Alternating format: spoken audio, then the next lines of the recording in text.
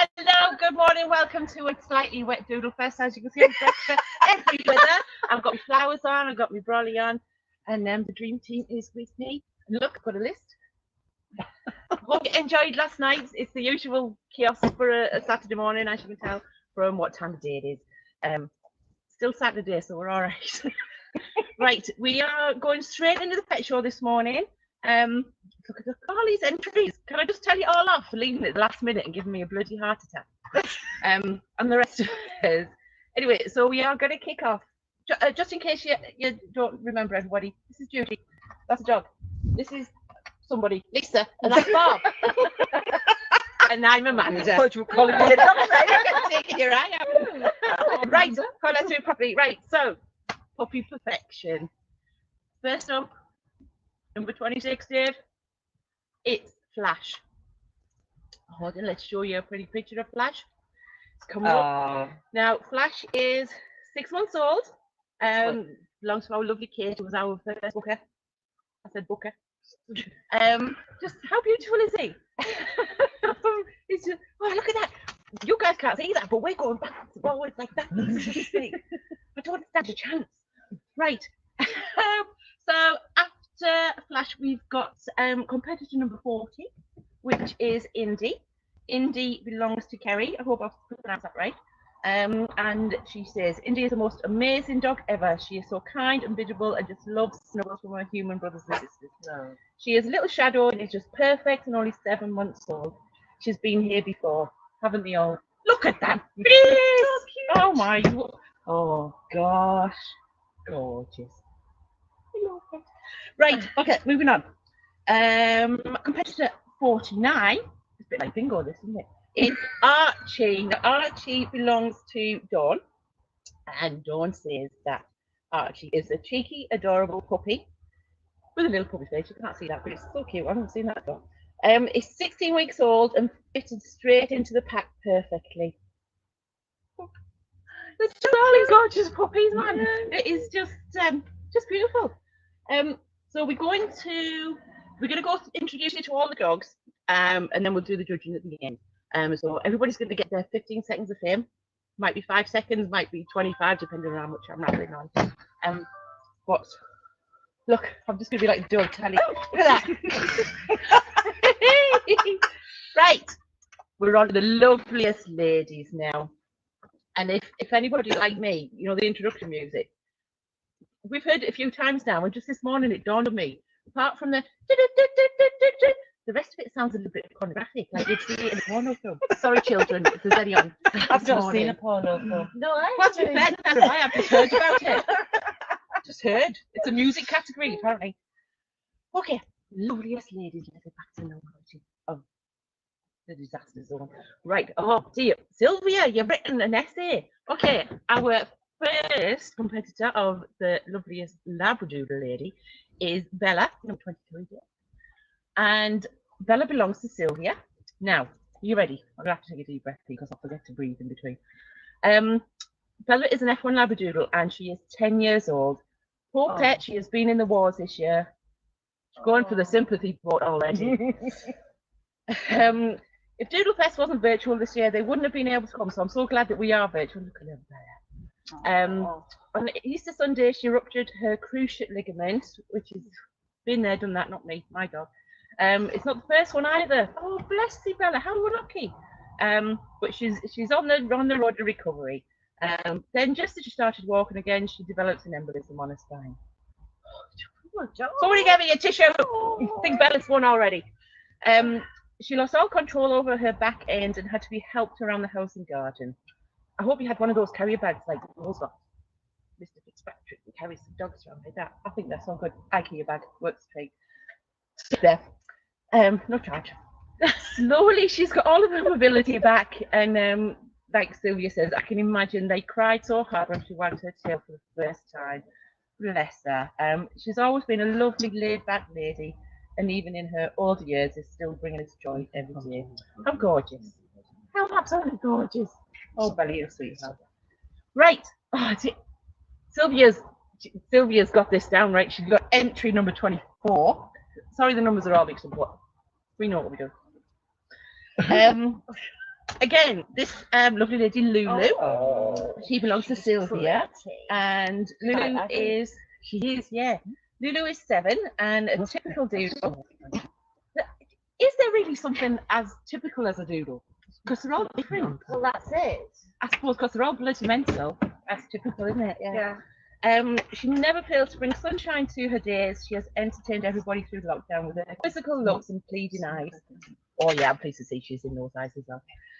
She's fancy and loving. She's a fantastic little sister Bella and loves to visit her cousins Luca, the cat, and Nova and Aurora the boys. We'll be seeing more of those guys later.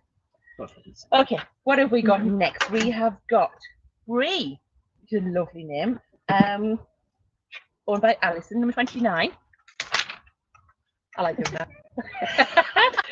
Bree is a Labradoodle. That's what the professionals do. I've seen at the deck do it all the time. And if they don't, they should. They will now. Lisa, Lynn, I think we're more like Pants and Wreck. Absolutely. Hinge and bracket. Yeah, a little bit of that thrown in as well. Okay, so right. Oh, look at that. Look at that face, people. She bees on the beach. She bees on the beach. Great jumpers. Oh, look at that. Oh, film star. Bree is one of our very own. She's a Doodle Trust rescue. She was rescued 4 years ago. She loves to get other dogs to chase her and then beat them. It's a Doodle thing. And she also runs canicross and does agility. Super fit. Oh, dear. Right, I'm going to hand Alice over to Barb, so I can just stand here and look pretty, and Barb can talk for a minute. You are. So this is going to be compared to 30. Alice. You want to swap glasses first?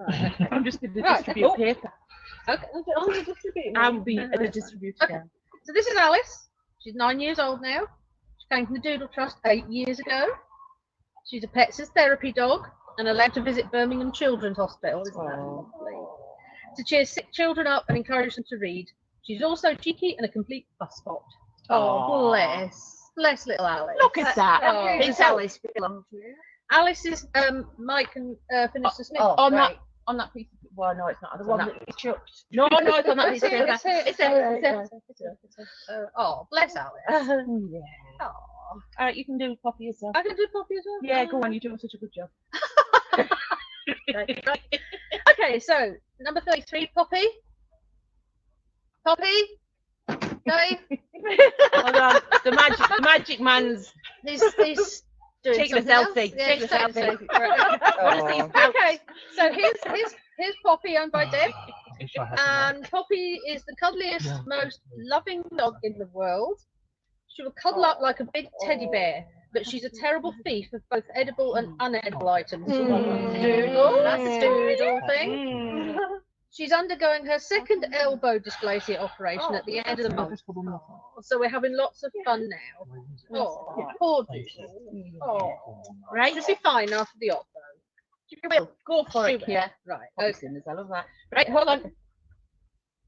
Go for it. Okay. I'm delegating. Next one. Toffee dog. Right. There's Toffee. Toffee is we love Toffee. Toffee's wonderful. Yeah. Toffee is a very nearly 13-year-old girl. Oh, wow. The original and best Northern Doodles as Bo. Doodles! Her recent wanderings are now due to early dementia rather than doodleness. Bless. I think we'll all get there eventually. I've got there already. This has earned her the new nickname of Houdini Hound.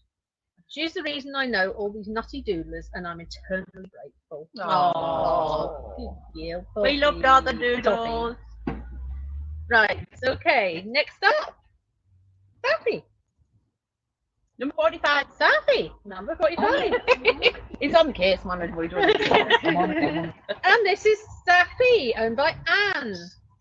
And Safi is the most amazing doodle. That's it. Really, that's all Anne's got to say about Safi. But she's very pretty. She loves the feet. She looks very pretty. Very happy. Lord. Bless her. Oh. Okay, so that's number 45. Oh, Lisa's in the house. Okay, so next we have number 25, Betty. Oh, we're on to lovely golden doodle ladies now. Oh, I hadn't even noticed. No, they were all labradoodles. all right. Well, Okay, can't get the stuff. Loveliest golden doodle ladies, right? So this is Betty. Betty's owned by Kate.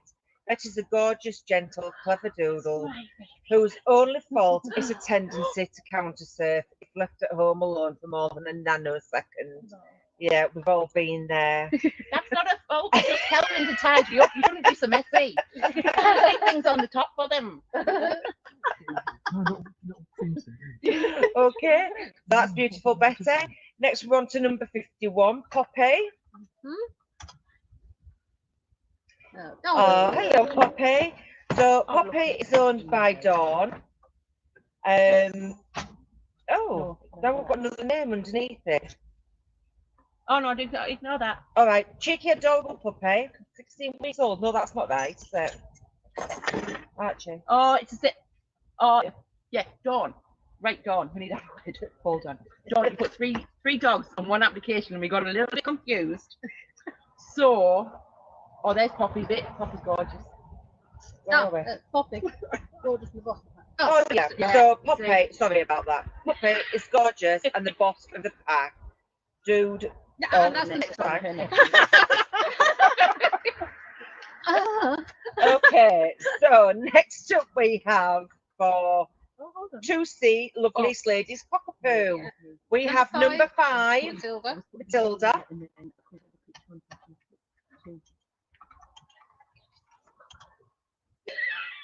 There's Matilda. Okay, so this is the lovely Matilda.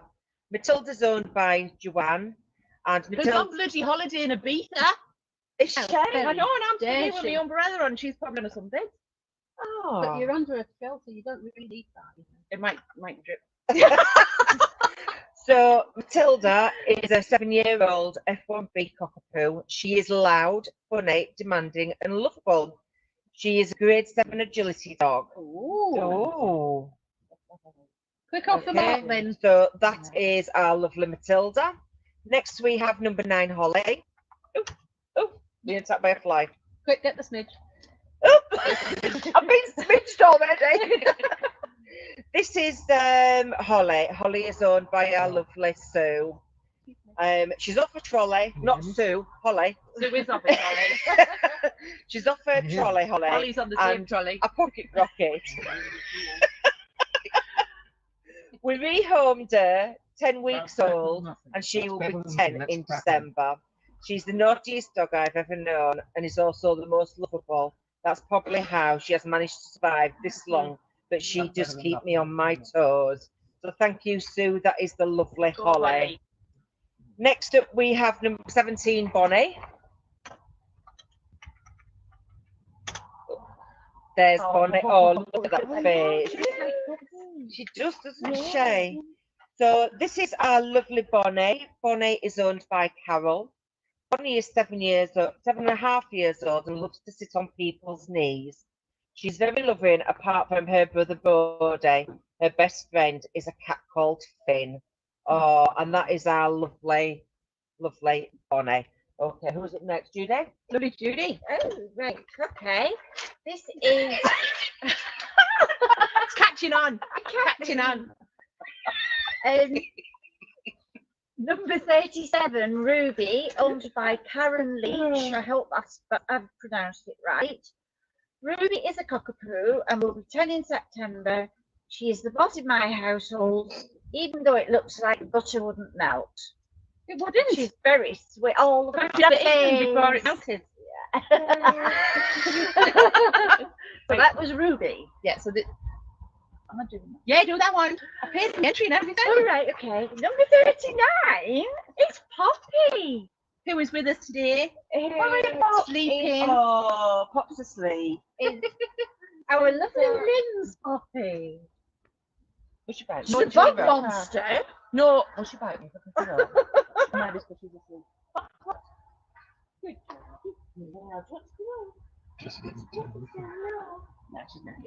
No. Okay, I'll do Poppy's bio because I forgot to actually put it in there. Poppy is a Doodlefest rescue. We fostered her twice over the last 3.5 years, and she's staying now. She's stopping at our house because no way she can have another home. Look at that face. So cute. It was snowing when that picture was taken. Hold on, director Dave, tell me. How good to go? Yeah. You just See, keep the doing magic man's doing things over Just, there. just keep doing what you're doing. You're fine. She's getting wrong now. Anyway, right, go on, Have you another one. finished Yeah, with I've finished. Have you finished? Yeah. Number 40, Indy, owned by Kerry Hart. Indy is the most amazing dog ever. She's kind and biddable and loves snuggles from her human brothers and sisters.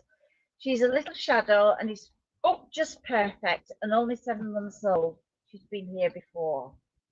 Oh. Oh.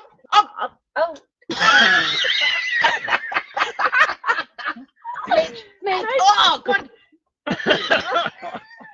I'm just going to read you what right? What me, please? Am I not? What about this one? Oh, yeah. Any other? Oh, yeah, no, yeah, Right, I did. okay. Sorry, I'm interrupting. I'm being in Right. control again. I promise not to do it. Honest. Okay, so Okay. 22. Bonnie, owned by Jennifer Smith. That's not Bonnie. Sorry, Bonnie. I can't read this. Look at that. No one is know that. It's because I know Bonnie. Bonnie is a Sorry, there's a doodle in the system. Bonnie is a sprudel. Oh, there she is. Oh. Bonnie is a doodle trust rescue. She will be 8 on Sunday. She's such a sweet soul who loves to bark and is born mad. Typical doodle. Yeah. I can confirm that because She's I have the beautiful. pleasure of looking after Bonnie. Oh, well, I should say she looks after. She looks after me and keeps me right. Okay, we are now on to non-doodles. I don't even think it's called non-doodles. Of our 2 E-class loveliest ladies non-doodles. And we are going to be meeting Lucy. Do you know what? We should have had a lesson in sign language before this. Because hold on a minute, I'm just gonna talk to Dave. What, Dave? Next one.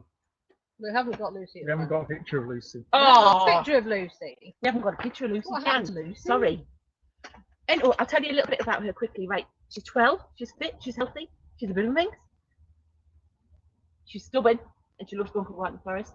And she doesn't retrieve, despite her breed, unless it's out of water. And rehomed her for her birthday. What a birthday present to get! Taking a forever home on your birthday. Oh, and that's the third one as well. who let the dogs out? Right, okay, we have got number 38 now, Ellie. Ellie is a little dog terrier. Look at that big. Let the glasses fade. Ellie, Ellie's kind of a boring dog. Karen walks her 7 days a week. She actually belongs to a disabled lady. She's 14 years old. Wow. She only has 4 teeth. 4 teeth, and he's the biggest diva ever. The little ones are always the worst. Right, you guys can go and sort the dogs out. I'll keep reading. Okay, and we move on to the gentleman. Gina. Bit of movie music, but we can't have it because there's the hours. Okay, so first off, we have number 1, Benji. Apparently Benji's a dog. There you go. Oh gosh.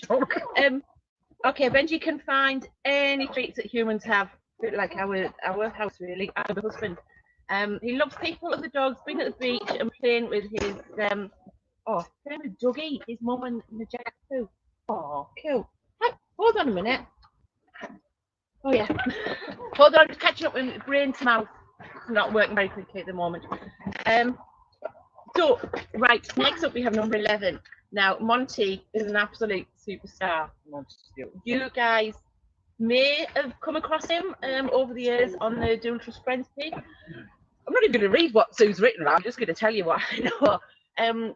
Monty's only got 3 legs, and to all intents and purposes, he shouldn't be here. And I've had the pleasure of looking after Monty. Not long after his operation, and you know what a superstar that dog is. He's an absolute angel, and nothing is going to keep that boy down. All right, I'll read this bit now. I used to love Monty. Oh, Mom. So let me see what his mum said. It's got a big word in as well. I might not be able to pronounce it, but anyway, Monty the Magnificent. Oh. Look at him in his little. He still comes on the doodle meets and everything. No. Monty the Magnificent will be 16 this year. He was diagnosed with osteosarcoma and lost his leg in December 2017. Made a remarkable recovery. Oh my God, Sue. He made a remarkable recovery, only to lose his beloved. Oh, don't look like that. It's I'm sorry. The mascara's gonna Everybody, I know everybody will remember Roger Monty. And then I'll be all right on the next one. Like Sue says, we're all lost without him. Oh my God, Sue, I'm sorry. Phew, phew, phew, phew. But Monty just keeps going. Monty just keeps giving up hope and inspiration and so much love. And look, didn't think I was going to cry today. Thought I was going to save that until at least 2 o'clock. Right, I'm collected now. I haven't got mascara on. She put mascara on this morning. Okay, next up is 15, Brian. Brian could make you cry. Just on his own. Brian belongs to the Knight family. Dear me, dear Margaret. And Brian is a 1 in a million boy, despite his health issues of epilepsy, tumors, and severe allergies. He saves. No, he doesn't save lives. He probably does, but he lives life to the full, excelling in flyball. An exceptional boy, fit as a fiddle for a nearly 12-year-old. So sad they're all our dogs. And he also likes the odd tipple, obviously. And he loves a drink. Yeah, loves a drink. Pinot Grigio, darling. Okay, right, I'm together now. Right, Trevor, number 18 is our Trevor. Isn't that a good name for a dog? I love it. Trevor is a 6-year-old mini Labradoodle. Look at that face. Oh. I wanted a ginger cat, so I could call it Trevor, but Keith wouldn't let me have one. It's probably because he wants to be the only ginger in the house. My friend had a bunny called Trevor. Oh, I think it's a nice name. Absolutely love it. Okay, so next up we have. Oh, just look at that face. I just love them. You know. So number 19, Yogi. Number 19, Yogi is owned by Lexi. Lexi isn't Labradoodle. Yogi's a Labradoodle. Is an F1B standard Labradoodle. Oh, look at that. Recently celebrated his first birthday and weighs 30 kilos already. Oh my God. He's a lover of snacks, carrier of balls, or no, gatherer of balls. I'm just making this up. And loves a good old tummy rub. Me too. He's renowned in the area for his happy smile and unique afro. He is loved beyond measure. I was in capitals actually. That's why I shouted. All right, I'm going to do this next one, then I'll get somebody else to have a go. Okay, next we have Bambi. Number 20, little Bambi, owned by Amanda Bryson. Bambi is a 3-year-old Labradoodle, another rescue. Hold on, I have to come close. Oh, look at you on the train. What a clever girl. Boy, girl, what are we doing, boys?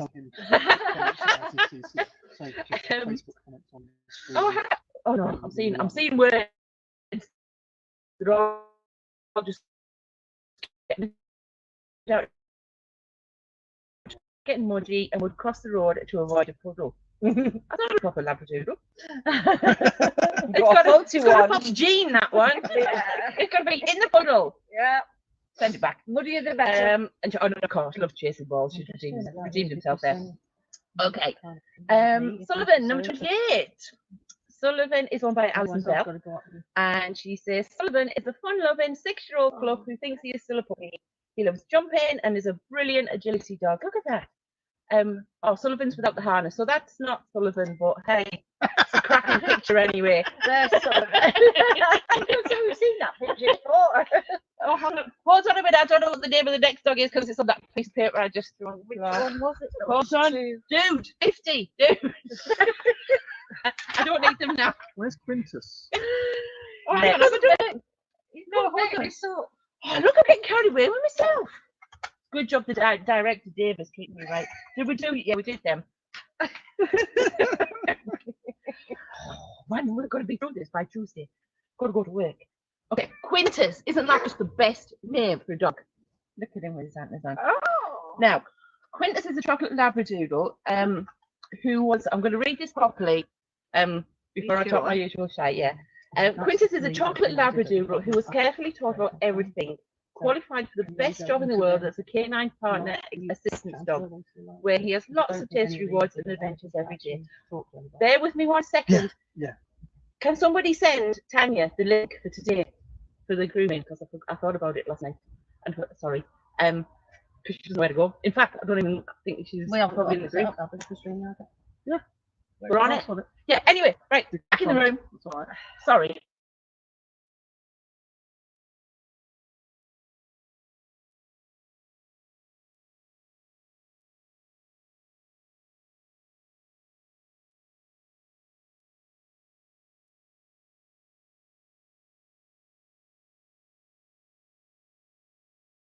As a secret agent, also known as Cube. I've seen this. It's going to be box office here, I'll tell you. Because it's his mission to save the world. In his spare time, he loves to swim, play with dogs, and he loves to come home to a shower and blow dry with his favourite wild one, #2 shampoo, which he draws himself. What a clever lad. Right, now we've got Dude. Who was number 15? Dude, and now Lisa mentioned. Okay, so here's our lovely Dude, owned by Saunderfeit. Let me just find. Dude is daft and soft and just the best dog ever. Oh, bless. So that's our lovely Dude. Okay, so we want to 3B Fabulous Fellas Golden Doodles. Okay, number two. Number 2 is Moose. Oh, Look at that face. Okay, this is our lovely.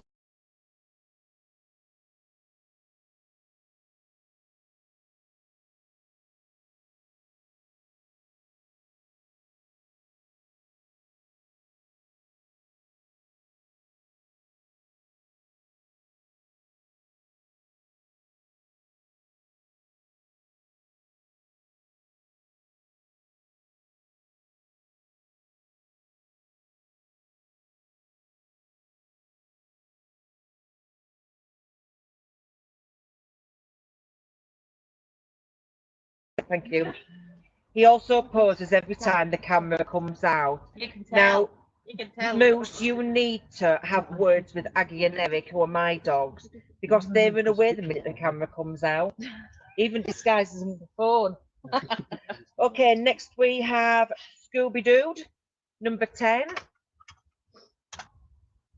Oh. Okay, Scooby is also owned by our lovely Sue. Scooby Doo is a miniature golden doodle. He came to us when he was about 7 months old and is now heading towards his 13th birthday. He was an anxious little soul and completely ball obsessed. He still wouldn't and still would be if we let him. He's such a sweetheart and everybody loves him. And he's now Monty's wingman. Did you do that deliberately? Yeah, because I knew I wouldn't be able to You get did there. that deliberately. Oh, that is so cruel, Crackit. Okay, next we have number 13, the lovely Bo. Okay, Bo is owned by Jan. Bo is, oh, do you look at that? Oh, Bo is 9 years old. He lives with Lucy, who is our golden retriever. Bo loves weekends and holidays away in our motorhome. He loves meeting up with Doodle pals, especially at Doodlefest. Look at that beautiful boy. Okay, next we're on to Fabulous Fellas Cockapoos.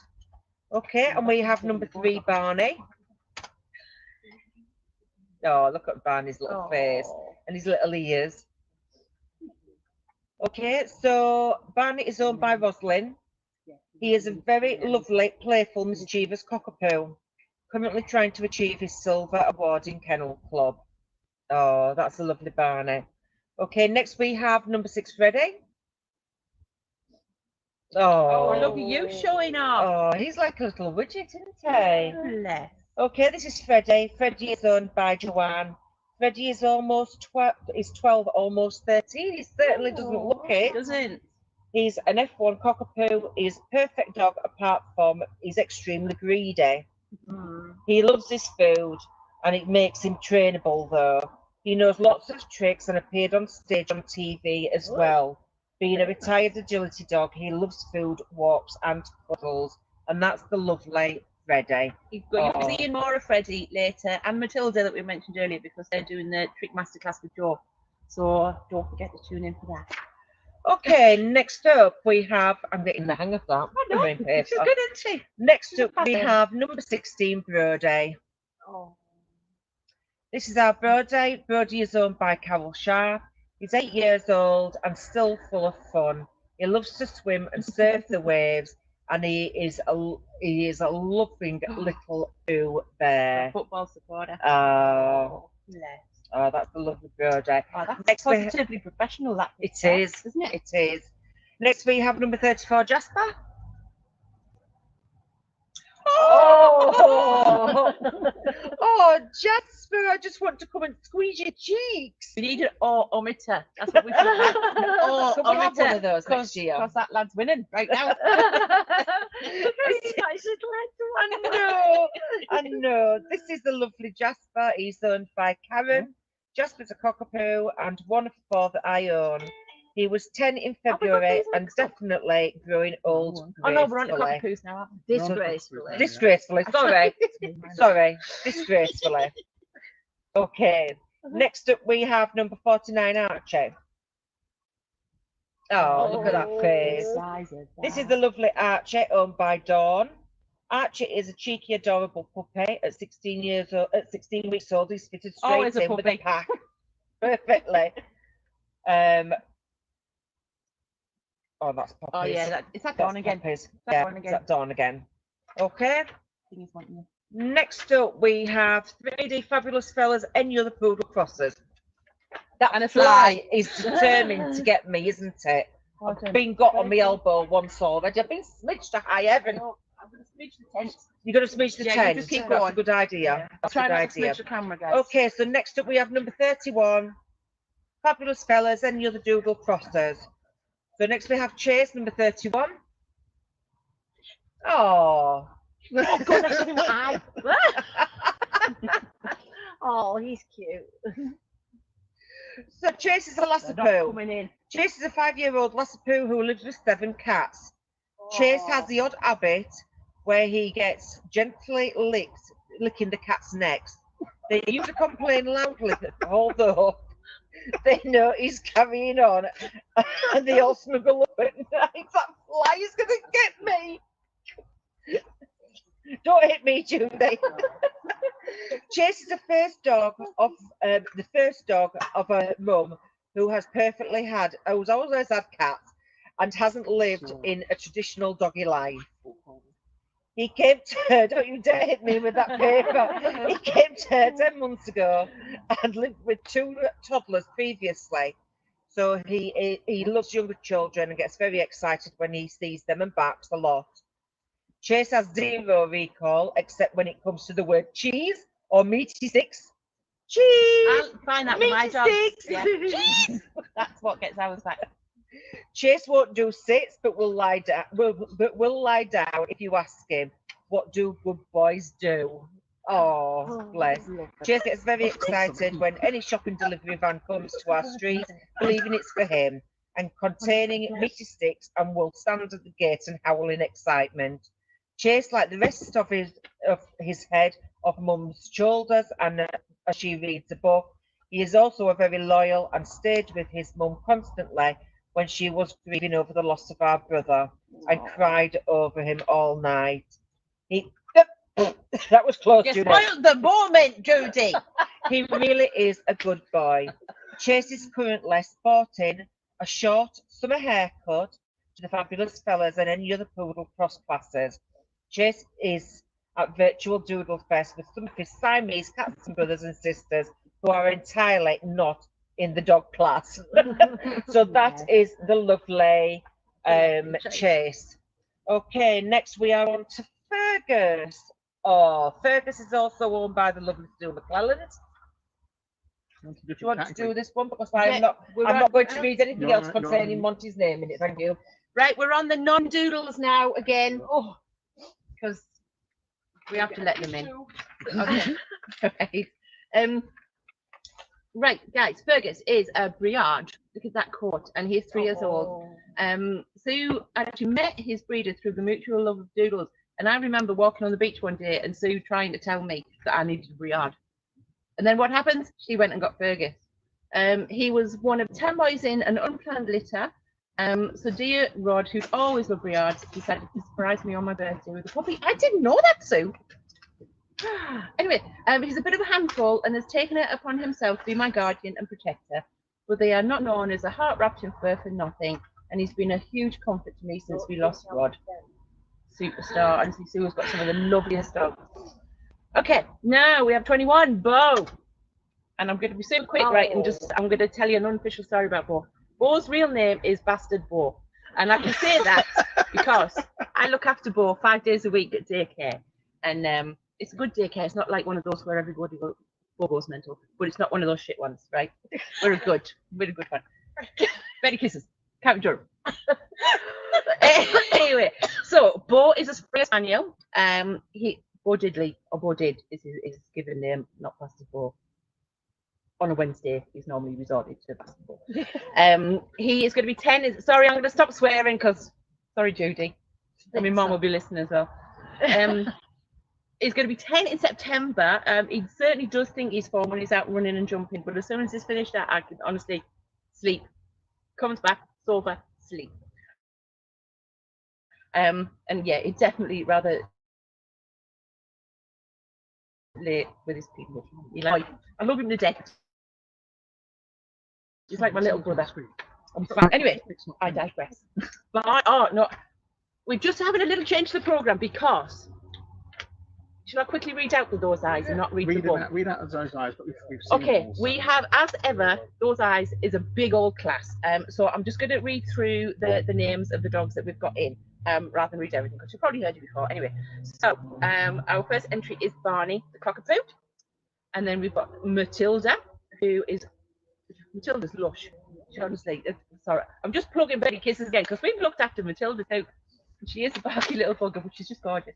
So Matilda's the cockapoo. Then we've got Freddie, the cockapoo as well. Fergus is in there, but you can't see his eyes very much because he's got all that hair.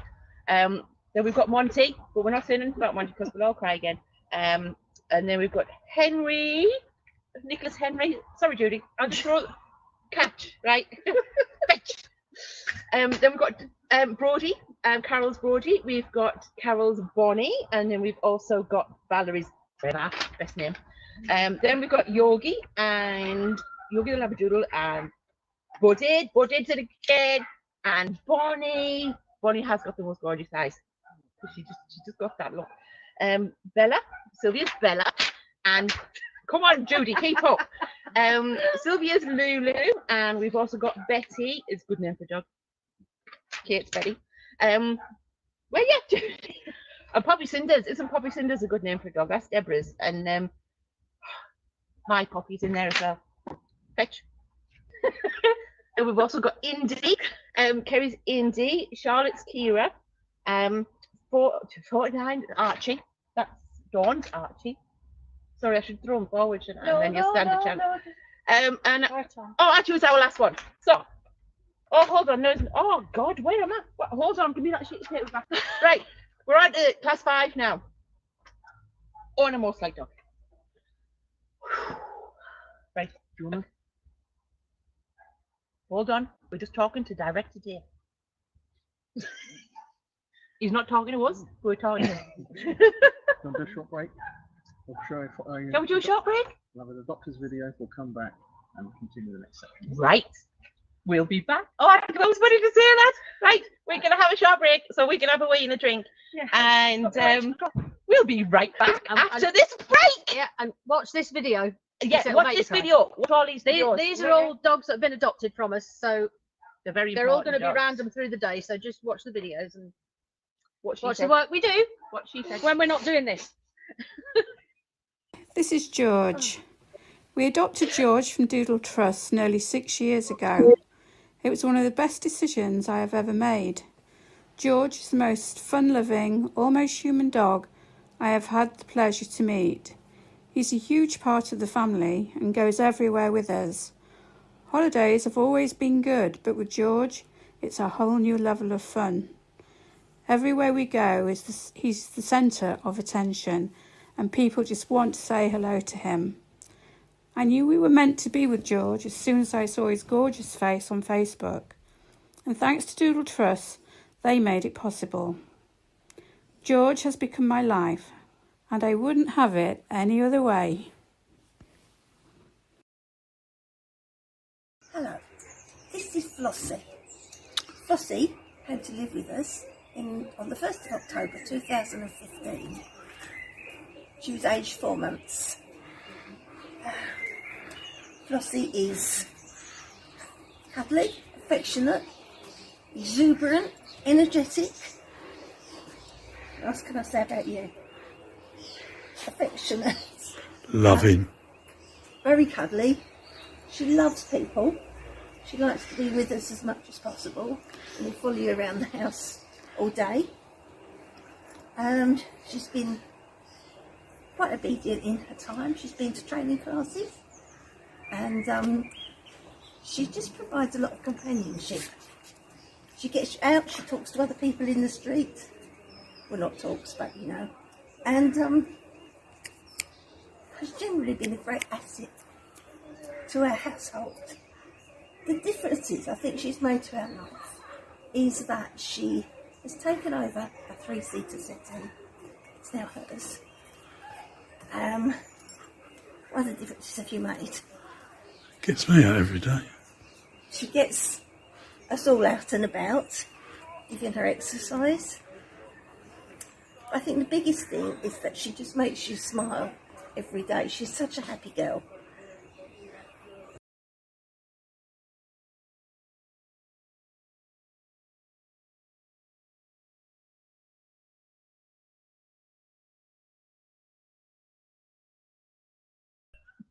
But those dogs gorgeous. Honestly, I can't tell you how important the work that Doodle Trust is, because all of those dogs, and you'll see some more dogs throughout the day.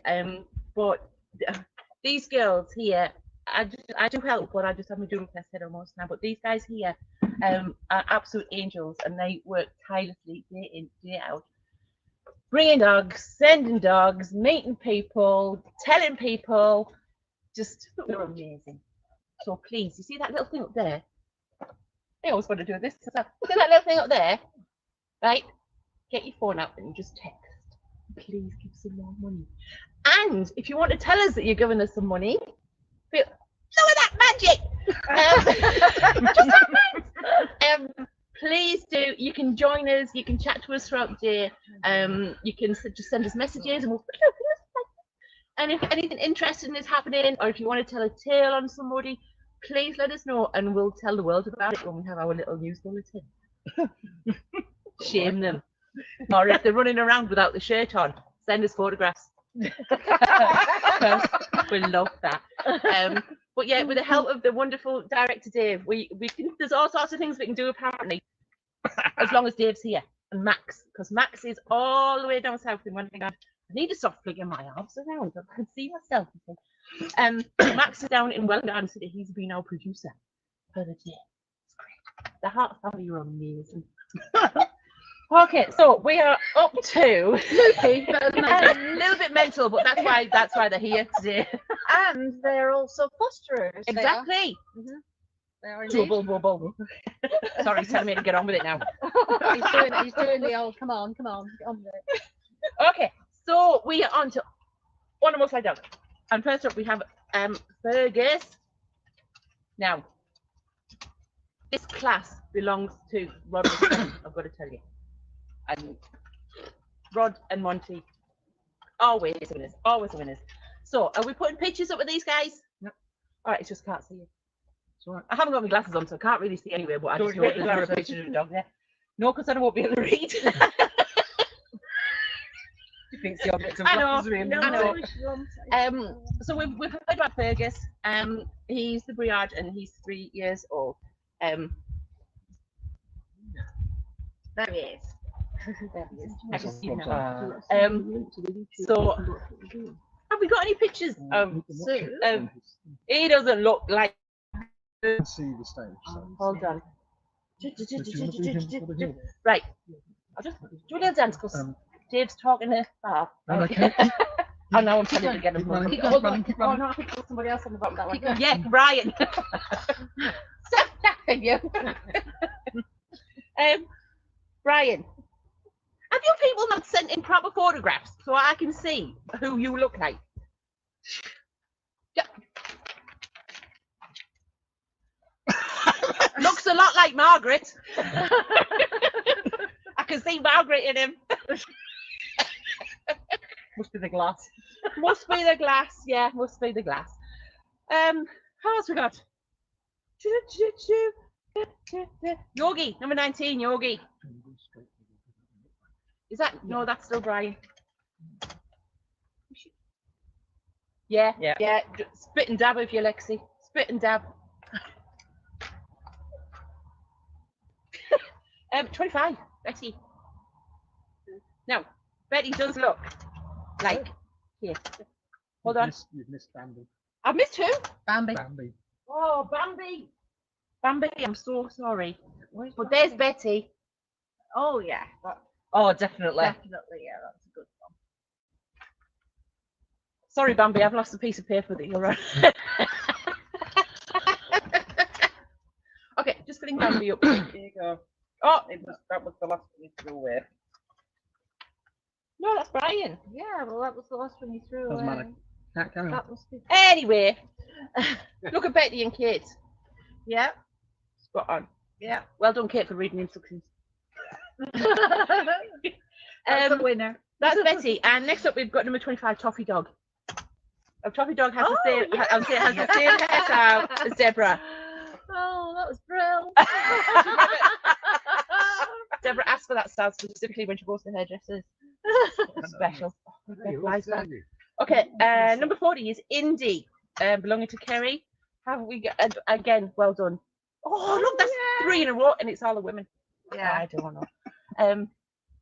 Yeah, around the eyes, definitely. Oh, hold on a minute. Did it again, Matilda. Sorry, Matilda. I'm getting too excited. Can you see if we're getting closer to the camera? God, it was when we didn't play your cards right. Oh, God, here I go again. So, Matilda. Oh, hang on. Oh no, we're on for gold noses now. Over here. Jeffers is in the background. Bless him, we love Jeffers. Gold noses. Number 5, Matilda. Look at it. Look at her. Oh, she's not she a hasn't golden got soul Grey there. hair on her head. She, number 27. Oh, She her dyes muzzle. it. Oh, does she? Every other Friday she does her roots. That's it then. I've seen her because I've seen her at the chemist. Okay, number 16, Brody. Oh, no, I should be telling you how old I was. Brody is gorgeous. Brody's gorgeous. He's 8 years old. That fly's not going to live to 1. And then we have number 17, Bonnie. Bonnie, owned by Carol. 27.5. Oh, it's cute. Yeah, Oh. Bonnie loves her makeup. Hold on, I need to keep forgetting about the bottom thing. Hold on. See, I'm coming back. Oh yeah, then we got Bo, and I'm giving that to. No, I didn't mean them. Oh yeah, all right. Oh. Look at that lad, isn't he gorgeous?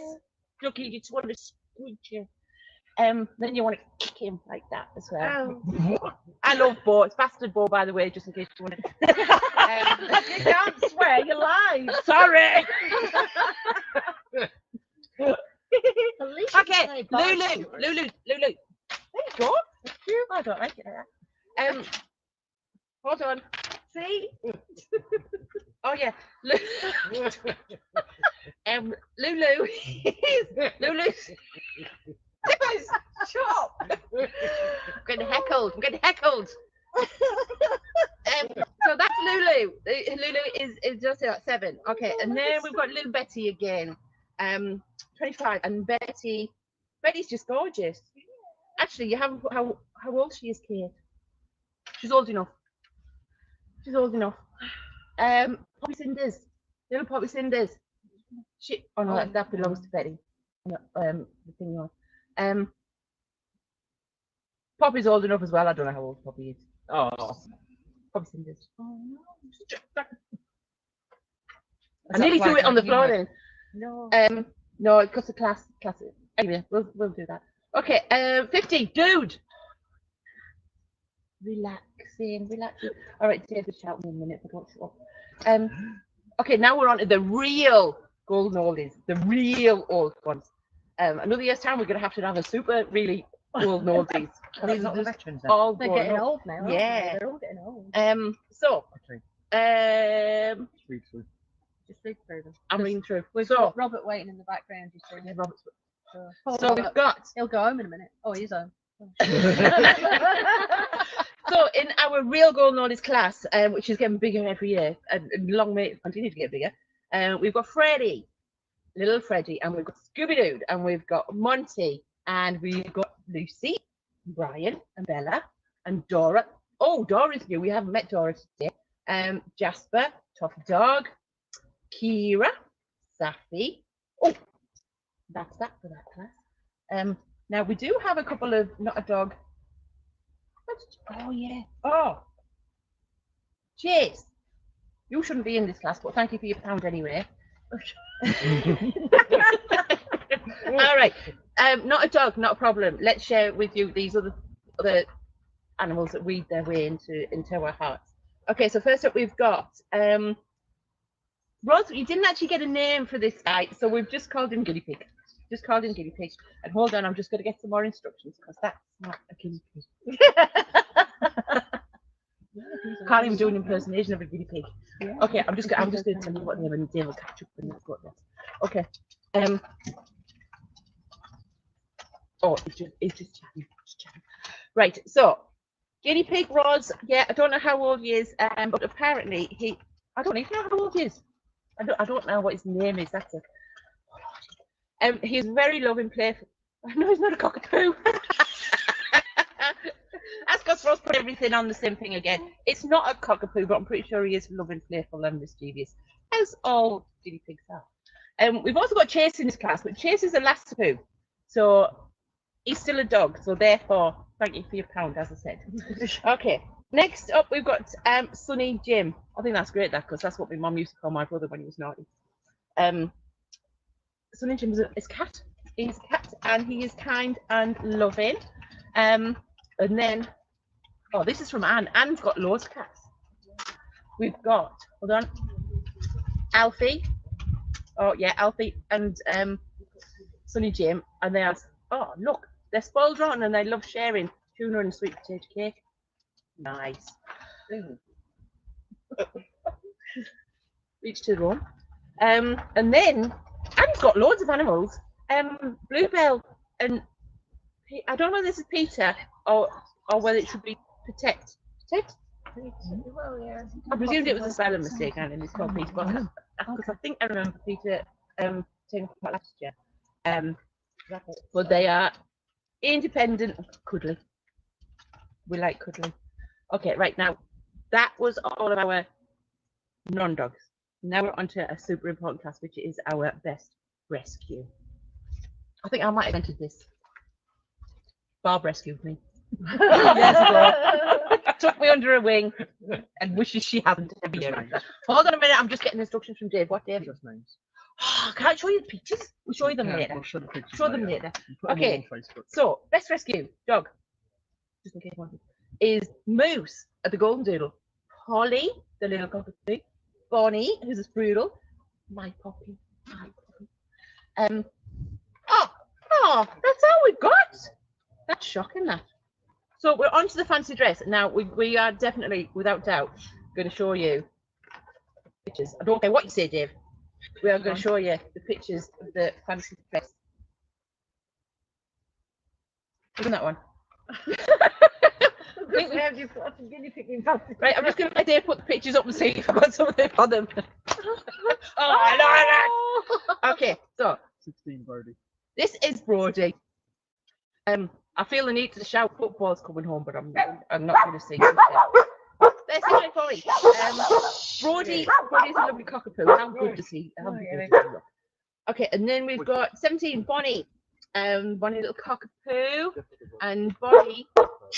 Yeah, Bonnie's 7.5 and likes to sit on knees. Funny enough, all my dogs like to sit on knees as well. Right, Brody, you're hogging the limelight. Let's have the picture of Bonnie, please. Oh, Lord, Dad. Is it Nessie? She's could be a dinosaur. It's cute as whatever it is. Okay, so that's Bonnie. Then we've got Trevor. Did I say good name? Trevor, the mini. Oh, look at him. Cute as a button. And then we've got the marvelously named Quintus. Oh. Hold on. There's a better picture. Put the Viking picture on. No, other one. Left. That's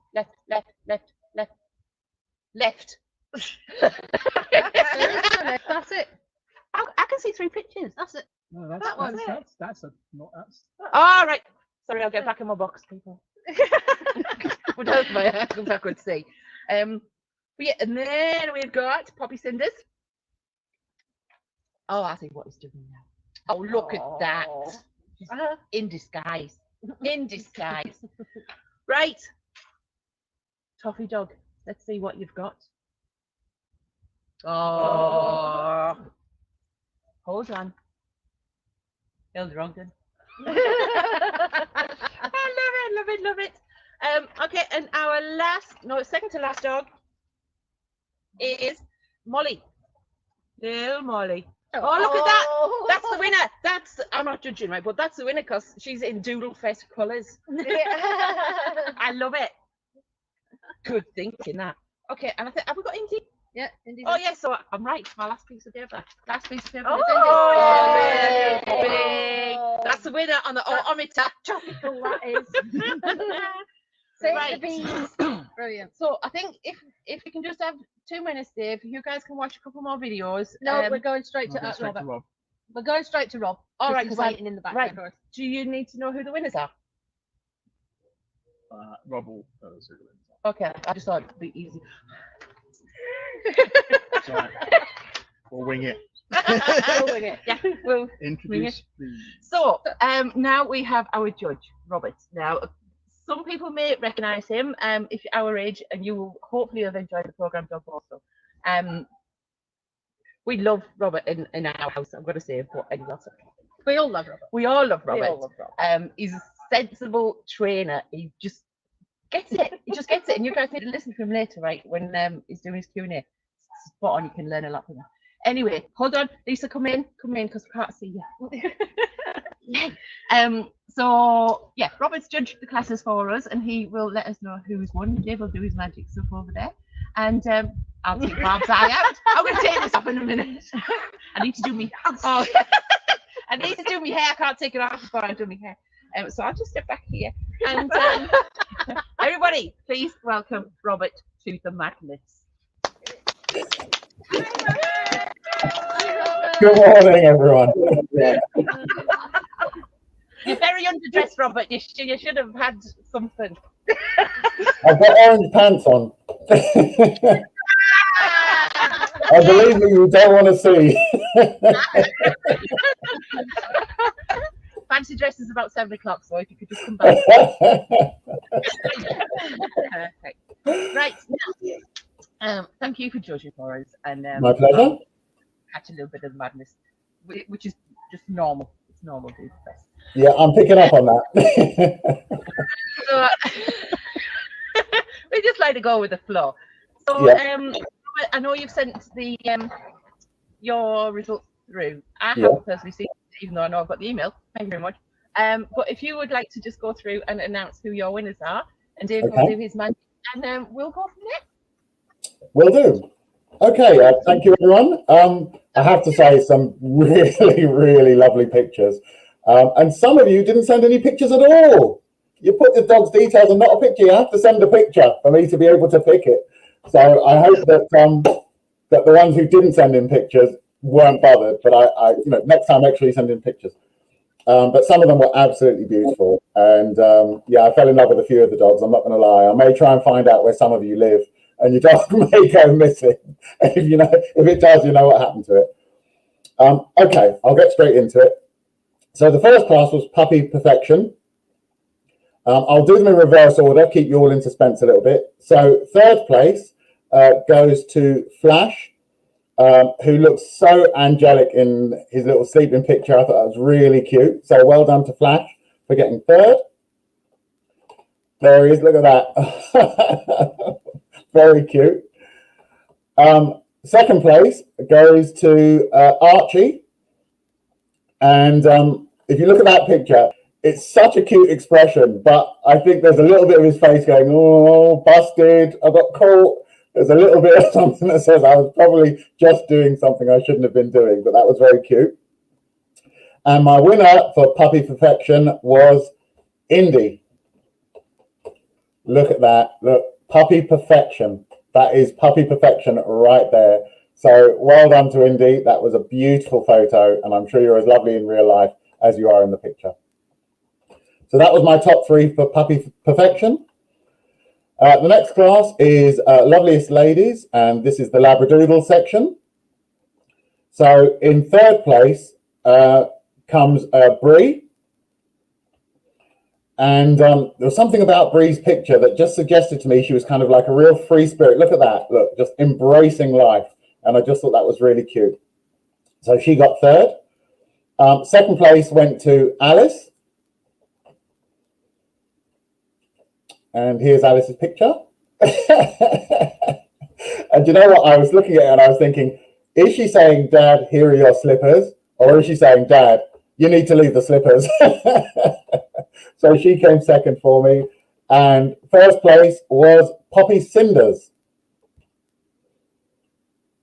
And Poppy Cinders' picture to me was just like a real kind of, immediately the thing that came to my mind was 60s flower power. She looks like a real hippie, kind of free spirit, enjoying life kind of dog. And I just love that expression. And I love that wavy coat as well. Just slightly kind of tousled hair really did it for me. So congratulations, Poppy Cinders, on coming first in Loveliest Ladies Labradoodles. So the next class was Loveliest Ladies Golden Doodles. And there were only 2 entries in this class. So not a big class, but in second place was Poppy. And there's Poppy. And in first place was the lovely Betty. There she is, look at that. Again, lovely picture, really lots of expression in her face. You're trying to figure out what she's trying to say there. Is she asking a question? Is she making a statement? But really lovely picture. So well done, Betty. The next class was Loveliest Ladies Cockapoos. And we had third to first in this class. So my third place dog was Ruby. And then there's Ruby. Again, looks like she's just been up to some mischief and was going, it wasn't me, I wasn't doing it. I wasn't sniffing the fox poo, mummy, it wasn't me. Second place was Bonnie. Love that picture, and I love it in black and white. I think that really shows it off very well. But look at that quizzical expression, tail up. She really looks like she's up for something and ready to go. Lovely picture, I thought. But my first place in Loveliest Ladies Cockapoos was Matilda. I think you'll see why. Look at that. I mean, that to me is everything. She's so game, she's so ready, she's up for it, she's in great shape, she's really quizzical and looking to see what we're going to do next. I just love that picture. I thought it was such a deserving winner. So well done to Matilda's mummy and daddy. Thank you. So the next class then was Loveliest Ladies Any Other. And again, there was only 1 entry. Why aren't more of you people entering? So first place went to Bonnie. There she is. Look, again, very game. I love a dog who's up for it. I love a dog who's enthusiastic and keen. And she looks like she's just lying down there, but ready to do the next thing. Really lovely picture. Congratulations. Well done, Bonnie. The next class was Loveliest Ladies Non-Doodles. And there was only 2 entries. And second place went to Lucy, but Lucy didn't send in a photo. Lucy, you might have won that class if Mum or Dad had sent in a picture. Send in a picture. So first place then went to Ellie. And I thought, not every dog could carry off those sunglasses. And it looks like Ellie might struggle to carry them off too, because they're nearly bigger than she is. But I thought it was a really sweet picture. So thank you for sending that in. Very cute. At least keeping the sun off her whole face, not just her eyes. Lovely, well done. So then we move on to the boys, and it's Fabulous Fellas and the Labradoodles. Third place, and he's got some lovely photos. I loved them all. He did really well in the pictures. And that was goes to Quintus. Really handsome dog. There he is. There's a couple more of him as well. I thought were really good looking photos. Look at that. I love that expression. Really good. Looks almost human, doesn't it? Okay, and second place went to Brian. Look at that one. Love that picture too. Love that picture too. This is Brian. Congratulations, Brian. Well done. Very handsome boy, and I really like his expression in that one as well. Again, looks really game for it. I love a dog who's up for it, and he looks like he was. There he's just having his afternoon tipple. I'm sure he wasn't allowed. Love that picture. Look at that as well. Look at that action shot. Brilliant. Brilliant. Really nice picture. Well done. And first place goes to a really handsome boy, kind of had it out of the boat, and that's Yogi. Very handsome boy. And if if there was a class for cutest companion, he'd have got it right there as well. Love his teddy, and it matches him so well. Again, really handsome, really expressive, lovely picture. Look, every shot, he looks really good, doesn't he? Comes up really well in every shot. And I think there was one more, and again, he was really handsome in that one too.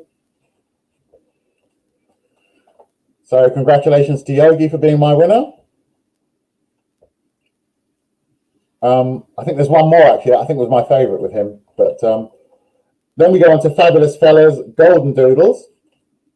And third place goes to Scooby Dude, who has some really nice shots.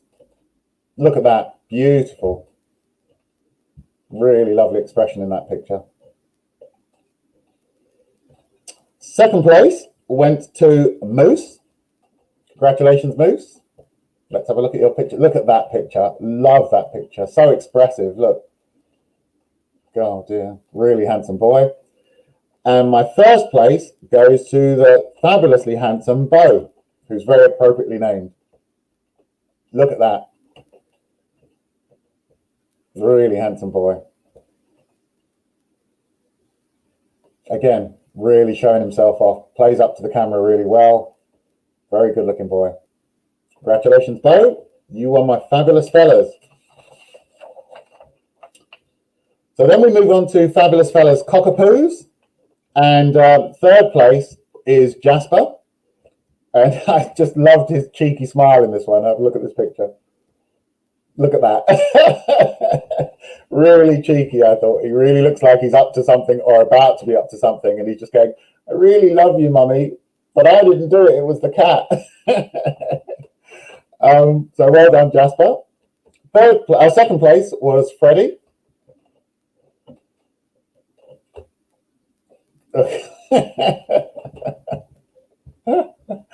These dogs are so good at looking like it wasn't really them. I just love you, Daddy. It wasn't my fault. And first place goes to Brody. Look, beautiful picture there too. First place to Brody.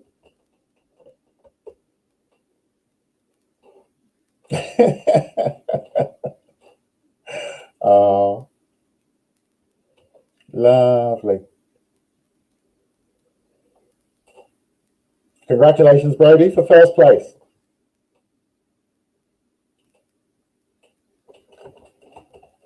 Okay, so then we move on to Fabulous Fellas, Any Other Poodle Cross. And we only had one entry, and that was Chase. So let's have a look at Chase.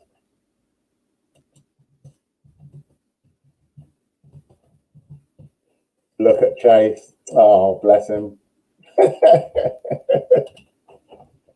Well done, Chase. Congratulations. You won first place.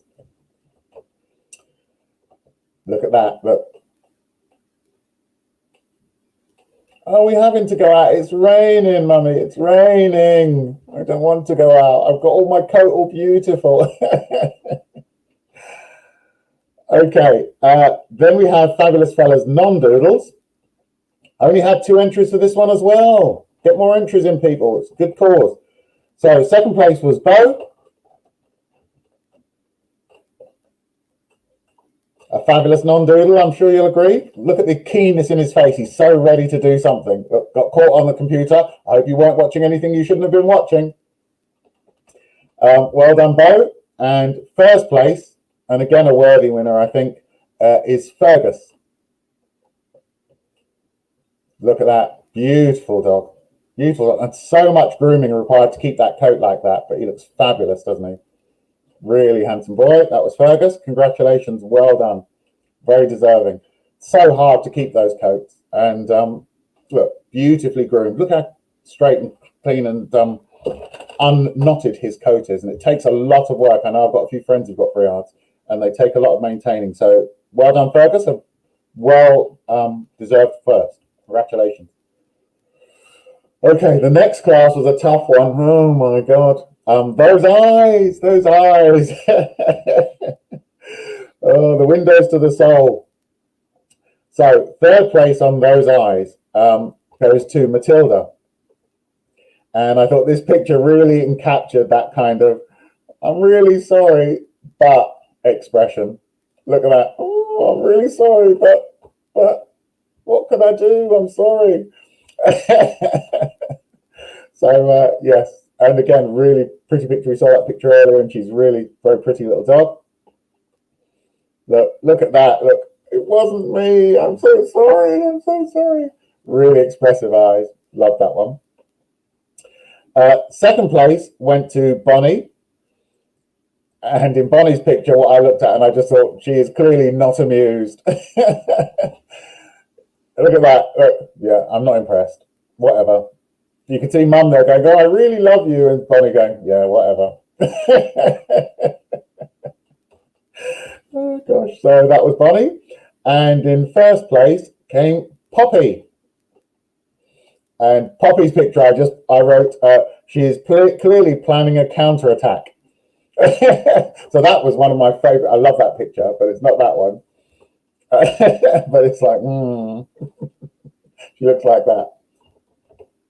So congratulations for Poppy, a well-deserved winner. There's another one. Oh, look, that's a lovely picture too, isn't it? Out in the fields. Lovely. So then we had owner most like their dog. It's one of those classes, do you really want to win it, you know? But okay, in third place was Betty. And they matched on hair colour. So third place went to Betty. And here they are. I'm sure Betty's owner is pleased to see that that's all that they had in common. Same hair colour. Then in second place, we had Fergus. Fergus stepped it up a gear. So we have the same hair colour, the same hairstyle, and the same colour clothes and coat all match. So there's quite a few things there that they had in common. So very well done. Congratulations, Fergus. But in first place is Bambi. And I thought this one just pipped Fergus to the post because look, you've got the same hair colour, the same eye colour, and the same hairstyle. And I just thought they matched so well. Look at her hair and his ears, or her ears rather. They're so similar. Yep, I thought that had to be my first place. So congratulations, Bambi. Well done. There's another one of the two of them, a close-up if you've got that one. I think that one as well really kind of shows the similarity. Look, that one, look. Oh, I love that picture. Well done, that was lovely. That was the one that swung it for you. Okay, then we had Golden Oldies, 7 to 9 years old.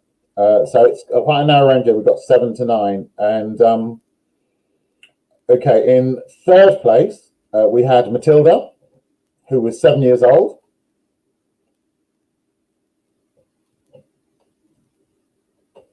And there she is. So when I'm judging this class, it's not necessarily about the oldest. because sometimes you get an old dog who really kind of looks like an old dog, and then you'll get a slightly younger dog who looks fantastic for its age. So it's not just about who's the oldest, it's about how well that dog looks for its age. And so, as I say, we had Matilda at 7 years old. Then we had Brody, who is 8 years old. And again, look at that, 8 years old. I mean, that could be half that age, couldn't he?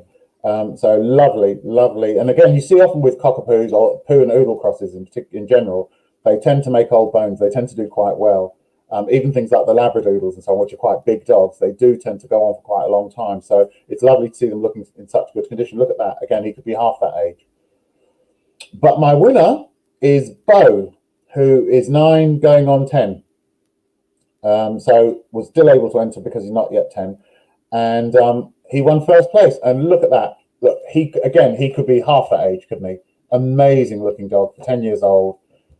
In great shape, really handsome boy. So he won my golden oldies, 7 to 9 years old. Well done, Bo.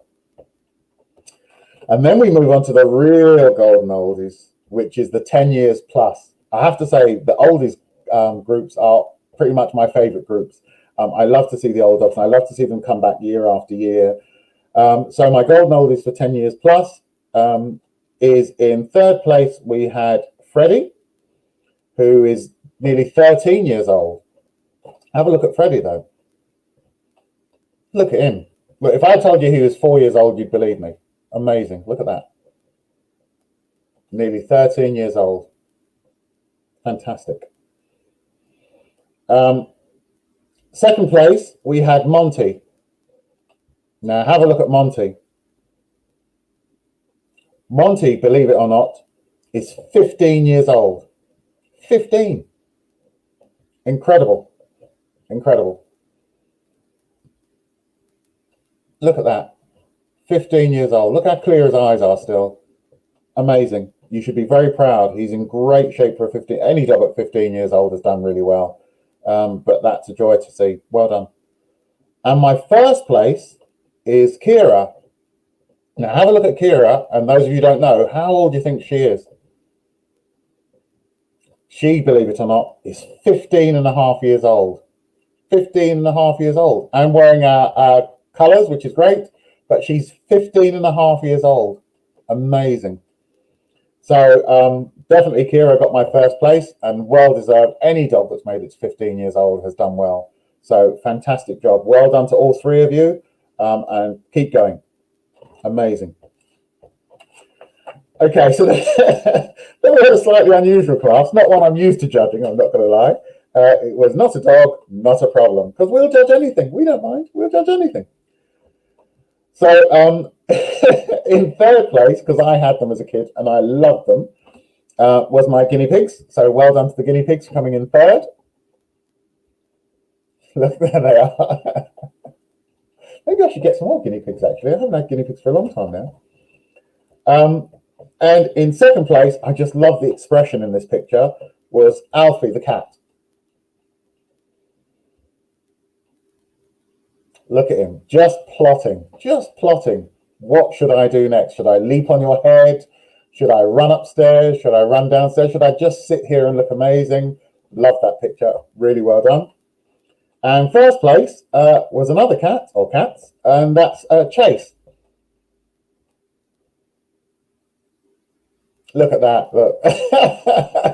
But the one I love is the one at the front. Look at that face. It's like, yeah, I'm bored with this now. You've got about 10 seconds to remove that camera before I take it off you. I am not amused.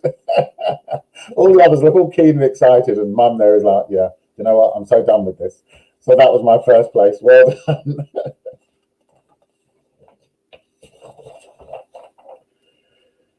Okay, so then we move into Best Rescue. I worked in rescue for many years, and it's always quite an emotional one for me. And I applaud everybody, first of all, who takes on a rescue dog. It's easy to go out and buy one and just go, I'll have that one. But to take on a dog that's already gone through a rescue process, that who knows what its background was, but it now needs somebody to fill that void and hopefully give it all the things it may have missed out in its first home. So always, big round of applause to anyone who takes on a rescue dog. So in third place, there she is. Now, I loved what Holly's owner had said. She called her off her trolley Holly. She described her as a pocket rocket, said the most lovable dog, and that is probably why she's managed to survive this long. And that really made me laugh. So that was why Holly got third place. I love that fact that she's driving you nuts, but you're in for the long haul. Love that. Maybe that's why she ended up in rescue in the first place. What's happened is she's landed on her feet with somebody who's going to keep her come what may. So thank you for that. Second place went to Poppy, whose owner's write-up also made me laugh. And Poppy's owner described her as a bog monster. And I thought, does that mean she spends all her time in the mud? Is she constantly shoving her head down the toilet and drinking the water? I don't know. But she described her as a bog monster.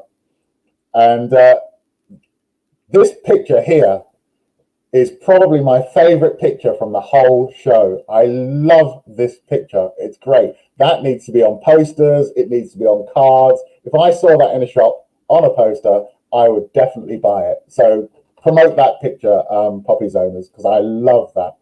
Everything about it. Look at the expression on her face. Beautiful, beautiful, beautiful, beautiful. If it was best picture, you'd have won. But my first place in Best Rescue goes to Moose. And this is Moose. And Moose came in as a foster, and as so often happens with fosters, and why I don't foster is because Moose's owners ended up keeping him, which is exactly what I would do. Every dog that came into foster would just stay in my house, and I'd end up with hundreds of them. But I loved, firstly, that you kept him, but I loved even more that what you said was you're looking into getting him qualified as a pat dog, which I thought was lovely.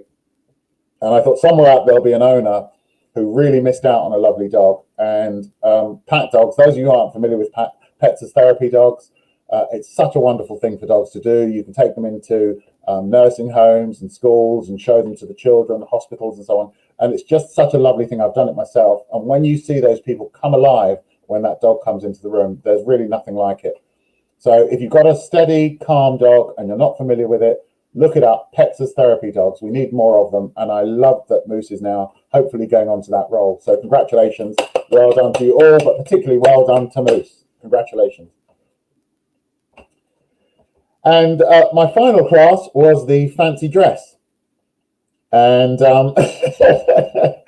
again, it's always a class that has people roaring with laughter. It's a good laugh class, really gets people in a good mood. And so my third place was Toffee Dog, who clearly put a lot of effort into this costume. And it reminded me of my ex-wife, actually. Not that one. Though she does look quite like my ex-wife, I'll be honest, but slightly less hairy. But no, it wasn't that one I was thinking of. There's the one with her rollers in. And I just thought, yeah, they put a lot of effort into that photo and or into that costume, and that's one of the things I like. But I would have loved it to have had a side view as well, so that I could see her from both sides. But that was Toffee. Second place went to Indy.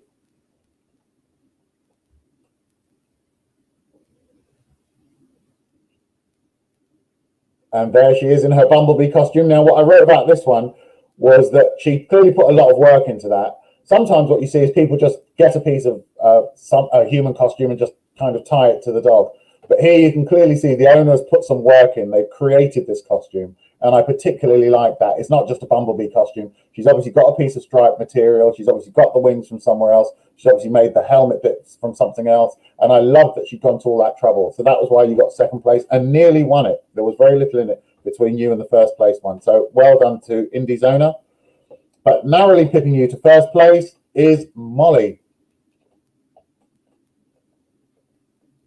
Now, I know the crew were talking about this earlier on, and I absolutely love this. This, again, is one of those pictures that should be on a poster because they've given her this devil costume, but the thing is, look at her eyes. And I wrote, Molly, who is dressed as a devil, and the look in her eyes suggested that she knew it and liked it. And I thought, yeah, she's so up for this costume. She was like, yep, that's the one for me. So I love that picture because she really looks like she's planning something evil. Love that picture. Well done to Molly, who got first place in fancy dress. And that was it. That was the list of classes, and that was the end of my judging. So I hope you're all happy with it. Any of you who aren't happy, it was down to Barb, nothing to do with me. I didn't pick any of them. So all ones of you who are happy, that was my choice. All ones of you who weren't, it was down to them. I didn't have anything to do with it. You don't know where I live, and I'm not going to tell you. Thank you so much, Robert. Can I just say, everybody, tennis ball, this is Poppy. This is Poppy. Oh. It's a bit silly. Poppy is also a rescue, and we fostered her a couple of times, and she's staying with us now. So we're her third home. Lovely. I do love a rubbish fosterer who ends up keeping the dogs. Well, you know what it's like. That's why I don't foster, because I'd just have a house full of them. I'd be rubbish. I'd never be able to give them up. Oh, well. So thank you for that. We're going to go into your Q&A. Do you want to have a quick break? Grab yourself a drink and a cup of coffee or something, or do you want to go straight into it? Whatever works for you, works for me. I'm happy either way. If you need to take a break, or people need to take a break, then fine. If not, we can just go straight into it. It's your moment. We can disappear and have a wee word. Let's go straight in then. Let's go straight in. We'll carry on. This is your bladder of steel. No, I've got my bag on. It's all right. Got three questions, but we also Have you got any questions? Behaviour, Robert Shallow. But we've got three that have been posted on the thread, so we'll read those out for him, or big Mac, I suspect, if they can do the tech. There you go. And yeah, but please, the rest of you get some questions into us while we've got him pinned down, because it's I've been trying to 3 years. 3 years I've been trying to get this man. So come on, use it. Use it. I was waiting for my hair to grow. Okay, thanks, Rob. Okay, so there's one on the screen from Roz. Roz asks, my 3-year-old cockapoo is really good and walks well when we're out on our own. When my grandchildren are with me, the dog is so different. He cries, whimpers whilst pulling a horse. You can keep going. Playing. Pulling. You can't see the rest of it on the I can't see the rest of it. It just says while pulling a. It says whilst pulling and lunging. Will you stop moving that?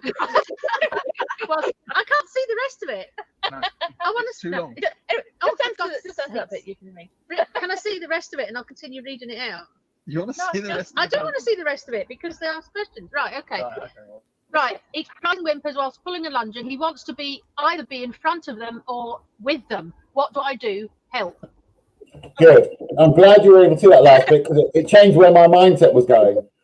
While pulling and lunging, yes. Because when I saw the pulling and lunging, I thought, is that other dogs or other people? But when you read the rest, he wants to either be in front with them. So it's pulling, lunging to get to them, obviously. Yeah, well, this is one of the things we kind of sometimes underestimate is that although dogs aren't true pack animals anymore in the true sense, they are still very much social animals and they want to keep their social group together. And lots of dogs are very maternal or paternal when it comes to young children. They see them as theirs. And so they get quite distressed when they see them running off. They say, no, you need to come back here and be with us. So sometimes when you take an adult dog out with young children, it causes the dog some distress. Because the children, of course, want to be children and run on and play. And the dog says, I find that really, really difficult to cope with. And it's probably something that he'll always have. As long as he's out with them, he'll be distressed anytime they leave. And so sometimes it might actually be better to not take the dog. Because while it's nice to have the dog out in theory, the dog is just really distressed the whole time. So the parent ends up trying to keep the children back, which stops the children from having any fun. Or the dog gets held back while the children are off, which stops the dog from having fun. So really what you're asking is, can I make my dog okay with the children running off and leaving him? And probably the answer is no. He's probably too well bonded to the children. So although it's lovely in theory to be able to take the dog and the children together, it means you're probably going to have to accept that for that period while the dog is on the lead and the children are running ahead, the dog is going to be upset. Hopefully you're going to somewhere where you'll be able to let the dog off the lead, and the dog will then be able to run around with the children. And if that's an issue, maybe he doesn't recall when he's off the lead, then get some help with that, get a trainer to come out and see you. But you're probably not going to be able to stop him from being upset when the children run ahead and leave him. I imagine they're probably young children, and he feels that need to try and keep them together. So you're probably not going to be able to fix that one, because to fix it, you'd have to be able to get him to say, actually, I'm not bothered about the kids running away anymore, don't care. And you're probably not going to be able to get that because he already is too bonded to them. So if there's a recall issue, that means that even when you get to the place you're going, you can't get him off the lead, then I would get somebody to come out and help you with this recall problem, but you're probably not going to be able to stop him getting distressed. You could get somebody to help you with the training to stop him lunging and stop him pulling, but he'll still be in distress. The whimpering will be tough because he'd be going, oh no, they're going, they're going, they're going. And you'd have to exert quite a lot of control over him to stop him showing the signals that he's upset, because all of these things are signals, not the problem. His crying, his whimpering, his pulling, his lunging are not the problem. The problem is how he feels about the children being separated. And you're probably not going to fix that, but you could fix the symptoms. So get a trainer to come out and help you with those. Somebody that's able to tell him that he has to stay with you, even if he doesn't want to. Great, thanks ever so much for that, Rob. Okay, and I should say that if anybody has a question that we don't get to cover, or any of the people that we do cover maybe want some further advice, then I'll give out my email address at the end, and they can email me, and I can try and help them further, you know. So if maybe they want advice on, okay, well, how do I pick a good trainer? Then they can always email me, and I'll give them some ideas on some training advice, so that they can hopefully pick a trainer that actually can help them. That's fabulous. Thank you so much, Rob. Thank you. Okay. Next question. Elaine asked, my cockapoo has excited wheeze. Will he grow out of this? He is 4 this year. Happy wheeze. Yeah. It's a thing we call submissive wetting. It carries on from puppyhood, and some dogs will just naturally grow out of it, and some dogs actually, without training, never do. They just get so excited when somebody comes home. It's usually, when it comes to people, to do with the way that the people greet the dog. So often people greet it really enthusiastically. It either rolls over and squirts urine, or it crouches and squirts urine. So if it's with people, what you do is you change the way that that people greet the dog. So when they come in the house, you say, by all means, say hello to him. If he goes to crouch or goes to bend down, please come away straight away, otherwise he's going to wet. Just stand up straight again and ignore him until he calms down again. Then give him a little bit more fuss, and as soon as he goes to squat, stop stroking him, stop talking to him.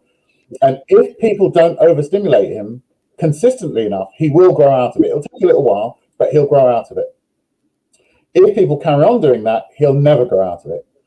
The difficult one is dogs who do it around other dogs, because you can't stop the way the other dogs greet that dog. And if that dog finds their greetings too stimulating, it'll continue to wee. So often a dog comes rushing over it, straight away squirts you, no, I don't want any trouble, I don't want any trouble. That's what it's trying to say. I'm really happy and pleased, but I don't want any trouble. I'm just so excited. It's just squirting out of me.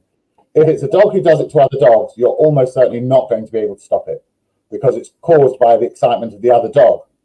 And you can't tell the other dog to be less exciting. You can do that with people. Please don't overstimulate the dog to the point where he wheezes, but you can't really do it with other dogs. So usually, unless you're having lots of dogs coming into your house, at least with other dogs, it only happens outside.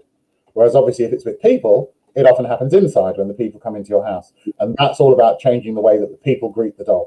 And if you change that, then absolutely the dog can stop. And then if you carry that on for long enough, the dog will grow out of it altogether. Yeah. Brilliant. Okay. Thank you. Thank you. Yeah. Next up. Joe asked, any tips on separation anxiety? My girl has gone through the roof since lockdown. She's fine when I leave the house, but can't cope with me being in the house, but in a different room. As a dog trainer, separation anxieties have gone through the roof since lockdown. Lots of people went out and bought a dog during lockdown. And so some of those dogs have never been left on their own. They've never had to deal with their owner going off and leaving them. There's always been the children at home and the parents at home. And then suddenly lockdown was over and everybody left and the dogs fell to pieces. So that's really very, very common. And as a behavioral trainer, I'm seeing more of those than anything else at the moment. But this one is slightly difficult, or different rather, because this dog is fine when she leaves the house. It only has a problem when you're separated in a different room. So that's slightly more unusual. Usually it's the other way around. The dog, if anything, can cope with being in the house with you in a different room, but can't cope when you leave the house. So in a way, yours is easier. So that's one good thing. So what we tend to do with dogs like that, and obviously I know nothing more about the dog than those couple of lines, but I'm assuming that that's all there is to it. Then what I do is I try and create what I call a consolation prize for the dog being in a separate room. So I start to practice going in different rooms, but always leaving the dog something that it would like. Now we know that for dogs with separation anxieties, the worst period is about the first 15 to 20 minutes. So what you would do is practice separating yourself for more than 15, 20 to 20 minutes. So you're going to give the dog this consolation prize, something that it can chew on, that it can gnaw on, that will last longer than that period. So a raw marrow bone or something like that, a Kong filled with food and frozen, something that's going to last longer than 15, 20 minutes. And what you do is you put it down and you walk out of the room. Don't create any drama about going, it's all right, darling, I won't be long, I'm just going to... All of that's just more and more signals that you're leaving. So don't give any signals. You put the thing down, you walk out of the room, and you leave the thing with it. If the dog starts to cry or whine or scratch at the door, you need something that says to the dog, I won't tolerate that behavior. Because what happens is that anxiety then starts to raise and spiral and get higher and higher and higher. And the more anxious the dog gets, the more that anxiety suppresses the dog's appetite, so it won't touch the thing that you've put down. So you need something that says, I'm not going to allow you to throw a tantrum. If you've got a dog that's sensitive enough, you might just need to go, up, quiet. The dog stops. It'll then listen at the door for a while, realize that it can't continue to work itself up, but then it'll keep noticing or smelling the thing that you left on the floor. Because you've stopped its arousal from spiking, which is key with dogs with separation anxieties. I don't care what positive only trainers say, you have to stop the dog from working itself up to a point where it can't control itself any longer. So you stop that, the dog then goes back to bone, starts gnawing on the bone. What you want to do is before the dog has a chance to finish it, you go back into the room, pick up the bone, take the bone away. And I don't want you to make any drama about your return either. Good boy for being left on your own and making a big fuss. All that says to the dog is you coming and going is a big deal. So I want you to just come back in, pick up the thing, take it away, go back into the living room, sit down. If the dog is all excited and going, oh, Mum, it's been horrible, I've been left all by myself, I want you to ignore all of that because you're feeding into the dog's arousal and anxiety.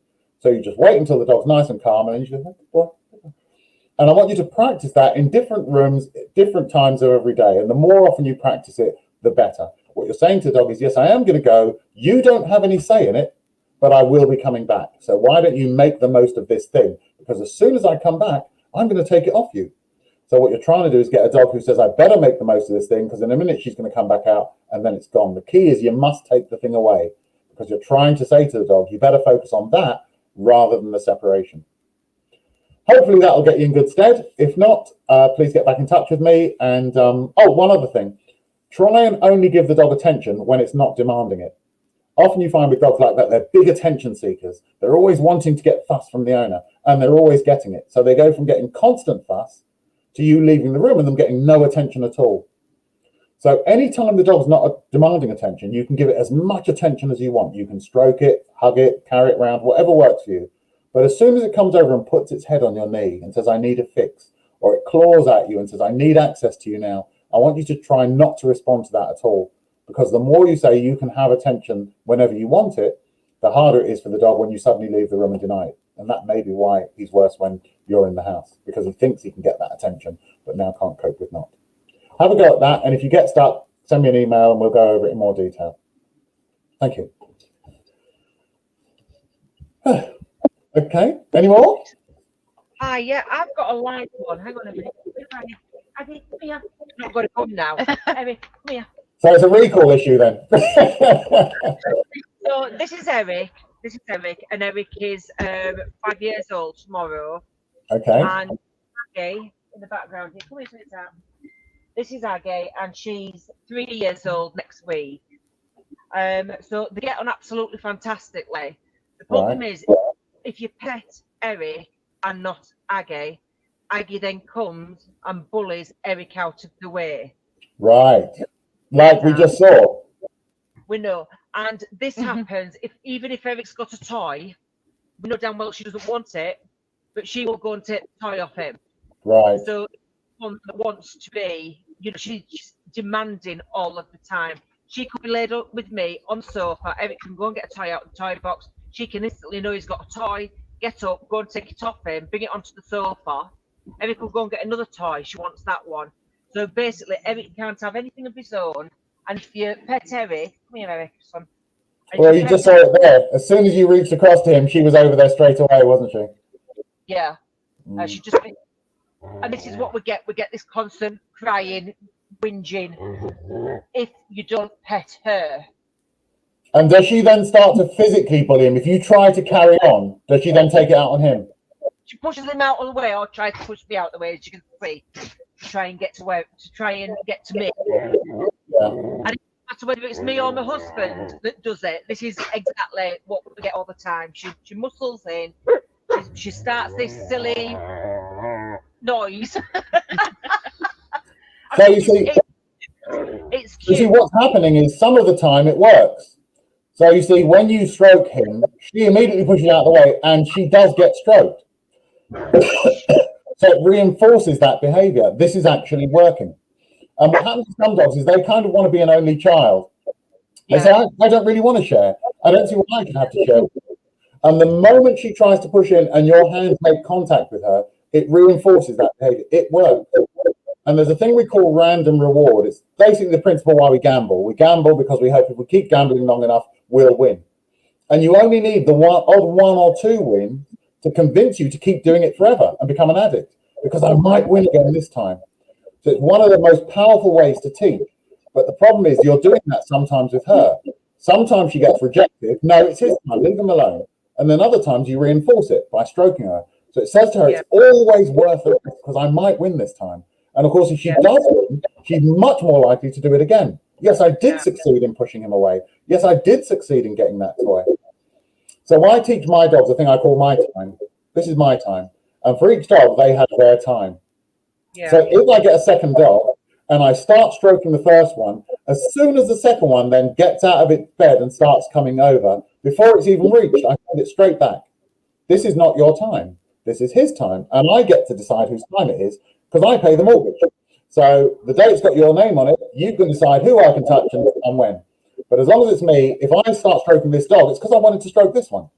So as soon as that one starts coming over, I have a command back, and I say Raven back, and she knows now she has to back off. And then I carry on stroking him because I want to.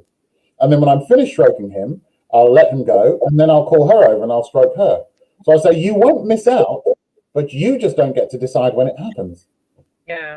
And I will condition her to understand that if I say back, you have to leave. And I do the same things like toys. If he goes over and picks up a toy, as soon as she starts going over to get it, I say, Raven, leave. And she knows she can't have it. It's his. But I do the same with him. If she then has one, he can't go and take hers. But sometimes I'll create a game where I invite them both to play with it. But what I don't do is you can't take stuff off him and he can't take stuff off of you. That's not how it works. Unless he picks up something and initiates a game with her. He runs over to her and starts looking at her and says, let's play. They can. But I don't allow them to just go over and take stuff. It's just kind of sibling rivalry.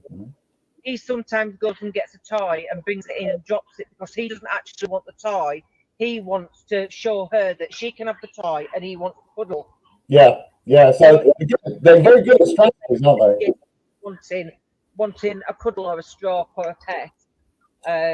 But that's pretty clever on his part, isn't it? You know, that's very clever for him. He's worked out a way to distract her so he can get that attention.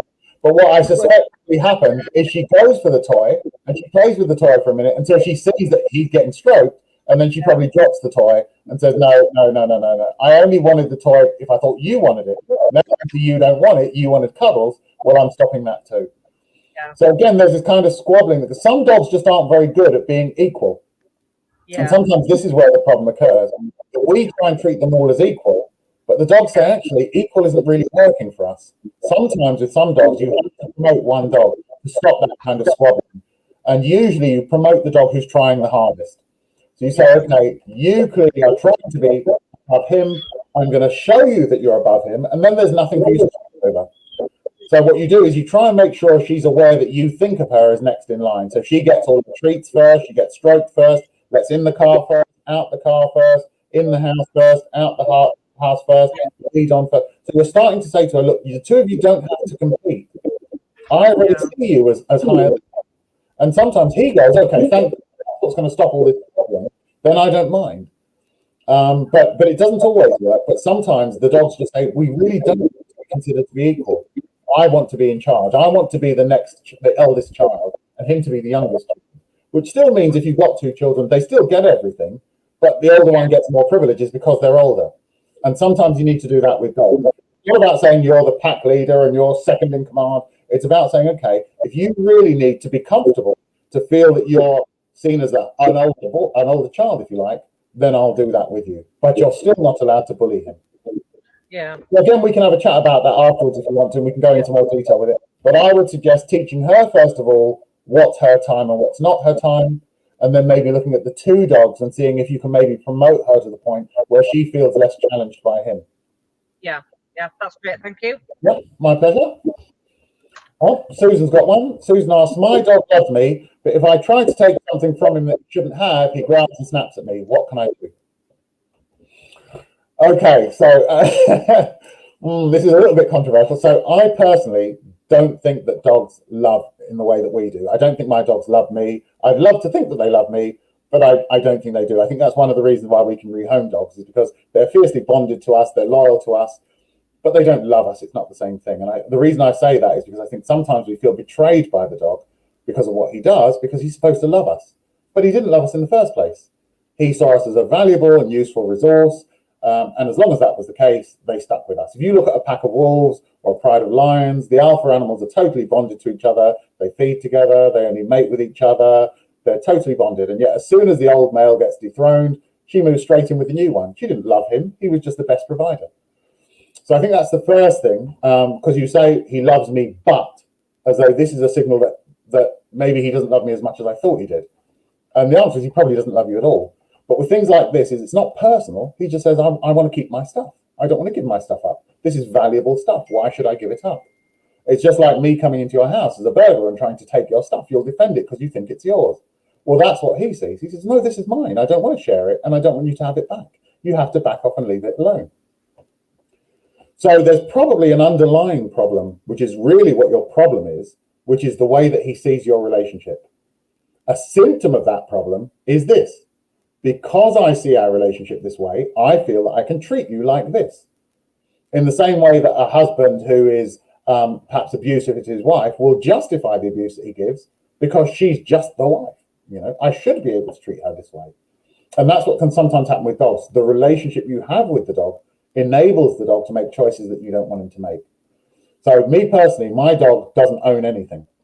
I want him to believe that everything in the house is mine. It's my food bowl, it's my bone, it's my rubber ball. They're all mine. And straight away, he's less likely to try and defend them because he sees them as a privilege rather than a right. But it sounds like he sees these things as his, and so feels entitled to defend them. So the first thing I would say is I can almost guarantee there are other areas with your relationship with him, Susan, where he has too much privilege. You know, he thinks he can jump up on the counter and take stuff right in front of you. He'll steal things that he knows aren't his, your mobile phone or the tea towel, and almost challenge you to come and try and take them. These are all things where he believes that he has a lot more authority than he should have. And so, of course, then, because he has that mentality, he feels entitled to punish you if, in his mind, you cross a line. So really, this is a symptom and not the problem. And the best advice I can give you is get a good behavioral trainer out to come and see you and advise you on how you need to change your relationship with him so that he doesn't think he can take possession of stuff. And it's one of those things that can only get worse. It's one of the behaviors, I was talking about this with Barb yesterday, that I probably see more poo and oodle crosses than any other group of dogs put together. And I think one of the reasons that I see this so often in them is because they're given a lot of power as puppies, because they are one of, if not the cutest puppies on the planet. But they grow up believing they have a massive amount of power. And so I tend to see either aggression issues or anxiety issues. By far, with the poo and noodle crosses, those are the two most common things that I get called to see. They're either being inappropriately aggressive or they're being inappropriately anxious. So that is the best advice I can give you. Find a local behavioral trainer. If you don't know of a good one in your area, let me know the ones around your area, and then get in touch with me and I can let you know if I know any of them and if I think maybe they're going to be able to fix that. But certainly what he's going to need in his training is some benefits for making good choices, but he's going to need some consequences for making bad choices. So he gets better at going, think I'm just going to leave that where it is. He needs that lesson. There's a big problem we're seeing in dog training at the moment, which is this positive only dog training, which says, you know, if my dog's got something that he really shouldn't have, rather than tell him to leave it alone, what I've got to do is go and offer him something else that he might want. Well, of course, what that says to him is the more hostile I am, the more likely I am to get something even better than the thing that I've got. We would imagine trying to educate people like that. Well, if you commit a crime, I'll reward you until you stop committing that crime. Well, you're going to commit the crime to get rewarded, aren't you? It doesn't work. So yeah, get somebody out to come and help you with that, Susan. Otherwise, it will only get worse, unfortunately. Good luck with that one. And you're not alone. A lot of people I see have that problem, especially, as I say, with poos and oodles. Okay, Jenny asks, my dog is a nightmare in the car. She screams and barks all of the time while we're driving. Help. So again, kind of like Susan just now, there's another problem, which is your dog's lack of self-control. When I get into this situation, I just lose my mind. I get so excited, I can't control myself. So usually, one of two reasons why the dog is doing this, it'll either be because she's really anxious in the car, or she's super excited when she's in the car. She's either doing it because she's anxious, she doesn't want to be separated from you, or she's so anxious because she knows where we're going and you can't wait to get there. But what it is a dog with lack of self-control. And I suspect there are probably lots of areas, rather than just that one, where she struggles to control herself. And if you only try and deal with that one, the other areas where she doesn't have self-control will come back to haunt you. So, you know, she gets super excited when people come to the house and can't control herself. She's jumping up and barking. If she sees a bird on the fence, she loses her mind and gets super excited. If she sees another dog, she charges off. And there'll be all different ways that she can't control her own arousal levels. And in order for you to succeed with one of them, you need to address them all. So she gets better at being able to control herself. No reward is going to work. You may have tried it, giving her bones and things to chew. She's too excited. She doesn't want to eat. What you need is something that says, oh, quiet. And she understands and she has to zip it. But if she doesn't learn how to control herself generally, you would really struggle to get her to just do it in the car. So again, I would advise you to get a behavioral trainer out to come and see you, who will work on all of those levels where she can't control herself. I bet she's a young adult and full of energy, super excited, and just doesn't generally know how to control herself. So work on them all, and then you can fix that one, absolutely. I deal with lots of dogs with that problem, and it's very, very, very treatable. So there's no reason why you shouldn't succeed too. Good luck. And as I say, get in touch if you want some more details. Thank you. Brilliant. Lovely. Thank you so much, Robert. That was absolutely amazing. I'm just sad that nobody else came on apart from one of us. Camera shy, I don't know, but you know, we don't care anymore. No. Yeah, we're past worrying, aren't we? So that's brilliant. Thanks ever so much for all that. My pleasure. Feel free to hang around for the rest of the day, because it just gets better, because we've got dog races coming up soon. Unfortunately, I've pushed so many things back to the side to get into this. I've got to get back and get some work done. But yes. Yeah. If anybody still wants some help with things that I didn't get to you with, or you may be a bit too, as Mark said, a bit too camera shy, you can email me at robelaine, Elaine is ALLEYNE @AOL.com. And if you send me an email, I'll do my best to help you. I'll give you whatever advice I can. But in the meantime, make the most of this. There's not enough people doing things like Doodlefest. There's not enough people taking advantage of it and making a day of it and helping raise some money for charity.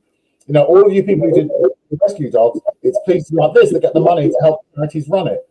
So please make an effort. If you weren't here this year, be here next year. Make sure that you support it, because one day that's going to benefit you. It's not just about helping other people. It's also about helping you. It's about helping as a community. So please, please, please get involved. Thank you. Robert, you might be able to join us in the flesh next year. We never know. You never know. You never know. Stranger things have happened. Thank you so much, Robert. My pleasure, everyone. Have a lovely day. Take care. Isn't he wonderful? Isn't he brilliant? It's just brilliant. We absolutely love Robert. He's so sensible in his approach to training. Sally. And he gives some brilliant advice there. Absolutely brilliant stuff. please, we'll probably put a post on to confirm his email address. And as he said, get in touch with him. Absolutely get in touch with him. I think now, Bob, we're going to have a look back. Yeah, we're going to have a look back at Doodlefest 2019. We're like Claudia and we are, the big blonde bird, aren't we? Yeah, we are at. Well, no, yeah, we are. Yeah. She's got the tits I haven't, so I'll be Claudia, right? And I'll get a fringe in. Oh no, lovely. Sorry. So yeah, Doodlefest 2019. Look back, followed by. He'll work to music. So yeah, stick around and we're off for a coffee and a pee. Okay. Bye. See you later.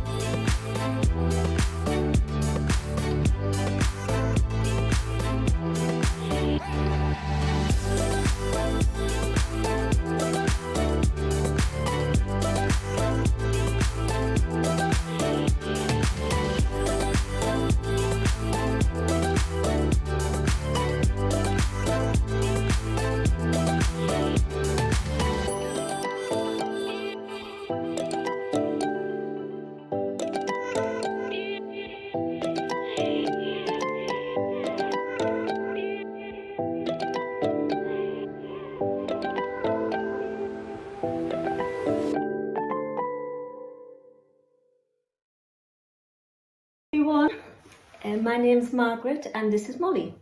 Molly is 4-year-old and she's from Colchester, so we call her our little Essex girl. I've been competing with Molly for 4 years now in heel work to music and freestyle competitions, which entails teaching our dogs tricks, finding a suitable piece of music that works well for both of us, and putting a little routine together and entering the competitions. So we are the other half of K9 Performers, and our dogs work really well together. They love the dancing and hot dogs. Whether it be for fun or to entertain the public, but that's what we do. So I would like to thank Lynn for giving us the opportunity to put this little routine on for you. And I hope you have a great Doodlefest. I hope everything goes really well, and we will see you soon, won't we, Molly? See you soon. So bye. Hi everybody, I'm Jill and this is Drew. He's my 3-year-old border collie and we're the other half of K9 Performers. I don't know if you've seen our routine yet, but we had such fun doing the Vegas routine and I'd like to thank Lynn very much for asking us to do it. I've been involved with heel work to music for about 14 years now. Before COVID we used to compete regularly in competitions. This young man's only 3 years old, so he's a novice dog and I've only ever done training rounds with him at the moment. So the K9 Performers is a great training event for the dogs and they love doing it. We're free to a good home. We like to do charity events for the RSPCA, Dogs Trust, nursing homes, and we've even done a performance in Pets at Home. The dogs absolutely love it, and we have such a great time doing it as well. I hope you have a fantastic Doodlefest, and thank you, Lynn, again very much for asking us to do our little routine for you. Have a lovely time, everybody. Stay safe. See you soon. Bye. Do you want to go for a walk? Yeah.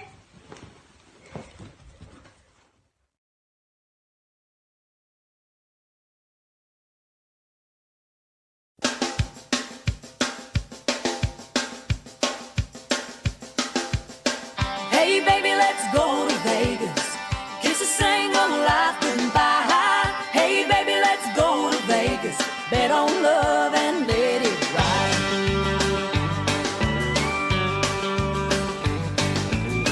Lying on the bank of the river, stars are dancing bored.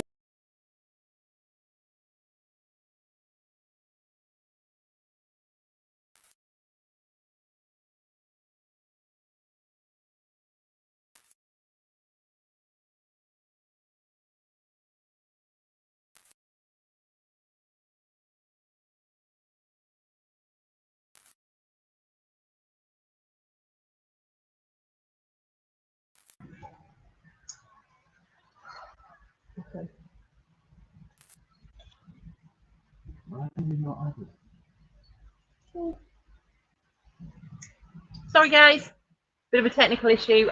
What we're going to do is, because we really need to see Molly introduce what their stuff, so we're going to have a little break, and we'll come back to you in about 20 minutes. So if you want to go and make a butty, grab a cuppa, let the Elsa delivery man in, feed the dog or whatever, and the girls will be back with you about 20 minutes, and we'll revisit the Who Worked Music, and then it'll be time for the dog.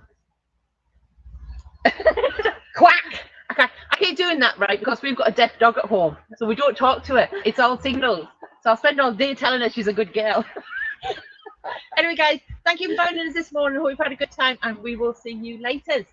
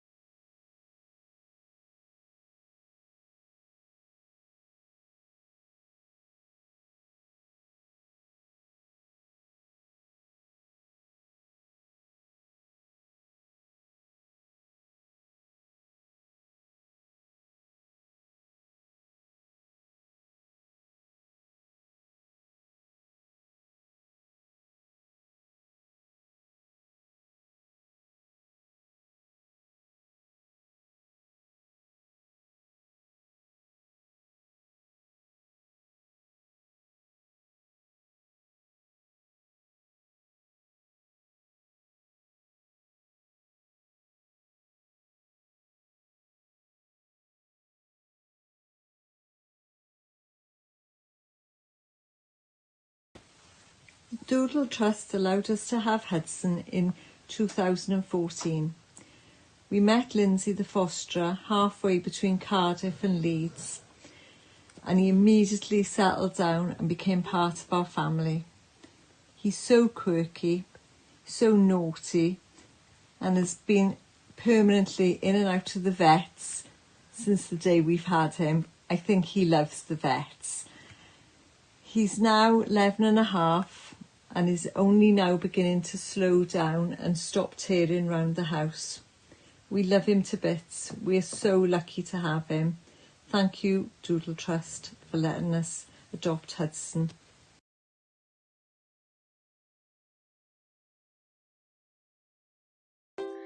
Eddie was adopted from the Doodle Trust on the 11th of July 2020, and our lives have never been the same. Eddie is a stubborn little boy, but also a delight. He makes us laugh on a daily basis. Seeing him playing with his toys, or in this case my slipper, brings us so much joy. He seems to have endless energy, so 2 long walks a day have become a staple.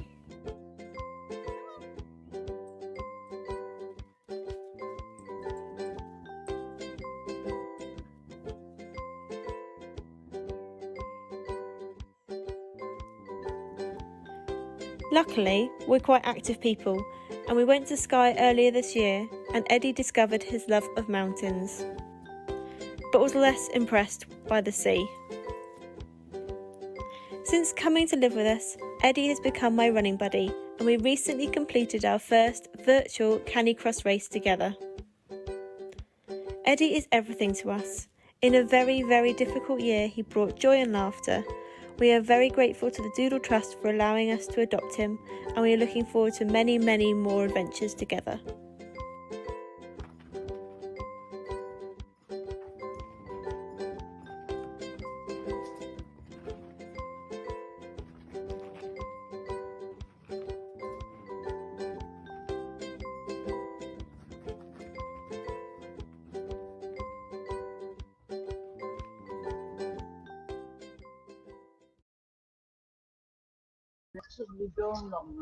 Hi guys, welcome back. Hope you managed to get a cuppa, have a wee, and do all of those things that you needed to do. Right, we had a bit of I can see you now. I've got my glasses on. Had a bit of an issue with our Who Works music. Obviously, you may have noticed. We're going to give it another bash. We'll see Molly and Drew struck their stuff with Jill and Margaret, and keep your fingers crossed. We're ready to go this time. Right, sorry, Barb's just run up the stairs and back down again. I'll resource her in a second. Enjoy the video, guys. We'll be back in a second. Right.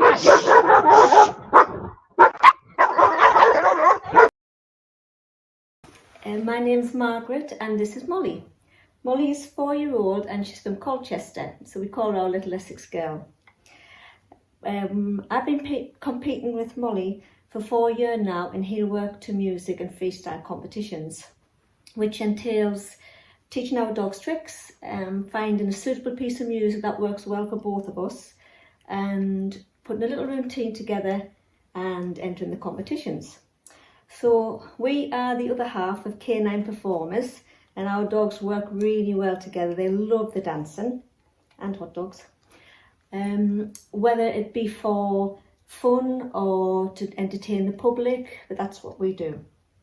So I would like to thank Lynn for giving us the opportunity to put this little routine on for you. And I hope you have a great Doodlefest. I hope everything goes really well. And we will see you soon, won't we, Molly? See you soon. So bye. Hi everybody, I'm Jill and this is Drew. He's my 3-year-old border collie and we're the other half of K9 Performers. I don't know if you've seen our routine yet, but we had such fun doing the Vegas routine and like to thank Lynn very much for asking us to do it. I've been involved with heel work to music for about 14 years now. Before COVID we used to compete regularly in competitions. This young man's only 3 years old, so he's a novice dog and I've only ever done training rounds with him at the moment. So the K9 Performers is a great training event for the dogs and they love doing it. We're free to a good home. We like to do charity events for the RSPCA, Dogs Trust, nursing homes, and we've even done a performance in Pets at Home. The dogs absolutely love it, and we have such a great time doing it as well. I hope you have a fantastic Doodlefest, and thank you, Lynn, again very much for asking us to do our little routine for you. Have a lovely time, everybody. Stay safe. See you soon. Bye. Do you want to go for a walk? Yeah.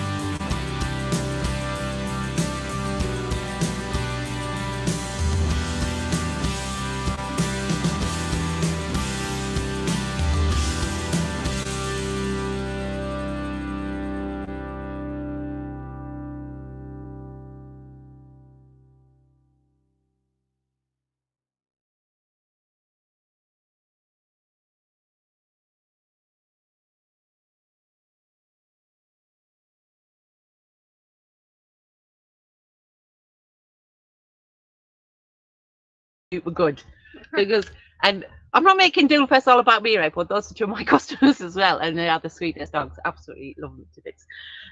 Right, we are going to go into the duck race now. I know a lot of you absolutely loved it last year, and sorry, I'm just going to tinkle with my phone because I've got the heats on here.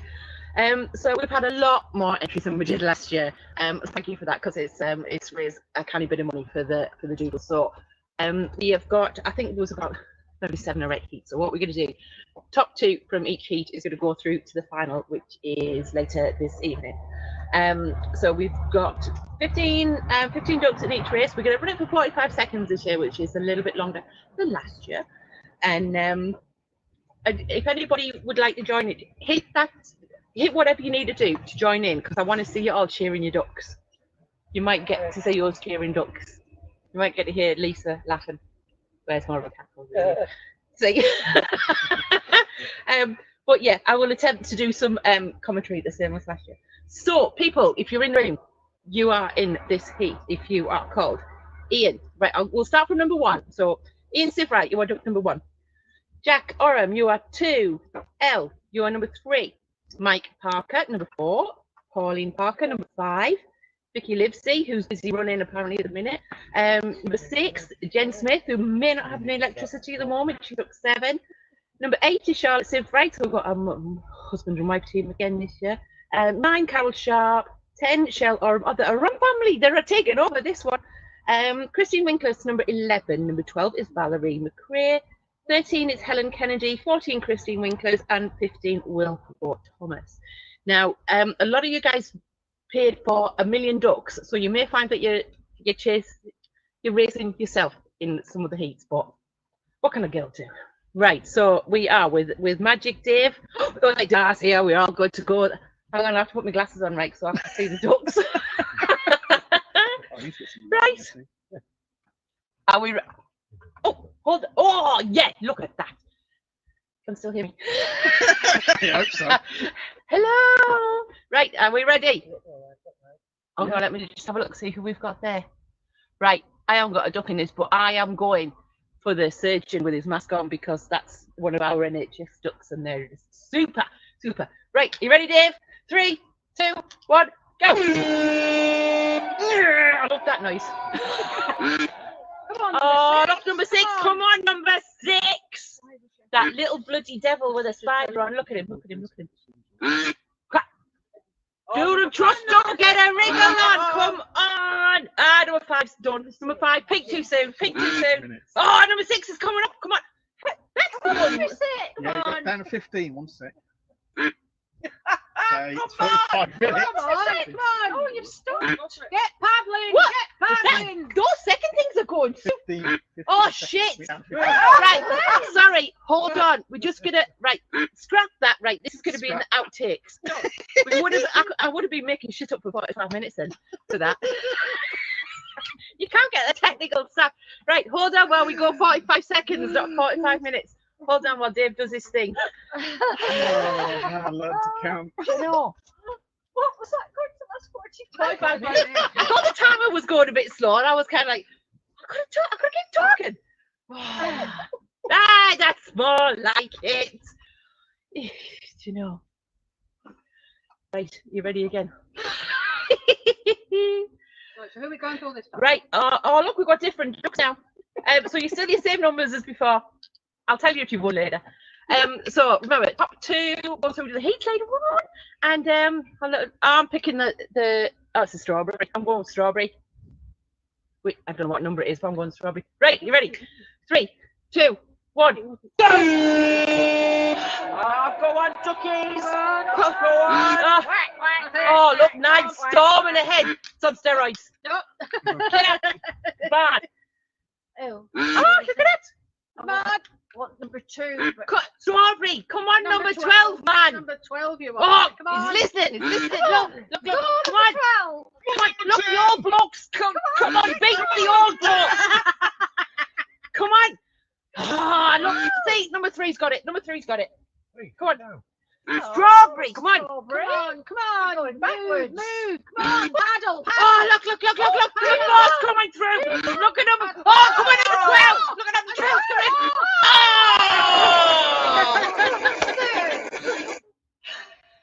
Number 11's a winner, closely followed by number. I can't remember. The one next to 12. 10. 10. Number 10 and 11. Hold on. 10 and 11. Oh, Shell, Aram, and Christine Winkler. You are winners. Right, somebody better remember this because I'm going to have to remember to put them in the thing later. Right? Have you got a pen? Hang on. Somebody write a pen. Somebody write a pen. Somebody write a pen. Somebody write it down. In the comments. What was me? They would have been well and truly ducked. A bit like me, really, in this. What am I writing down? Shell? I don't know. Shell and Christine in the final. Right, we're ready. Right, let's reset, Bobs. 15. So, hold on. I'll take my glasses off and I'll tell you who's in this one. Okay, so we have got this time. From 1 to 15. Number 1, Sylvia Geisler. I must check out to pronounce your surname, Sylvia. Number 2, Vicky Livesey. 3, Joanne Hudson, live from her Ibiza Sun Lounge. Sun's coming out here now. Number 4, Susan Oliver. 5, Shell Ram again. 6, Helen Kennedy. 7, Ian Sivright. 8, Charlotte Sivright. Don't kill each other right while you're thumping each other, shouting your thing on. If you think, do it. Hold on. Shh. 9, Shell. Oh, Shell, you're in this twice. Nice one. Got a good chance the odds are in your favour. 10, Kate Clarkson. 11, Samuel Hicks. 12 is our wonderful Henry Bailiff. 13, Christine Winglis. 14, Valerie McQuay. And 15, Jill Smith. So, you just have to watch this. Henry is number 12. So, as Henry isn't with us this year, he's at home, and we're going to be shouting for number 12, whoever that is. Right? So, you lot better shout louder to drown us out. Ready? Hold on, what did I say? 12. Right, are we ready, Dave? Magic Dave. Hold on. I think we're in strawberry again. I must have known. Okay, right, ready? 3, 2, 1, go! Come on, number 12. Oh, come on, Henry. 12. Go on, 12. Go on, 12. Go on, 12. Oh, I think 12 times from the last heat. Come on, number 12. Come on. No. Oh, number 2 dying. He's got a hole in his snorkel. He's dying duck. He's a dying duck. Come on, 12. Come on. Oh, don't blow at it. Don't blow at it. Number 12. Come on. Oh, come on, 12. 12. Come on, 12. Get. Oh, come on. Oh, no. Something's going to come up from behind. No, Jill Smith. Jill Smith, 15 is coming from behind. Oh, Jill's got it. Jill's got it. 2 seconds. And number 7. No. Jill Smith and Ian. You're in the final again, my love. Second year running. Ian's in right. Oh, look how professional we were writing on a paper plate. Who was the other one? Ian and Jill. Jill Smith. I don't know those. Oh, I do. That's all right. Oh, hold on. Right, ready. Hang on. So, we're in 3. We're in heat 3. Oh, we've got different looks this time. Let's go. We're up. Right, sorry to get up in your face. Top of me shit hair. Okay. Heat 3. Number 1, Jen Smith. 2, Kate Clarkson. 3, Annette Courtney. 5, Val Law. Oh, 5, Henry's in again. Come on, Henry, man, you've got to win one of these. 6, oh, hold on, is that the one we just did? Hold on, bear with. Oh no, I just happened to have them in the same names. Anyway, where was I? 16, Save Right. 7, Charlotte, Save Right. 8, Jen Smith. Oh, Jen, odds are in your favour as well this time. 9, Kate Clarkson. 10, Tim Ridgely. 11, Christine Winkler. 12, Big Liberty. 13, Brian Dave Wright. 14, Wilco Thomas. And 15, Jan Caldwell. Right. I hope you all remembered that. Are you ready? Hold on. Who are we shouting for? Number 5. 1, 2, 3, 4. Oh. Looks a bit boring. Oh, no, I think it's... What about that one? Oh, we'll just shout for everybody. You're all champions. Are you ready? The Queen. 3, 2, 1. Go! Number 5. Number 5. Oh, the little princess is off to a good start. Oh, look at that trout pouch she's got going on. Oh, come on. Come on, Rudolph, man. Come on. It's Henry's. Henry's number 5. Oh, come on. Don't give up now, Henry. Stop. Come on. Oh. Treading water and battle. Number 10. Who's number 10? Oh, Tim, you're leading. Oh, number 4. Val, come on. Val. Number 4. Come on. Number 4. Look, come on. Oh, here we go. 14. Wilco, come on. Come on. Let's go, Wilco. Wilco and 11. Oh, Christine. And 2 ducks. You've got the final. Christine again. Christine. Man. It's all right. We love Christine. She's a brilliant supporter of Doodlefest. As all of you are that are here this weekend, to be fair. If anybody likes the sweatshirt that I was wearing yesterday, and I'll have another one on later on. Cookie. Doggy cookie. Right, hold on. Next one. Right. Where is she? From 1, Carol Sharp. 2, Linda Stock. 3, Wilco Thomas. 4, Helen Kennedy. 5, Joanne Hudson. 6 is Louisa. 7, oh, Louisa Wright. Sorry, Louisa. I forgot your surname then. 7, Jen Smith. 8, Christine Winkler. We're going to bar her if she wins anymore. 9 is Brian Dave Knight. 10, Valerie McRae. 11, Ross Hicks. 12, Lucy. 13, Nick Courtney. 14, Brian Dave Knight. And 15, oh, look, odds again, bloody Christine Winklers. Oh, right, I'm exhausted. Right, hold on. I'm going to put my glasses down because they're obviously heavy. Right, are we ready, Dave? 3, 2, 1, go! Right, who? Oh, hang on. Oh no, Henry wasn't in this one, was he? No.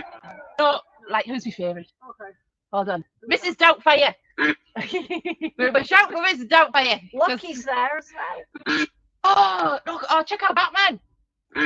Oh, hold on. Oh, Dracula, come on. Come on, Batman.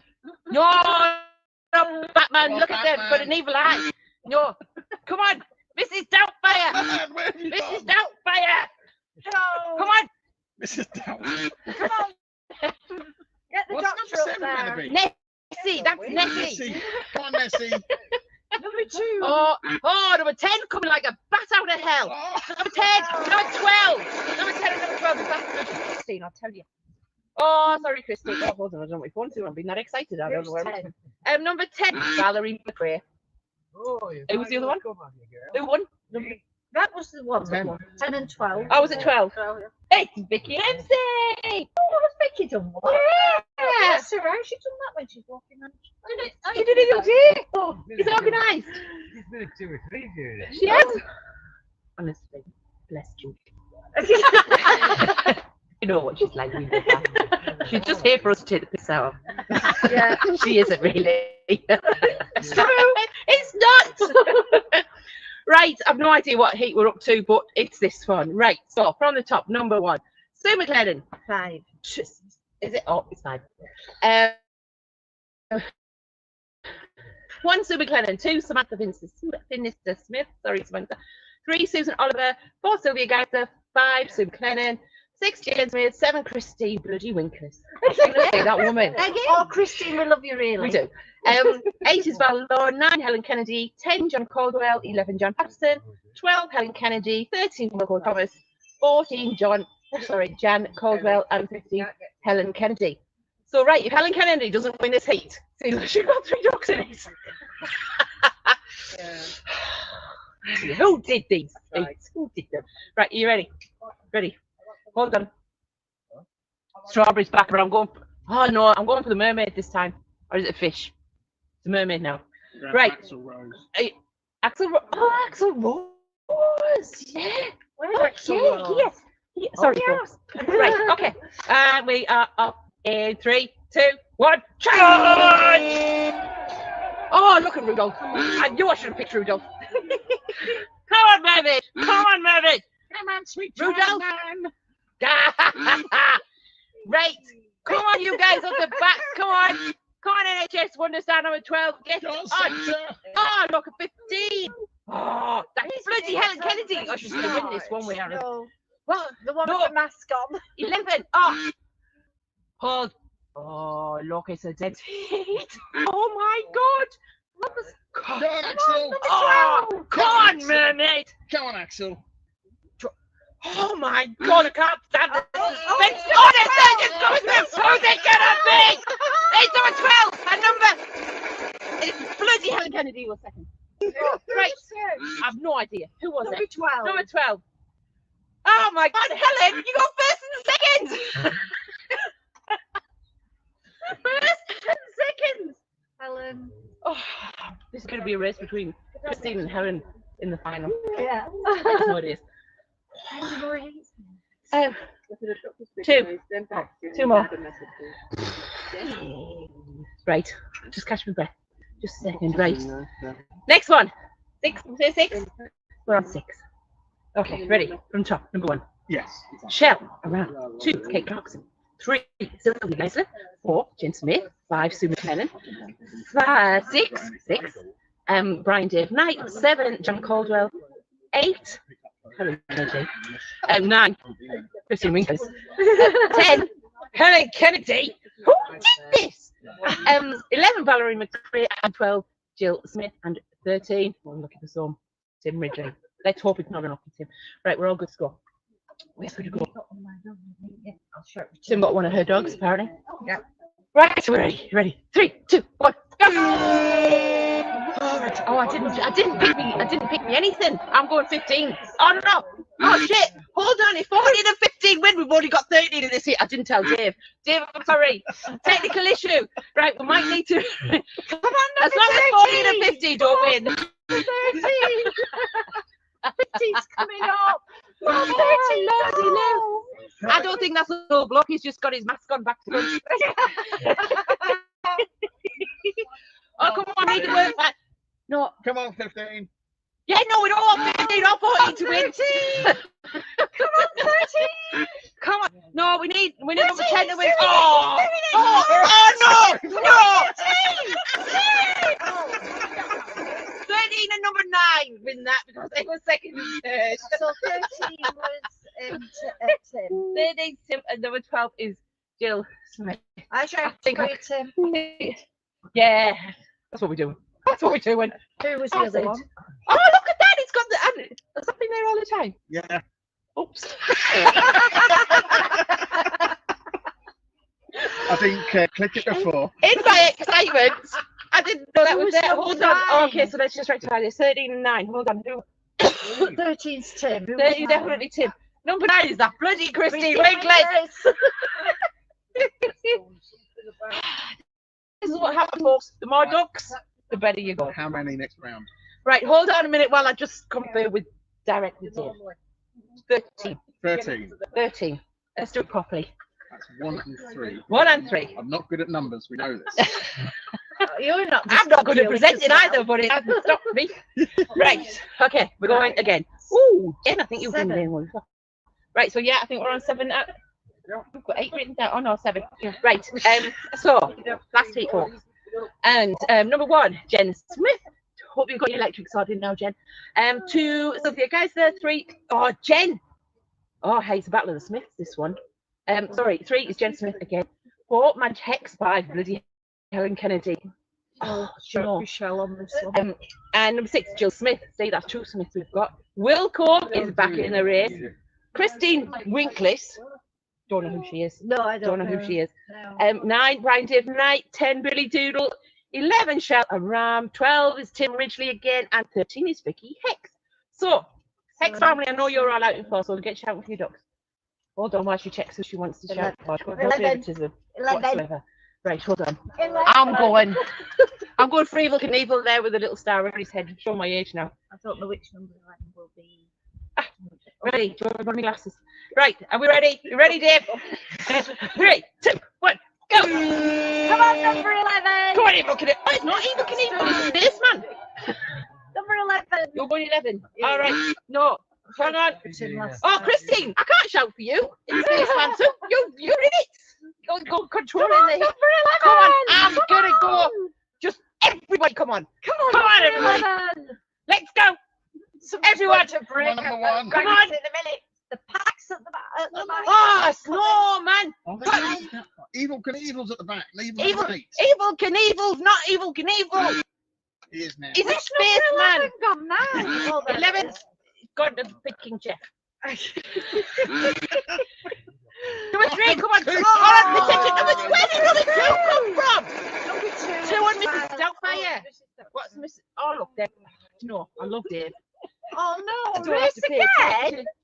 No, look at the other side. Look. So number 2, Sylvia. Number 2, Sylvia. Okay.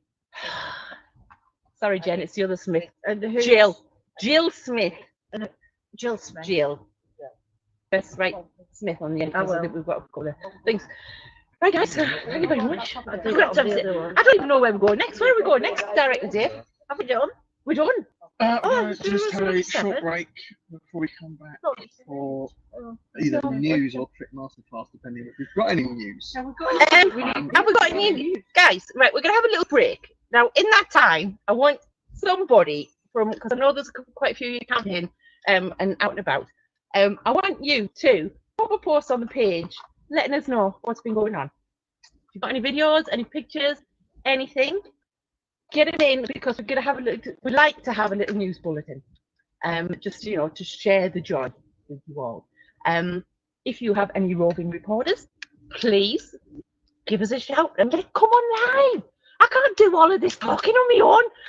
I'm running out of shit to talk about. A bloody bad woman. I'm the shy one, you know.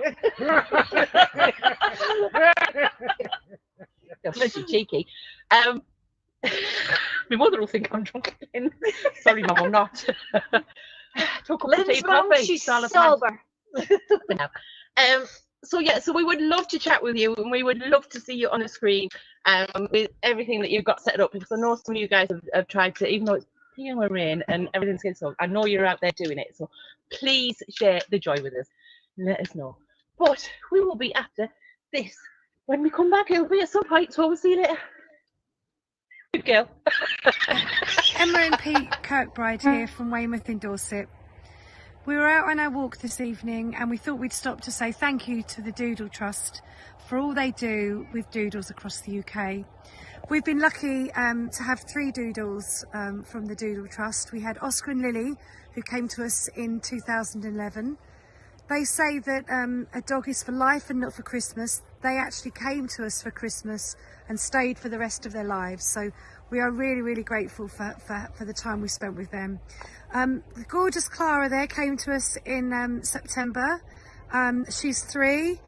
She can be very naughty, but we love her very much. And so we are absolutely grateful to for connecting with the Doodle Trust and for all they do. She had a few.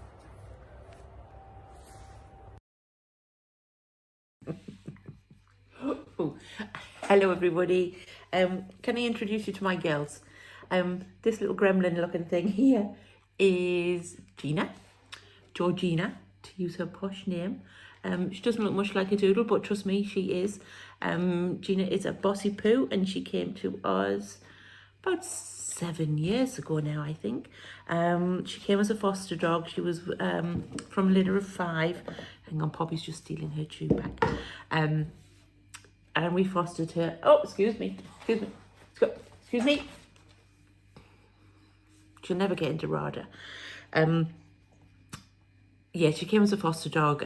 She was with us for a few months, and you stayed, didn't you, sweetheart? You did. You stayed because nobody else could love this face, could they?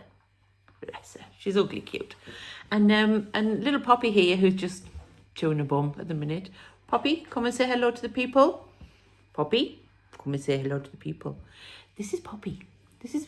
That's Poppy, and Poppy's little cockapoo, who yeah, is another failed foster dog. Well, she didn't fail at being a foster dog. I failed at being a foster mum, and now I'm just her mum. So thank you, Doodle Trust, for allowing me to foster for you and help all these wonderful dogs. And thank you for letting me adopt these beautiful girls. Oh, she's ready for a close-up now. Thank you, guys.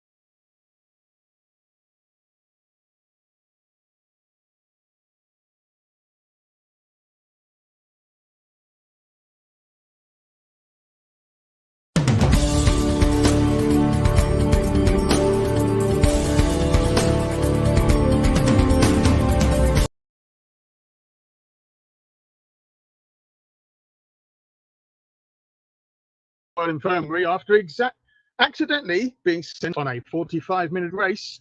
Most are believed to be stable except Mrs. Doubtfire, who overheated and is being treated with ice baths. We hear Tim and the cats are watching. It is believed that Tim is watching of his own accord. However, we have had inside information that he is being held hostage by the cats and we are waiting their demands. Lynn Crackett has been quoted as saying that despite appearances on Doodlefest TV, comments about her size are grossly exaggerated. Deborah Dolby has embarked on her new TV career by briefly upstaging the Doodlefest team. We're looking forward to seeing more of Deb and the Northern Doodles on our TVs in the near future. And the wedding of Petty Officer Betty Clarkson and Admiral Brian Knight are about to tie the knot in the Graceland's wedding chapel. Photos of the event will be on Virtual Doodlefest and it's a free bar.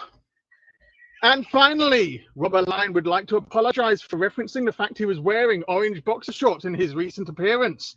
He understands people's concerns and would like to state they were actually purple. This is your news host with the breaking news. Back now to the Doodlefest team after a short Doodle Adopters video.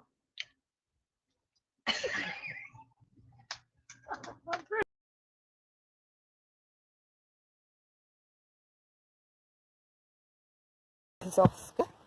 We've had him just nearly 5 years now.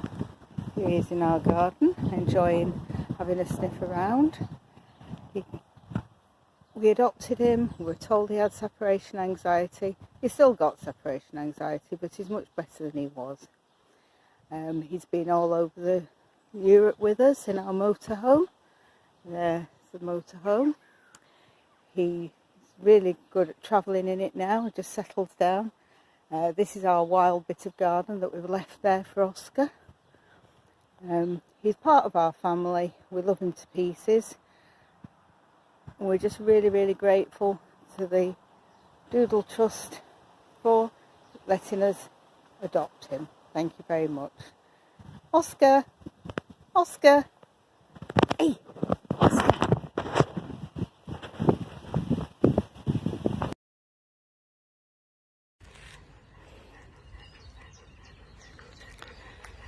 So this is Harvey, and Harvey was adopted from the Trust in February 2010, I think. He's just coming up to 14, so we've had him nearly 12 years, and he's just been amazing. He's a lovely old boy. Not great at the moment. He's been recently diagnosed with diabetes and his back legs are getting a little bit stiff and weak, but he still loves his food, and as you can see he still enjoys his walks even though they're a bit slow. Yeah, what can I say? He's just fantastic, and we love him to bits, and we're very grateful for the Doodle Trust. Come on, Harv, we'll manage a bit further.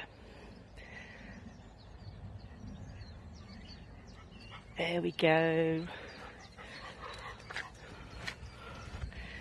And we live by a river, so there's lots of lovely walks and plenty of little places where you can nip in and have a drink, and you used to love a swim, but we've got to be a bit careful about that these days.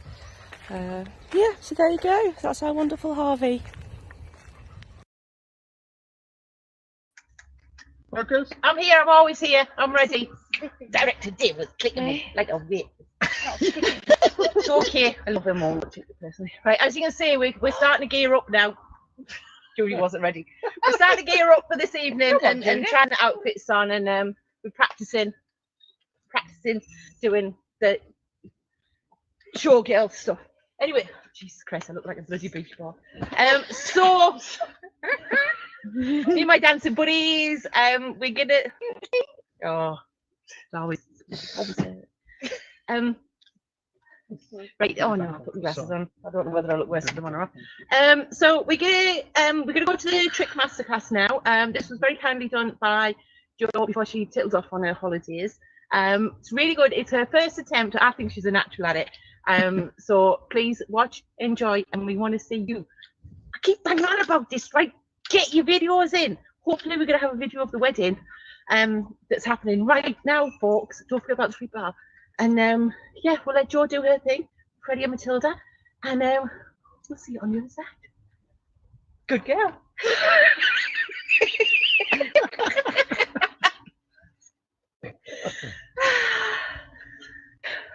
When you're ready, Dave. Yeah. I'm going to leave you hanging. Max! I'm joining your trick training masterclass. Now, before we start, I should say I'm not a professional dog trainer. I'm just a pet owner who loves training tricks because it's fun. And we've won quite a few times at Doodlefest, so I was asked to do a masterclass for you. So, what I'm going to go through in this sort of 15 minutes or so, sorry, I'm going to first of all teach you a bit about dog training, a bit about I do all positive reward-based training. As you can see, Freddie's ready. So I'm going to teach you how to teach your dog a marker word, how to teach your dog to recognise a click, and then I'm going to teach you how to use that and to train a couple of tricks. So, first thing about dog training is that you need your dog to know when it's doing the right thing. So as you build up your tricks, you're going to teach your behaviour and you want them to do the thing that you're asking. So you need to teach them something that marks that action that they're doing so that they understand that that action is what you're asking for. And you can do that in two ways. So you can teach a marker word. My marker word is good. And you can teach a click. And I've taught a click as well. The reason I do both of those things is that having a marker word is brilliant because you've always got your voice on you. So I can tell him it's good here, out, in the car, wherever I am. I've got that on me. It's part of my arsenal. So the problem with a marker word, especially when you come to trick training, is that you put a lot of emotion behind it. So it can be good, it can be good, it can be good, it can be, oh my God, that was brilliant. The other thing that we do, and especially when you use a word like good, is that when Freddie sat there just looking beautiful, I say, what a good boy, what a good boy, and he's done nothing. He's just beautiful. So there is a place for a marker word, but the benefit of the click is that it takes all that emotion out of it. It's very fast. So if you're wanting to mark a really specific behaviour, you can mark it down to the sort of fraction of a second that it takes for that click. There's no emotion behind it. It's always completely constant. So for shaping and for getting your timing right, a click is really, really good. But I'm going to show you how to teach both. And you teach these before you do anything else with your dog. So ideally, teach them on different days, teach good one day, teach click the next day, and wait till the following day before you actually start teaching a trick. So your dog is going to think that all its birthdays have come at once. Because to teach good, we don't ask the dog to do anything. We simply want them to link the word and the food. So you can use a toy. For this, I think it's easy for trick training to use food. It helps that he's very food orientated. So all we're going to do, and you're going to use little tiny treats, 30 or so, and all you're going to do is say good, feed, good, good. So I'm not asking him for a sit, a stand, nothing. Good, good. And you just repeat that. You just want to do 30 or so, and your dog will get the idea that you say good and he gets the food. Therefore, good is a really good thing. If you're going to teach a click, you're going to do exactly the same. So you're just going to do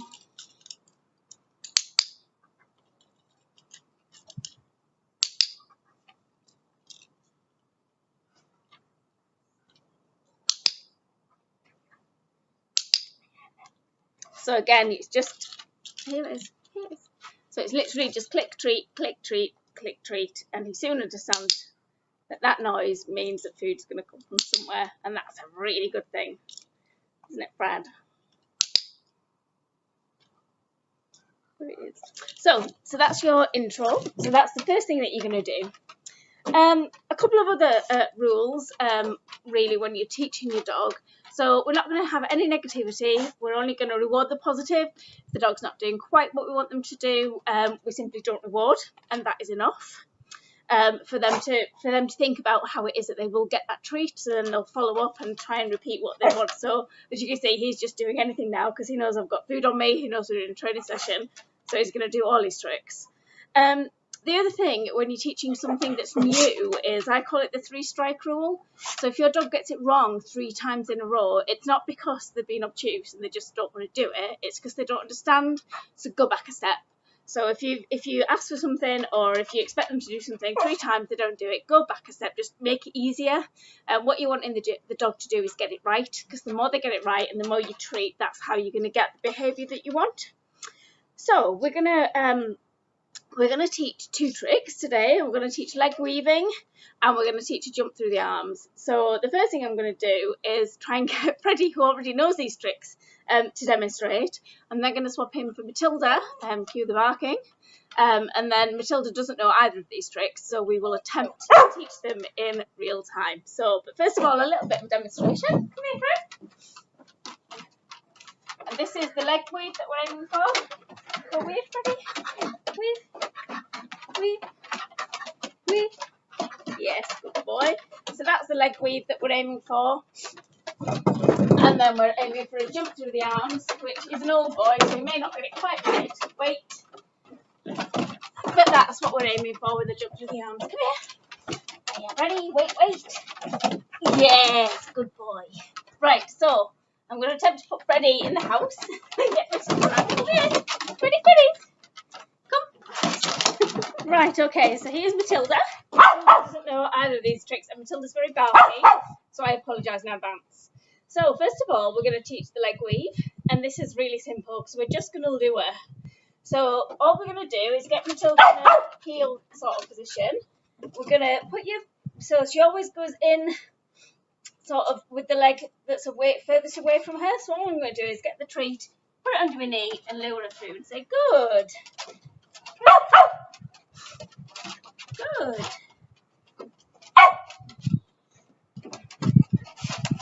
She knows middle, so she's going to try that because that always gets a treat. So we're going to try again. Good. Good girl. Good. And then we're going to do it on the other side. So we're going to say, good. Good. Good. Good. Oh, did we drop that treat? I think it went down the decking till. We're going to try and put those 2 together now. So I've got, for this one, I've just got a treat in both hands, and I'm literally going to lure her one side and then the other, and then feed her. So we're going to go through that way, and then we're going to go through that way. Good. Good girl. Good girl. And again, ready? Good. Good. So I'm asking for the 2 now before she's actually given the treat. We're going to try middle again because we know that, so we'll just go back and try again. Try middle again, ready? What's this? Good. Good girl. Ready? Good. Good girl. So now I'm going to try and build it up. So I'm going quite fast. You wouldn't go as fast as this. Oh dear. I'm going to try and build up by not getting the treat quite in front of her nose and see what happens.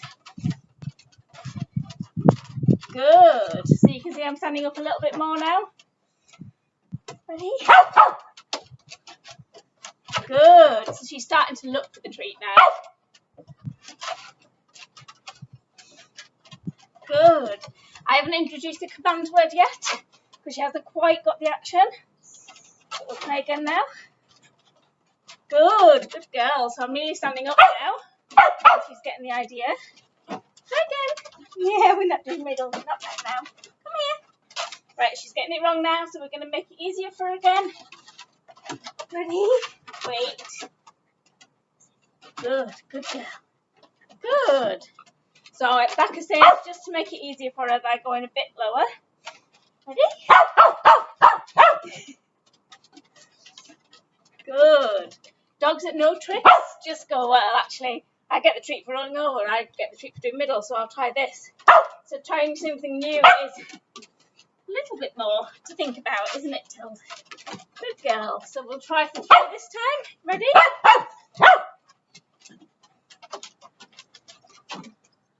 Good. Good. Good girlie.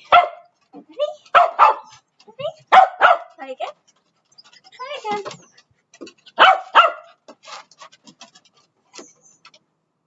Good girl. Good girl. Good girl. Are you ready?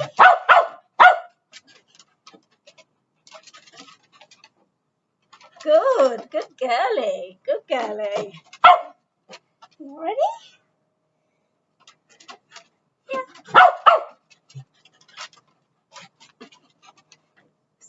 Good girl. Good girl. You're a funny girl, isn't it? Good sneeze. Is that two sneezes? Yeah. Try again. Press middle. Try again. Wait. Good.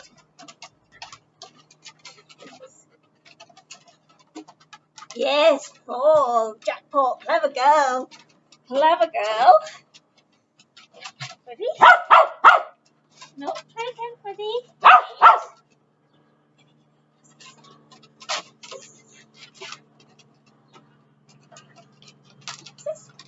Good girl. Good girl. So I hope you can see from that how you would build that up. So we would do that, and we would do it until I went like this, and she offered the behaviour, and I didn't have to lure it. Good girl. Yeah. And once I could stand up straight, and she just went through, yes, then that's when I would start putting a word in, and I just call that weave. Ready? Ready? Weave. Weave. Weave. Weave. Yeah. Yes. Good girl. Good girl. Jackpot. Well done. Okay, so that's as far as I'm going to take leg weaving today, but I'm sure you can see how that would build up so that when I had Freddie, he did it in a really nice flowing motion. Okay, so I think I've got a few minutes left. I'm now going to teach you how to teach the jump through the arms. So again, if you remember with Freddie, the outcome we want of this is that when we do this, the dog's going to jump immediately, know that we want them to jump through our arms. But it's really hard to do this and get your dog to lure through it because you have to use your arms. So for this one, we're going to use a prop. And I have my broom handle here. So what I'm going to do with this is I'm going to teach Matilda to jump the broom handle with one arm going down. So you can make it as big as you like. So big dogs can do this as well. So I'm going to teach you to jump this. As she gets the idea of jumping it, I'm going to move my hands further and further in until I form that loop. And only when she's jumping the pole through my hands like that am I going to take the pole out. Okay, so this one we really build up in small stages. I'm going to dispense with the clicker because much as I like to use a clicker for trick training, it's really hard to manage a pole and a dog and the treats and lure them to do the thing that you want them to do. So come here. Wait. So all I'm going to do is I'm going to put the pole down, I'm going to show her the treat, get her to jump over it and feed her. So, good. Clever girl. Wait. Good girl. So I'm now going to throw those forward because you want that forward motion, which isn't great because I keep losing treats down the decking, don't we? Yeah, this one. Come here, Tilt. Ready? Wait. Ready? Good girl. Good girl. Oh, did we lose that one as well? Yeah. Good girl. Come here. Tilda, come. Ready? Wait. Tilda, come. Yay. Good girl. Got that one. Yay. Ready? Wait. Come on. Good. Good girl. Good girl. Ready? Ready? Wait. Good girl. That's it. Good girl. So she's getting the idea now. Wait. That I want her to jump this pole. Good girl. Wow. Ready? Wait, so now I'm going to start moving my hands in just a little bit. Good girl. Good. Some more treats. Ready, Jill? Come here. Come here. Wait. Ready. Good girl. Good. Come here. You can shut up if you like. Ready? Good girl. So now she's really getting that idea. Ready, Tilda? Good girl. Good girl. Wait. Oops, a daisy.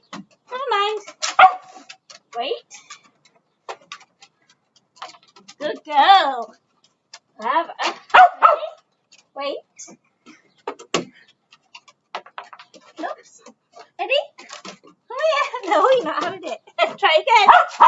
So again, we're not telling her she's doing wrong. We're just denying the treat because she's not doing what we wanted. So we'll try again. Good girl. Good. Ready? Ready? Come here. Wait. Good girl. That was a bad throw, Mummy, wasn't it? Wait. Go on. Go. Good girl. Clever girl. Wait. Go on. Good girl. Right, I'm now going to try without the ball. We may not get this, so we may have to go back a bit. Ready? Wait. Ready, tilt. Go on. Go on. Ready? Good girl. Super good. Ready? Wait. Wait. Oops, a daisy. Okay. Ready? Wait. Go on. Yes, good girlie. Wait. Oops. Again. Ready? Tilda, ready. Good girl. Ready? Come here. Go. No. Ready? Wait. Right, I'm going to try. May not work. Putting a treat down. Wait. Leave it. Ready? Go. There's your treat. Go. There's your treat. Go. Good girl. Yeah. Wait. So we're going to drive to a dead treat now. Wait. Ready? Go. Yes. Good girl. Good girl. Wait. Now this is handy because I know that she will do wait and she will leave it. If you haven't got that in your arsenal, you might want to have somebody else with the treat to call forward, because what you're trying to do is get that drive forward. So wait and put down the treat again. Yeah, ready? Go. Yes, good girl. Yeah, good girl. Wait.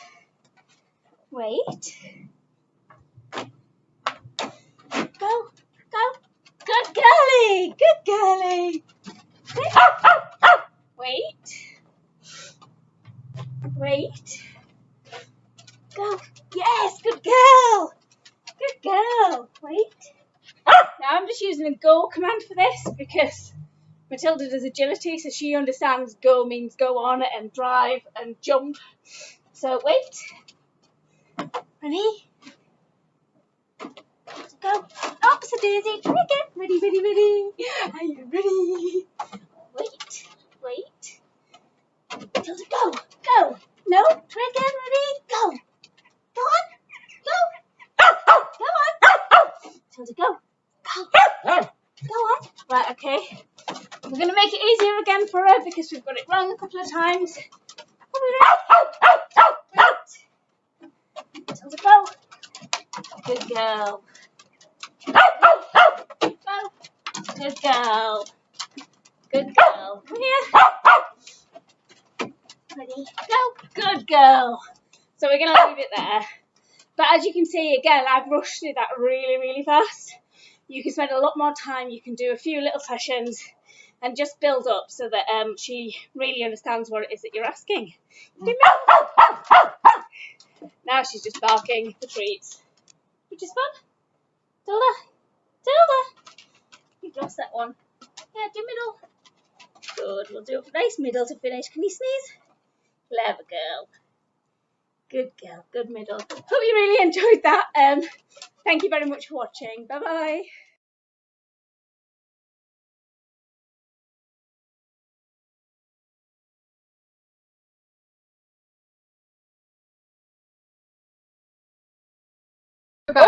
Back. I was just standing down. You're messing us about here. Right, okay. Nicola, if you're on, you sent a video to go on, but you've already sent us 3 videos to play, which we've already got. So we're going to do those now we'll anyway. do them now, I think, Yes. for the best trick. And I'm not sure if this is one that you've already sent us. If not, I'll add this one as well. But we need other people to send us videos of their dogs doing their tricks, because there are prizes, and nobody's wanting these prizes. So please send in your videos of your dogs doing your tricks. We also need videos of your best dressed pictures.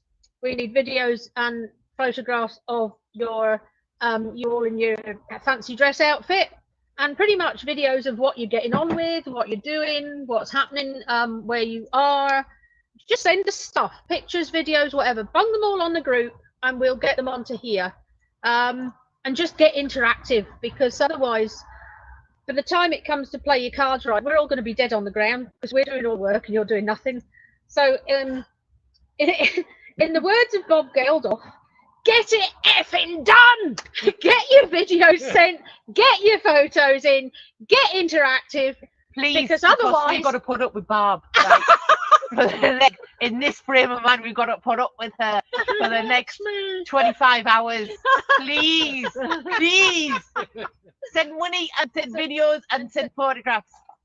yeah, Good girl. do please help us out. You want to show the tricks? Yeah. Right. So you want to show. We'll go to Nicola's tricks at the moment. Henry, yeah? Of Henry, yeah. Go Henry. I know. Yes. Hoop. Yes, good boy. Go round. Yes.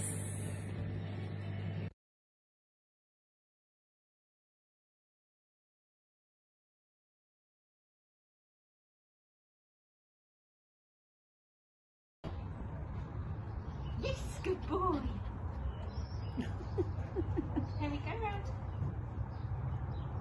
Yes, good boy. He goes right to it. Go round. Yes, good boy. Here we go round. Yes, good boy. Get out of the way. Close the door. Yes, good boy. You're so smart.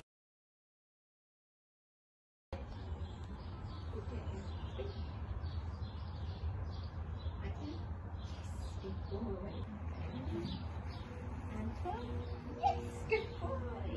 So clever. Yes, good boy.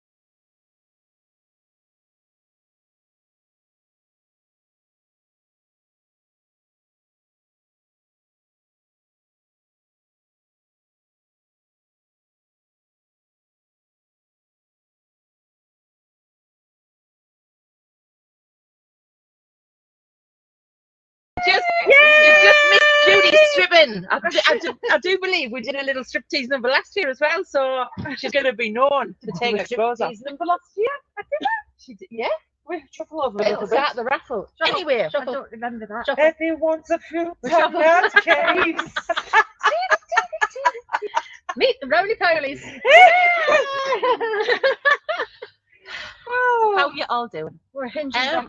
Thank you guys, those few of you dedicated people who sent some videos and photos in, but the rest of you, just crack on, get it done, please, because we need to sit down for longer than 10 minutes. We need you to, otherwise I'll set Bob on you again. Right, we are just gonna, we've got Tanya joining us now. Now, Tanya is one of the prestigious Northern Doodlers.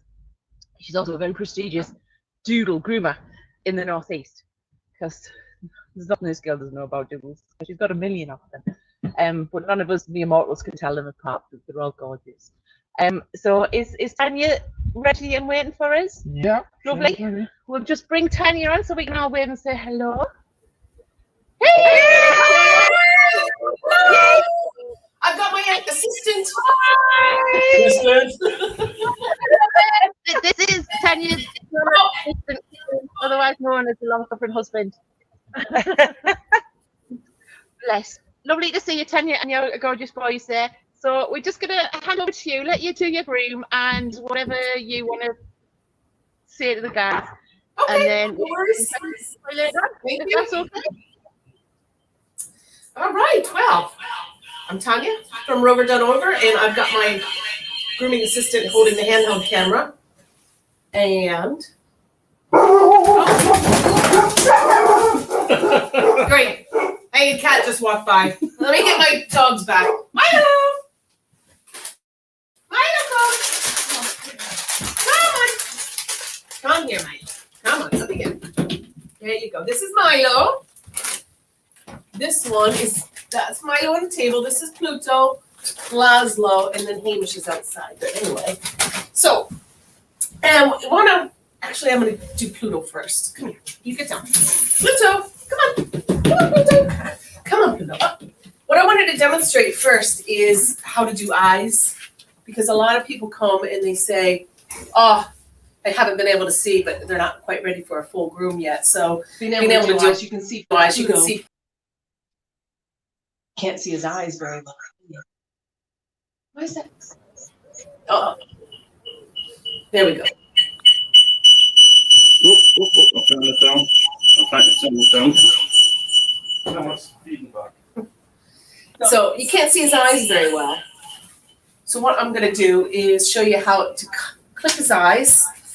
So basically you kind of just do a diagonal from here and here, and then you do the fringe. So can you just turn the sound off on that? Here. No, I'll turn it off. It's not turning down?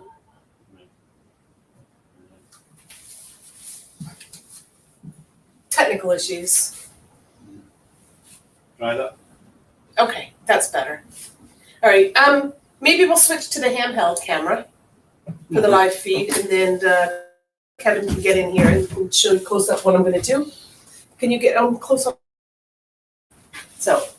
So you can't see Pluto's eyes very well, and that's no good because the expression's in his eyes. So you see there's a diagonal here and diagonal there, and so this is what all I do is just trim that.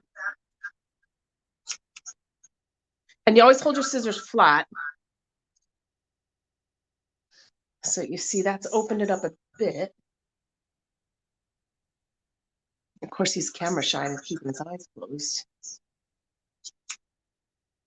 And then comb all the fur forward.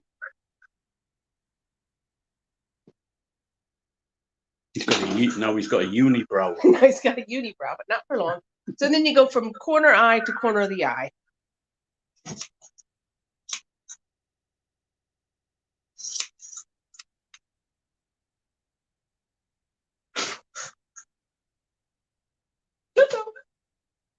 No, a little bit here, a little bit there.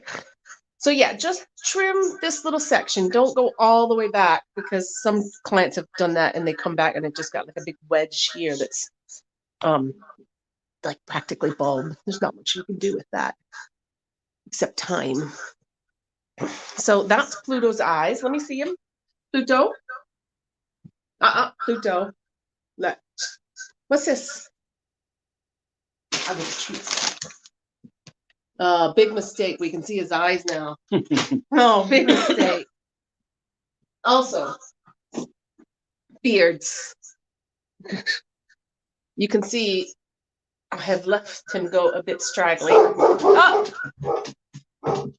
Neighbor's cat. All right. You can see his beard. It's not combing through that easily.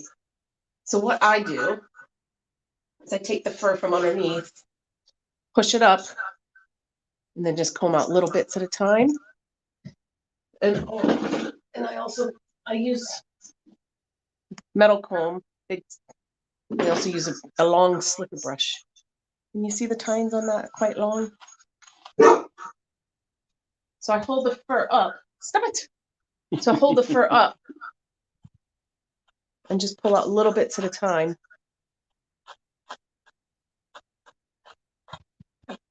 And you can see Pluto really enjoys this, doesn't he? Are you enjoying it, Plutes?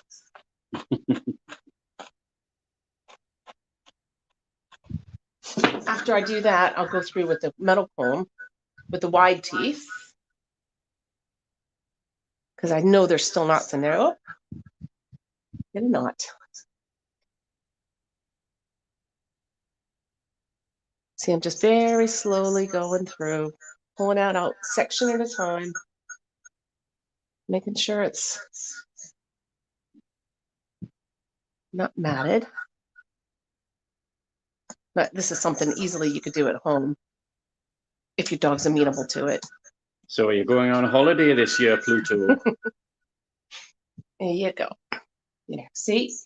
Now that is completely combed through, unlike the other side, which is a mess. Which looks like a mess. So I'll save you the hassle of doing the other side. Oh no, there's a big knot in there. I'll get that knot. Oh, you got burrs in your chin. Anyway. All right, I know there was a question asking about face tidying. There was a question about how to dry the face.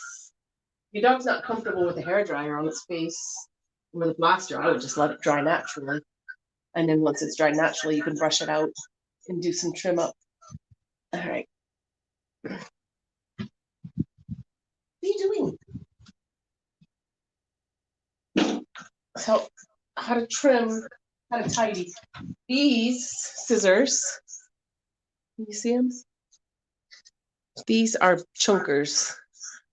And I got them from, shout out to Sharper Edges.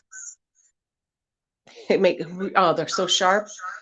But you get what you pay for in scissors. So these are costly, but of course they're like professional.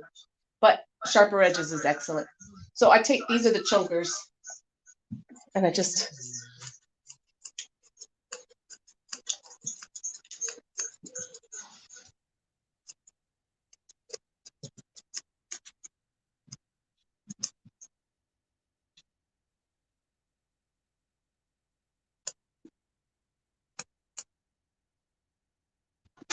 and top tip, never put your scissors on the table with dog because they'll pick them off and then your scissors are wrecked. Which I shouldn't even leave the clippers there. These are called fluffers. They're a cross between a thinner and a chunker, but they just give a nice finished edge.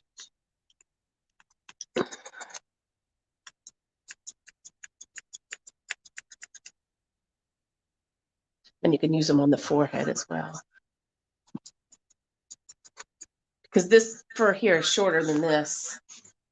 So what I'm going to do is blend this a bit better.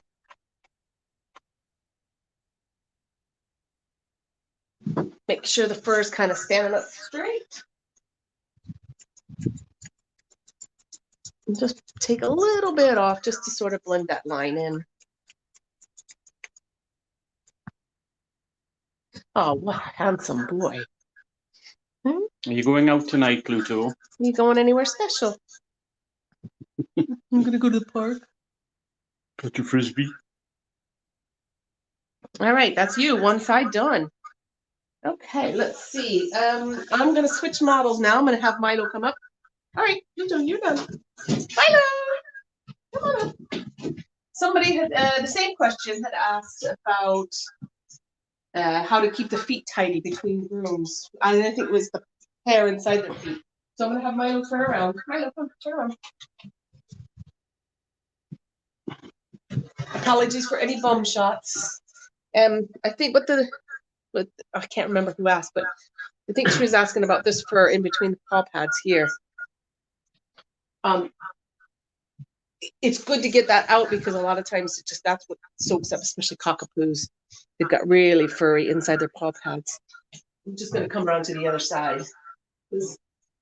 That's the side I work on. So, all right.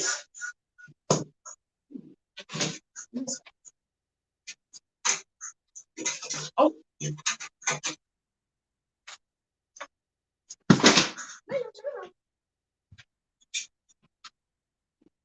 Stand. So if you don't have clippers, you can do it with scissors, but only ever do this main section. Don't between the dough. Milo, stop. Don't ever do between the toes here and here and here. I'll show you how to do that. But you can take your scissors and you can flat against the skin. And you can just slowly trim out fur like that. Or if you have clippers, Milo, turn. A toe blade. This is a toe blade of the clippers, and it's made for getting in the toes like that. So just basically hold their paw. I put my thumb above there and my index finger pulling their toes apart. And you just scoop. And also I can grab thumb, finger, with their whole, open their whole paw pad out. just scooping actions, basically.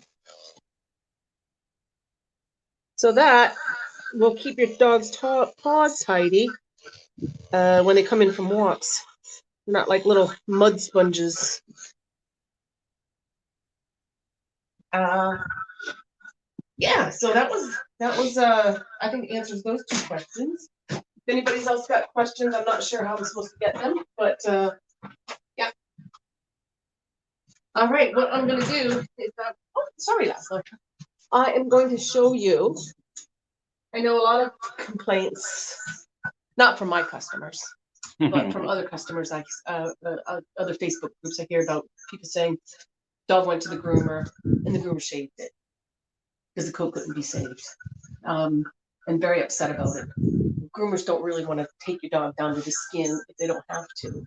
They want to do a good job and they want your dog looking good. But if the dog is matted too much and the mats aren't coming out too easily, it's going to have to be a shave job. And I'll show you what I mean by mats that you can't get through the clippers. All right, I'm going to have Milo just stand there. So you see, oh, we have a cat alert again. Dog's walking past. No, dog's walking past. At least it's not the golden retriever neighbors. Okay. Milo, you're gonna have to wait, sweetheart. Come here. Can you stand? Right. Can you come over here and just show this leg here? All right. The last time I groomed Milo, I did him just the body and I left the legs floofy because that's the way I like it. But I always know that I never really brush out the legs myself because I'm just lazy about my own dogs. Because this is just going to have to come all off. If you see, this is just completely matted. You cannot even see the skin through the mats, basically. And I'll tell you Let me just grab these clippers. And I'll grab the blade box. So the reason why it has to go shorter is this is like a 3-blade. You see how that is, and it would have to go through quite a bit of nice fur to get to the cutting surface, to get to the cutting blade there. This is an even longer one. So it has to be nice, good tap-free fur to get to that cutting. I should probably turn down the sound on that. Mm-hmm. Oh. Wait a second.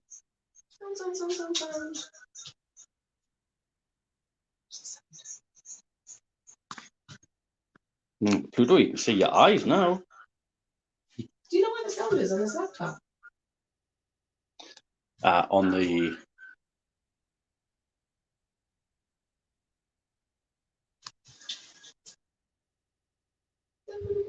Oh, well.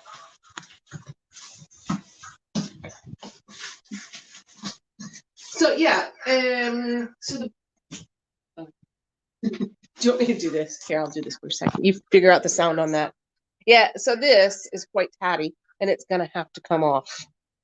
And I wouldn't be able to use this blade because the tats stop the blade before it hits the cutting surface. So, all right, go on, go see. So that is a really 3/4 blade. This is your next size, 3F.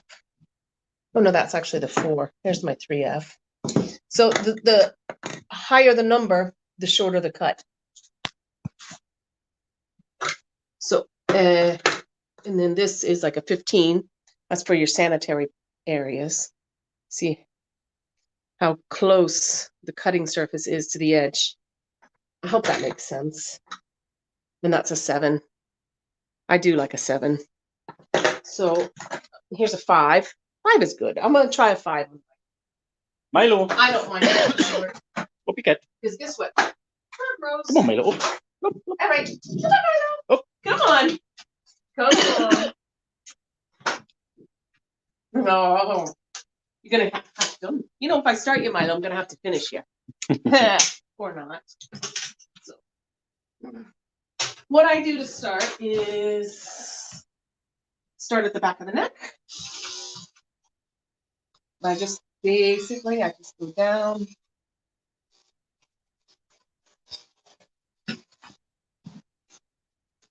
The back, the spine. See, his body fur is not that matted because it wasn't that long. Don't. Might want to have to put Hamish in the house. He's becoming a nuisance. All right. And then when it comes to the tail, you can go down however long. Some people like it stopping here. I like it going down the tail just a bit. Some people say hold the tail under and then do what you can see before it tips under. Hey, on the tail. Sorry. Come here, Milo. Milo wanted a pet. So now you can come back over this side so you can see the rest. But what I'm going to say about this leg is being completely matted. And usually I would start up here at the chest, clip, clip, clip, clip, clip all the way back. Oh, I do have time. This is going to be one of those slow to use.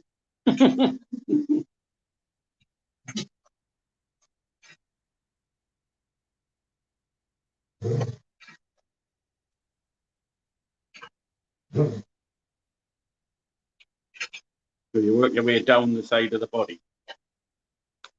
It's kind of like following where the ribs would be, but with the blade flat. Not poking at them like this, but with the blade flat.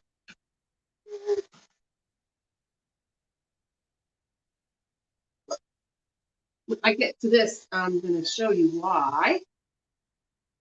Sometimes your dog has to go shorter than you would rather have. I don't like the term shave because I just think it sounds like put some shaving cream on a razor blade, and that's not what it is. I always say to clients, oh, I had to take your dog a little bit shorter than I would prefer because of the mats. I mean, it's not fair to demat a dog. Whoops, he's got his little good.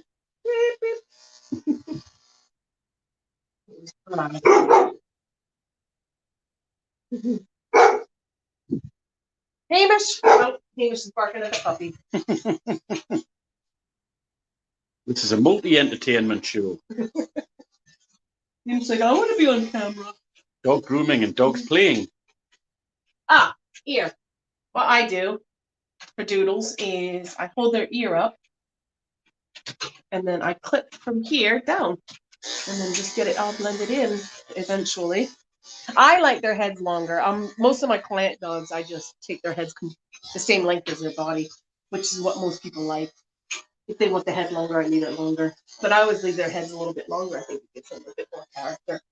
Plus, I'm able to maintain their heads.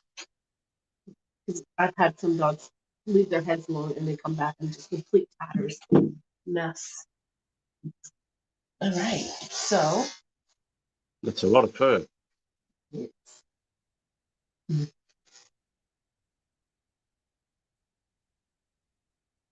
You can see in their armpit, I'm gonna put the thingy on it. Let me just get it first. It's Tanya, are you going to make that another little needle felted doodle? I have saved the fur before and made a little needle felted Milo. Kevin keeps bugging me to make the rest of them, and I've got their fur saved.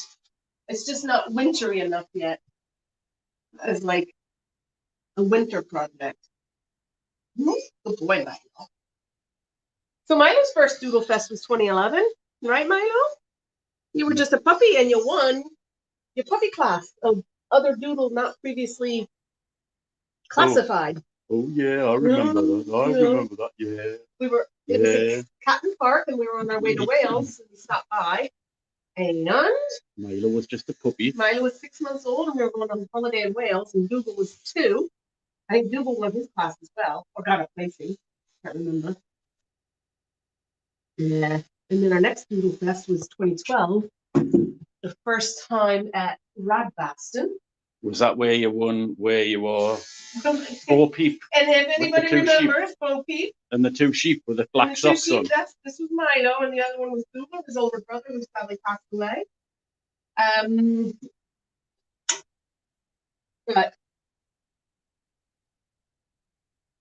yeah, 2012 was the year of the rain on Friday night. Oh my gosh, it shut it down. And everybody thought our tent was the bar. We had a marquee for Northern Doodles. And people keep coming and asking us for beer. We're like,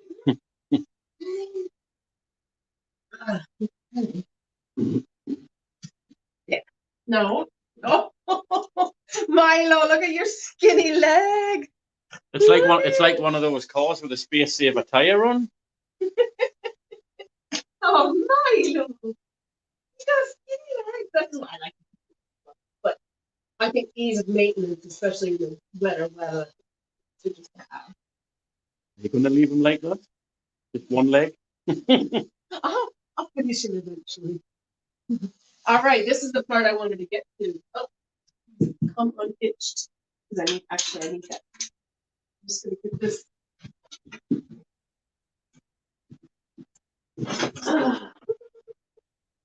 What you doing tonight, huh? What you doing? You think you're used to getting groomed, Milo, and you are.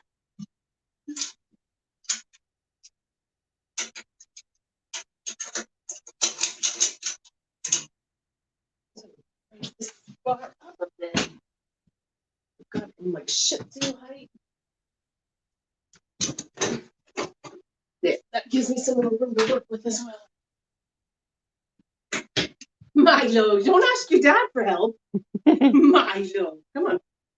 Turn.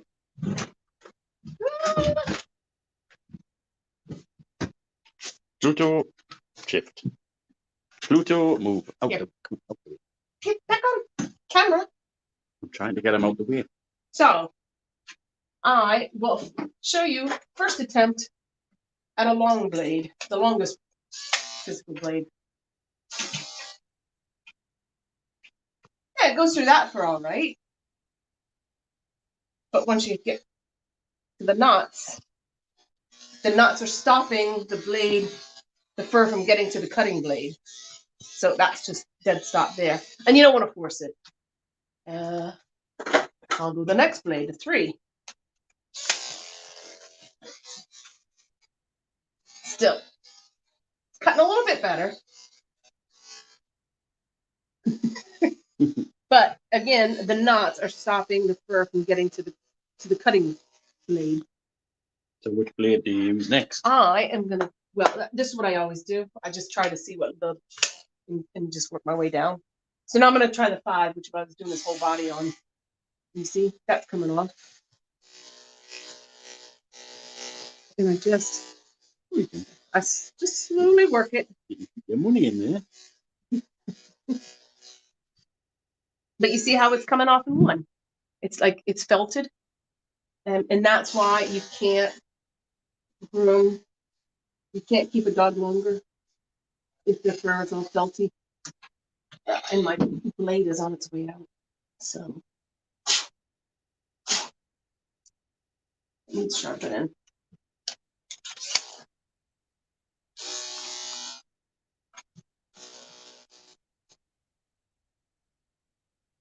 See how that's coming off? No.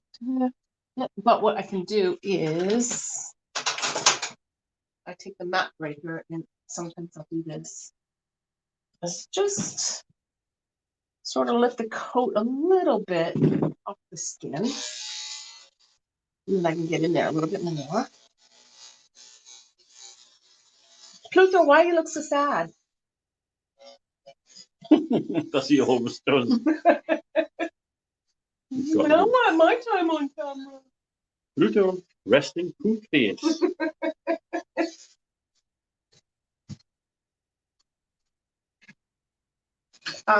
So how am I going to get the rest of this off?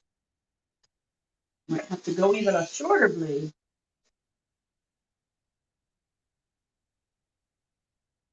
I knew the grooming demo was coming up, so I intentionally let my dogs get, see, off in one piece. Now, that actually isn't too bad. It looks like a judge's wig.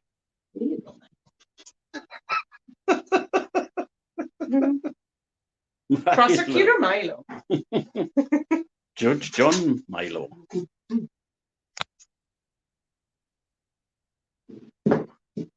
Oh! He stepped off the edge.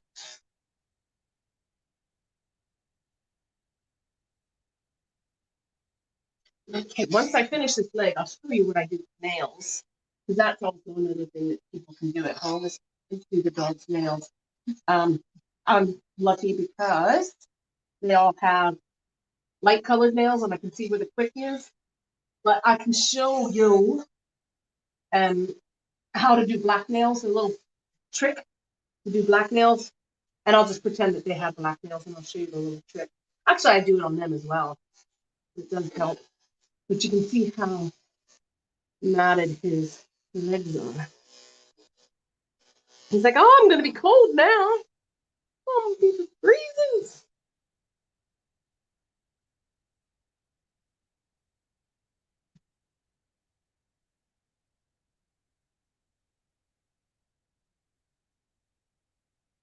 I was like, I've never gotten a groom during Doodlefest. Only before Doodlefest. So who's glad that they didn't have to spend 3 hours stuck in traffic to go to Doodlefest this year? Me. Me. Oh my gosh. I came back up to A1 yesterday and the traffic was dead stop for miles on the other side going south. I don't think people know how to drive in the rain. At least they pretend they don't. Okay, I'm just going to say that's finished. And I can get on and show you how to do the nails.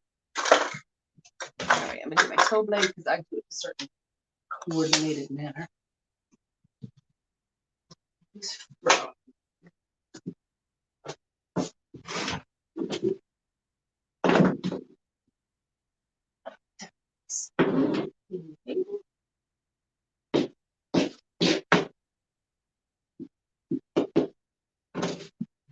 And I'll show you with one of the other ones. Okay, so nails.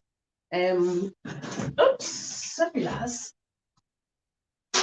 These are the kind of nail clippers I use. There's the other ones. Big dogs, little dogs. I think there's the other ones that are almost like a stapler, sort of. But anyway, I need really close up work here. So the nail, and you can see there's two sides to it. Actually, his aren't very bad. But you can see, I can see the quick, so I know where it is. But with black dogs, actually, his nails aren't that bad. I take my thumb and I peel like the outside little edge. He's like, no. And then I just take the edge and I just scrape a little bit. And then I can see exactly where the quick ends, which is right like there. I'm gonna probably need to do like Pluto or Laszlo's nails because they've got. That's just whacked me in the nose. Sorry. Did you see how it's like nice and rounded? Yeah, and then so I would do all the nails, and then I take the scissors, and you could go flat across the top. Hold your finger, bring the fur around the edges. And I just use my straights for this. I don't use the thinners or the chunkers. Would this not be a bit scary for someone who doesn't? Yeah, I mean, it would be. But if you've got nails. No, I think nails you could do. Just, top tip. If you cut it quick and they're bleeding, you can use, if you don't have a septic stick, you can use corn flour. Corn flour? In this country, it's called corn flour, right? It's called corn flour everywhere else in the world as well. Except in America, it's called cornstarch. But cornstarch has another. Oh, this is exciting. Cornstarch has another job in the grooming parlor. You can get mats out with it. And I will show you that little trick as well. So a multi-use food product. I know. Okay. Which dog do? Oh my! I do need to finish that a little bit. Got you. Milo, can I leave you looking like that? Look at the state of you. Got one skinny leg, one big fluffy leg, and a half-done leg. Oh, but see, that's really bad. I might just do that on a 7 a little bit later. Okay, Milo, you've been a good boy. You've been a good boy. All right. Let's get Laszlo up. Laszlo. Okay. There he is, the new one. Okay. New pup. Come here, Laz. Laszlo. What's going on? Come on. Come on, okay. Come on, there you go. This is Laszlo. Don't tell him. Hey. He's not a full doodle. He's actually a standard poodle. Oh, don't tell him.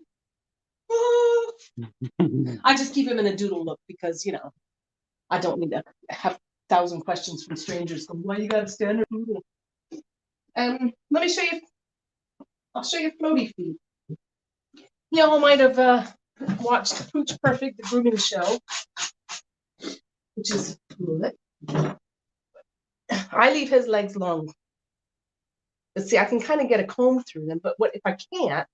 I push the fur up in the opposite direction, hold his paw with my hand, and very slowly just pull the fur out little bits at a time. And Same. Give him flares. Same as what I did like on the face. So it's always just a little bit at a time. I use metal comb because you can get down to the skin. You have to be getting down to the skin because that's where the knots live. And if it's matted up against the skin, you're out of luck. But yeah, look at that poodle fur. Oh, hit a knot. All right. That's what Laszlo says. Maybe. I don't have to get any knots out. Okay. So his feet aren't too bad, but you can see that's like when he goes out on a walk, he comes back with the messiest feet. So just take your scissors kind of flat to the table.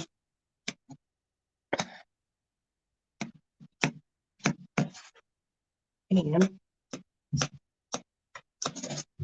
kind of looks like their feet are floating. That's got floaty feet.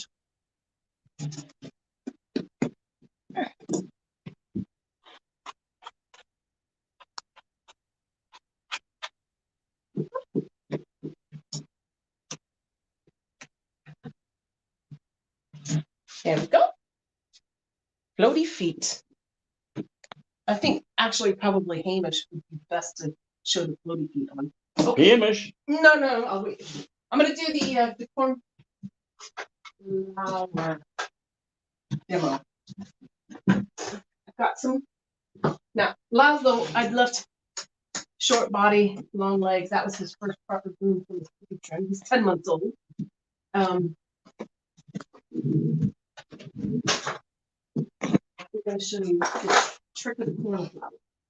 So, this section here is matted. I know it is. Because look, not getting a comb through that, you can kind of see where it's all sort of mushy. I could take the long slicker brush and go through it, but that's hurting a little bit. But take a little bit of corn flour, rub it into the mat, and that sort of just like loosens it off. And it makes it less painful for the dog. Well, not painful, but less. Yeah, less pulling. Uncomfortable. Less pulling. Because if you feel, oh, see, my fingers are all like nice and slick.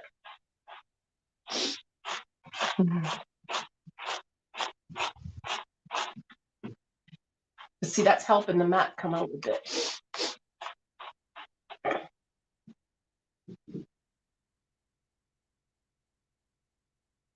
See, I don't want to pull too much because he's just got baby fur. He's a good boy. Who's a clever lad?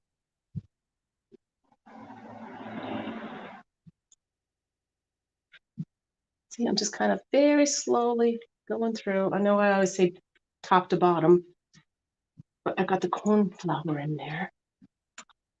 I didn't have it in this section. See that whole naughty part? It's all gone. It's not naughty now. It's not naughty anymore. Not that Laszlo is naughty.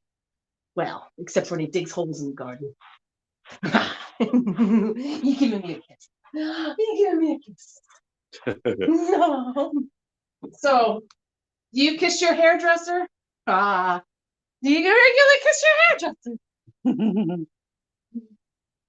The best part of the job. Well, except for Bernese mountain dog kisses. Okay, so see how much better that looks now? Combed out and floofed, rather than like down here, it's kind of all not combed out and not floofed. Not floofed, floofed. So yeah, I mean, a lot of dogs.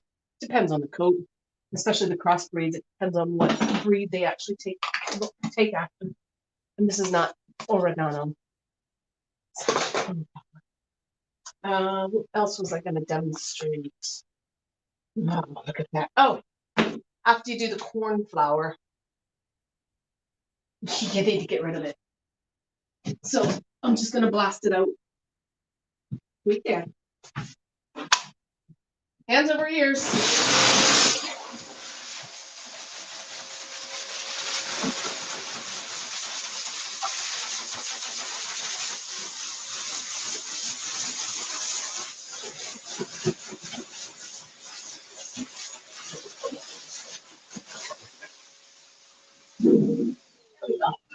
You can see the everyday dust just flying on. No, that was mostly the corn flour. But just kind of go in one direction if you're blasting, because you can create like swirls and give them nuts with the blaster. All right, there we go. That's that. Done and done. Oh, that's all right. Another thing, not sure you want to try this at home, but if you do, I'll show you techniques. Is the privates. Now I only have boys. Dun dun dun. I only have boys, so I can only demonstrate on boys. I kind of watch this bit, mind. Oh, that's right. Pluto Laszlo still has his nib nabs. Yes, Laszlo still has his Golden Globes. Giant nib nabs. Oh! So, with your short blade, like a 10 or 15, I just lift up the tail, and where their little poo hole is, that's the technical term. Is that a technical term, Tanya? Is it poo? Gently scoop the fur out so they don't get Klingons, because there's nothing worse than a. That's a Star Trek term. All right. Make it so. All right. I'm not sure if you want to see his willy, but show him this willy. Show him how ugly and hairy that is. Stand by. So, hairy willy, all pee stained. No. No. Oh. I know. This is a groomer. This is what your groomer does for you. Hold the pee stained fur. And I clip a little bit before the willy so that fur doesn't get all pee stained. It's not a willy, it's a dingle. Here, put his foot down. Can you still see? Because I have to come from this side. Yeah, I'm getting willy fur in my face. That's not cool. That's not cool. Usually just do one side at a time because I don't like to clip blind. Laszlo, good boy. Oh, he's like, you can do my willy fur anytime. I'm not quite sure that's good. Okay. So we worked first on Pluto, on his half face. Yeah, Pluto. Pluto, you've mussed up your face. Come here. Come on, Pluto. Come on up. Oh, now I have to get Laszlo up. Come on, Laszlo, get down. He's Too high. It's too high. Come on, you can do it. Come on, Pluto. Come on. He said no. Come on. Come on.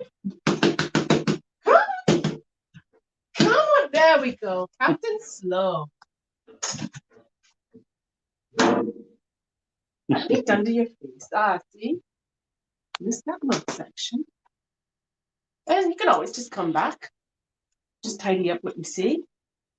After they have actually lived in the real world, because, you know, you can come out. I'm going to say kind of rushing everything. But that is Pluto. He's got the same issue with the back leg. And his tail is really bad. Trick I do for the tail is I take the scissors, I don't cut it off, but I slide the scissors through the mat. You can use a mat breaker. This is a mat breaker. These are sharp. They used to be sharp. Put your thumb there. Obviously, if they switch it around if you're left-handed. And you let the knives do the work. Well, isn't that clever? Yeah, you don't want to pull too much. So you see, I'm getting through a lot of that matting.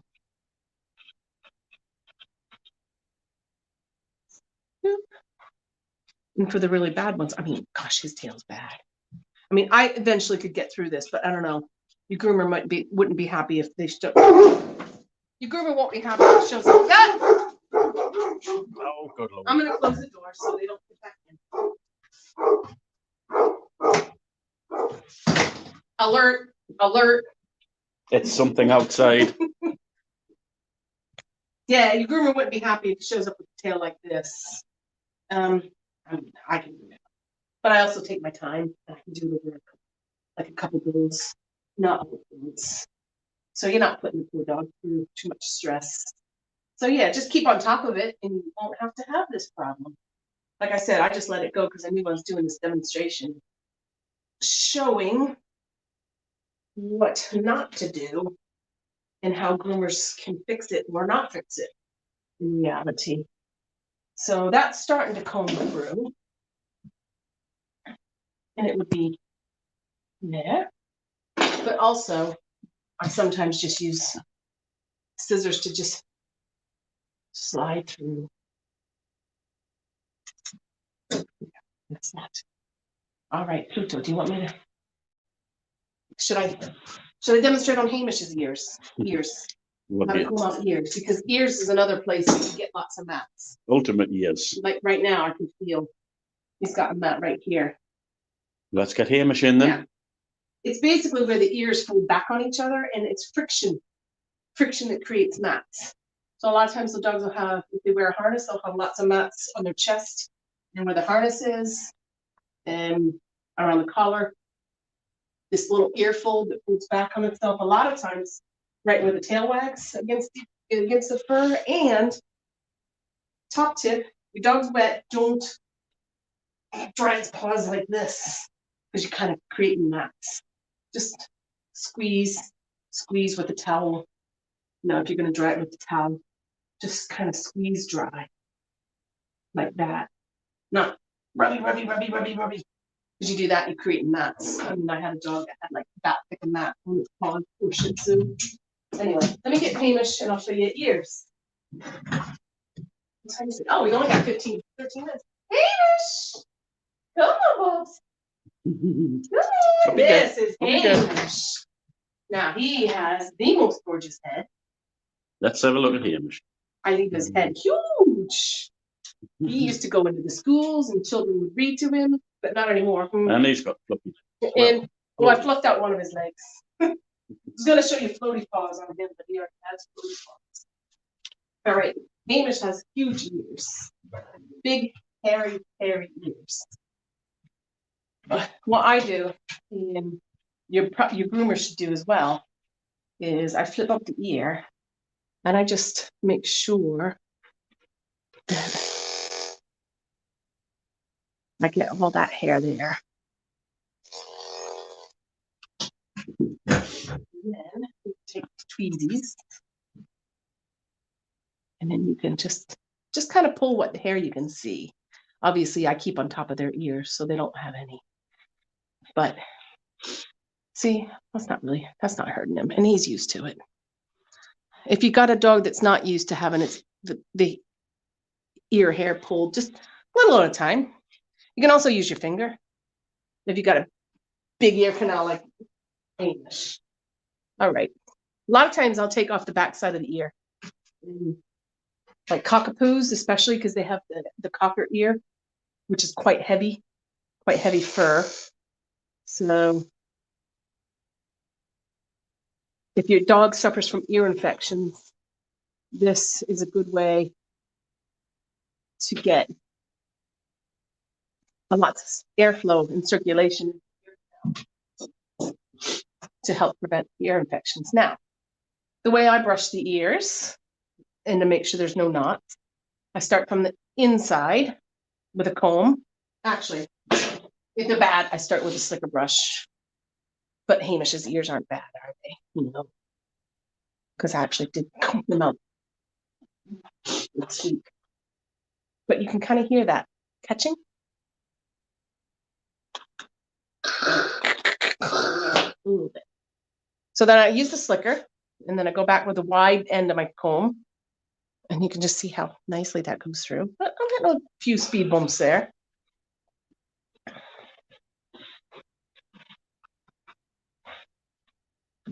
Oh, I'm going to come to this side. 2. Hay fever. Oh. All right, so get the underside done first. For the most part, he's got the biggest ears. They're not ears, they're head curtains. Head curtains. His drapery's finest. So then I come to the front side and I get the fold. He's got a little matting between the fold. And I kind of just do around the edges. You kind of want to start from top to bottom. You want to go, because if they've got knots, you just pull them all the way down and have them pull them all the way through the fur. So just little and gentle. Little and gentle. Like fluffy little clouds. Fluffy little clouds. Oh, see, I hit a knot there. No, comb's not going anymore. So I stop. I find out whether or not it is. I just work through it. You're not using mat comb? No, because well, thing is, This thing? yeah, I mean you can if it's matted, but I just did his ears recently, so I know they're not matted.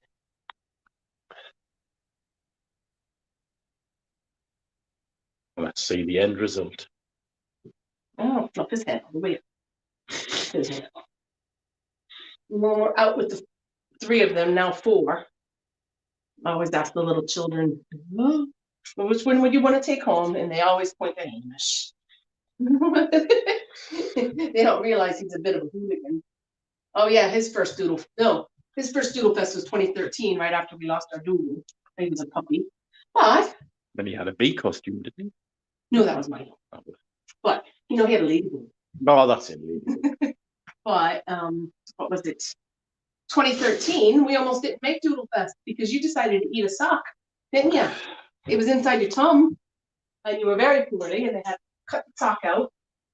Sockectomy. Sockectomy, that's a technical term. But we made it to Doodlefest anyway, and he had to wear a suit of shame. And we just kept him quiet, and he was fine. I think his surgery was on Monday, and we went to Doodlefest on the Friday. So, yeah, that was fun. Male hosiery ingestion. Yeah, sockectomy. There you go. Look at that ear. It's like gossamer fur. Woo! Oh, Hamish, that's so soft. Look at that. You're on my lap tonight, son.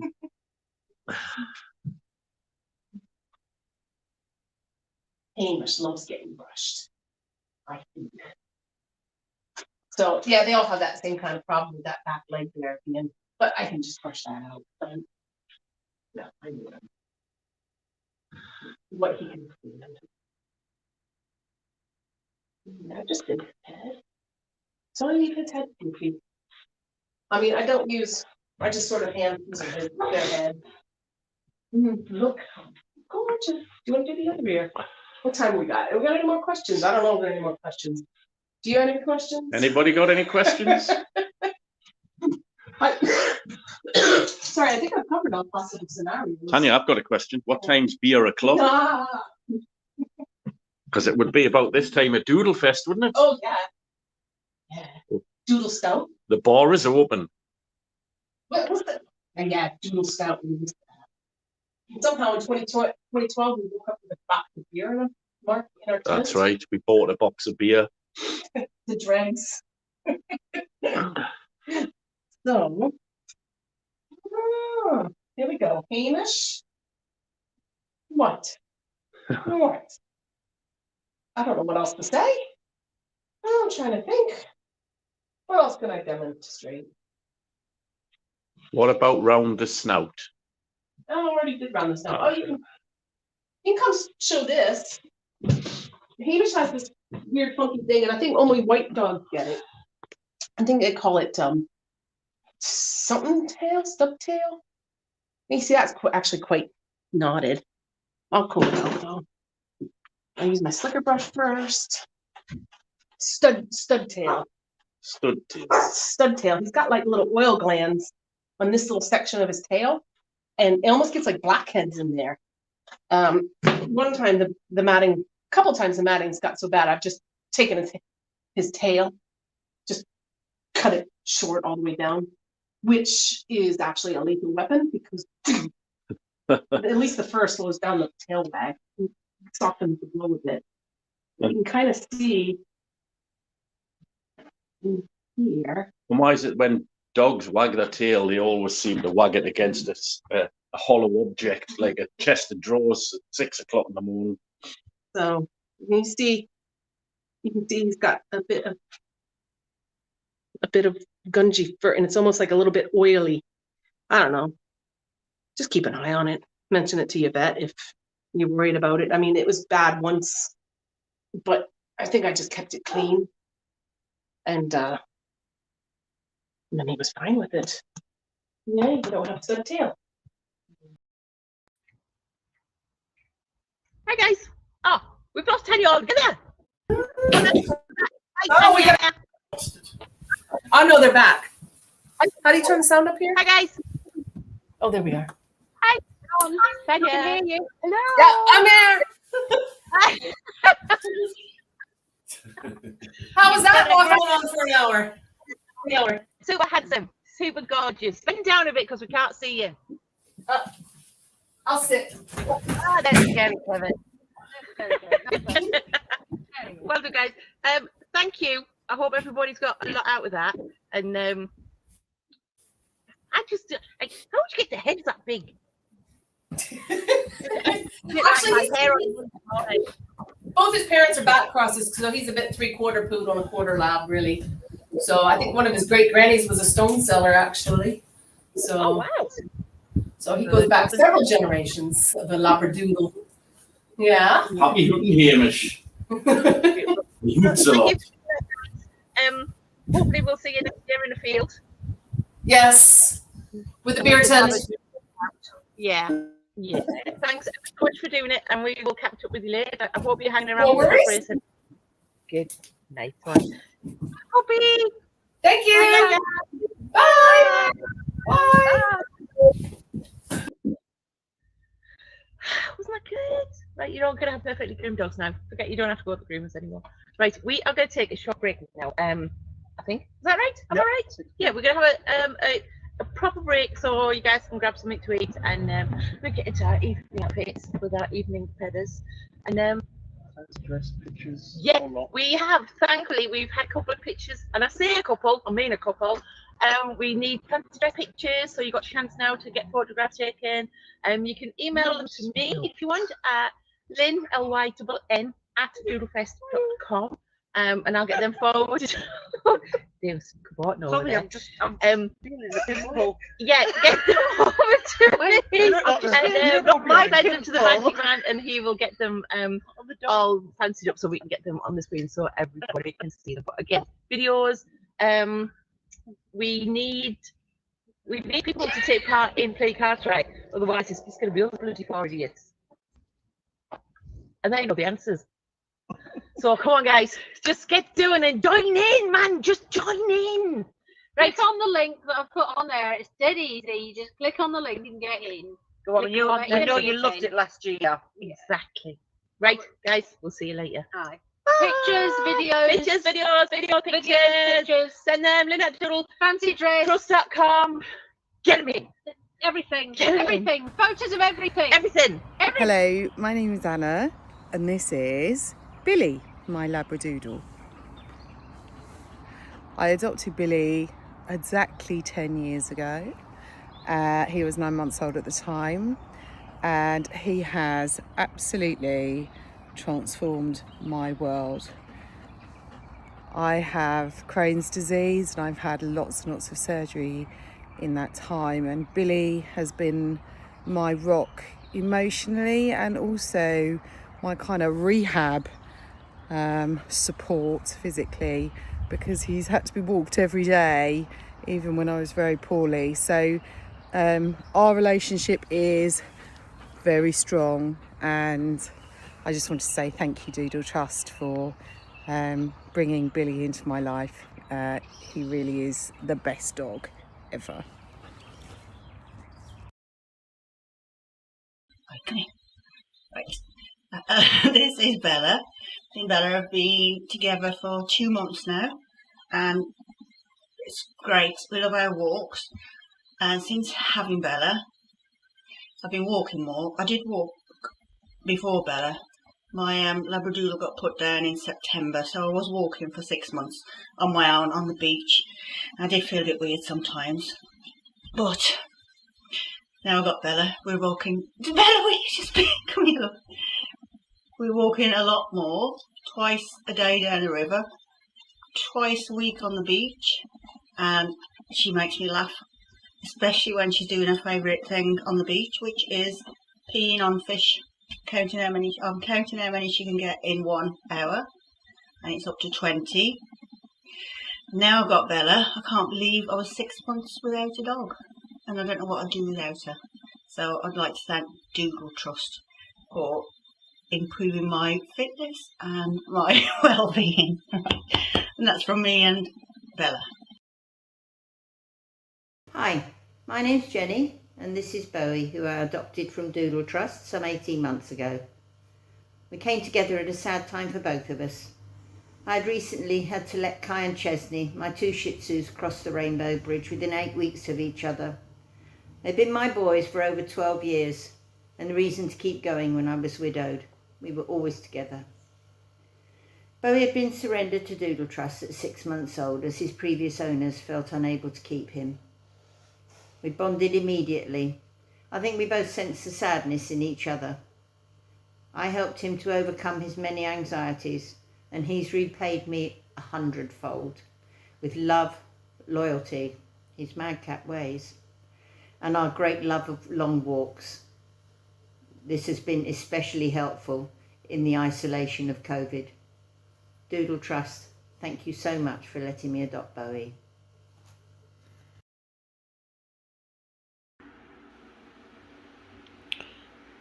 This is my gorgeous boy, Monty. This is the face I fell in love with.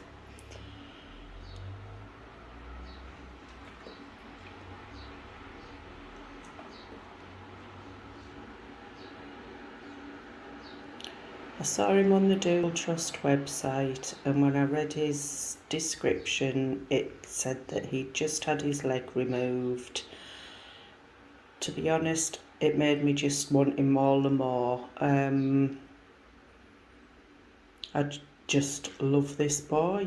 He makes me so happy every day.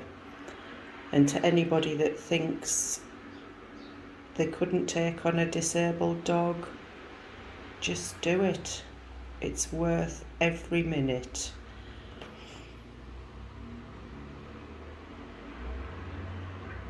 To be honest, I can't thank the Doodle Trust and Barb enough for letting us have him, because he's amazing.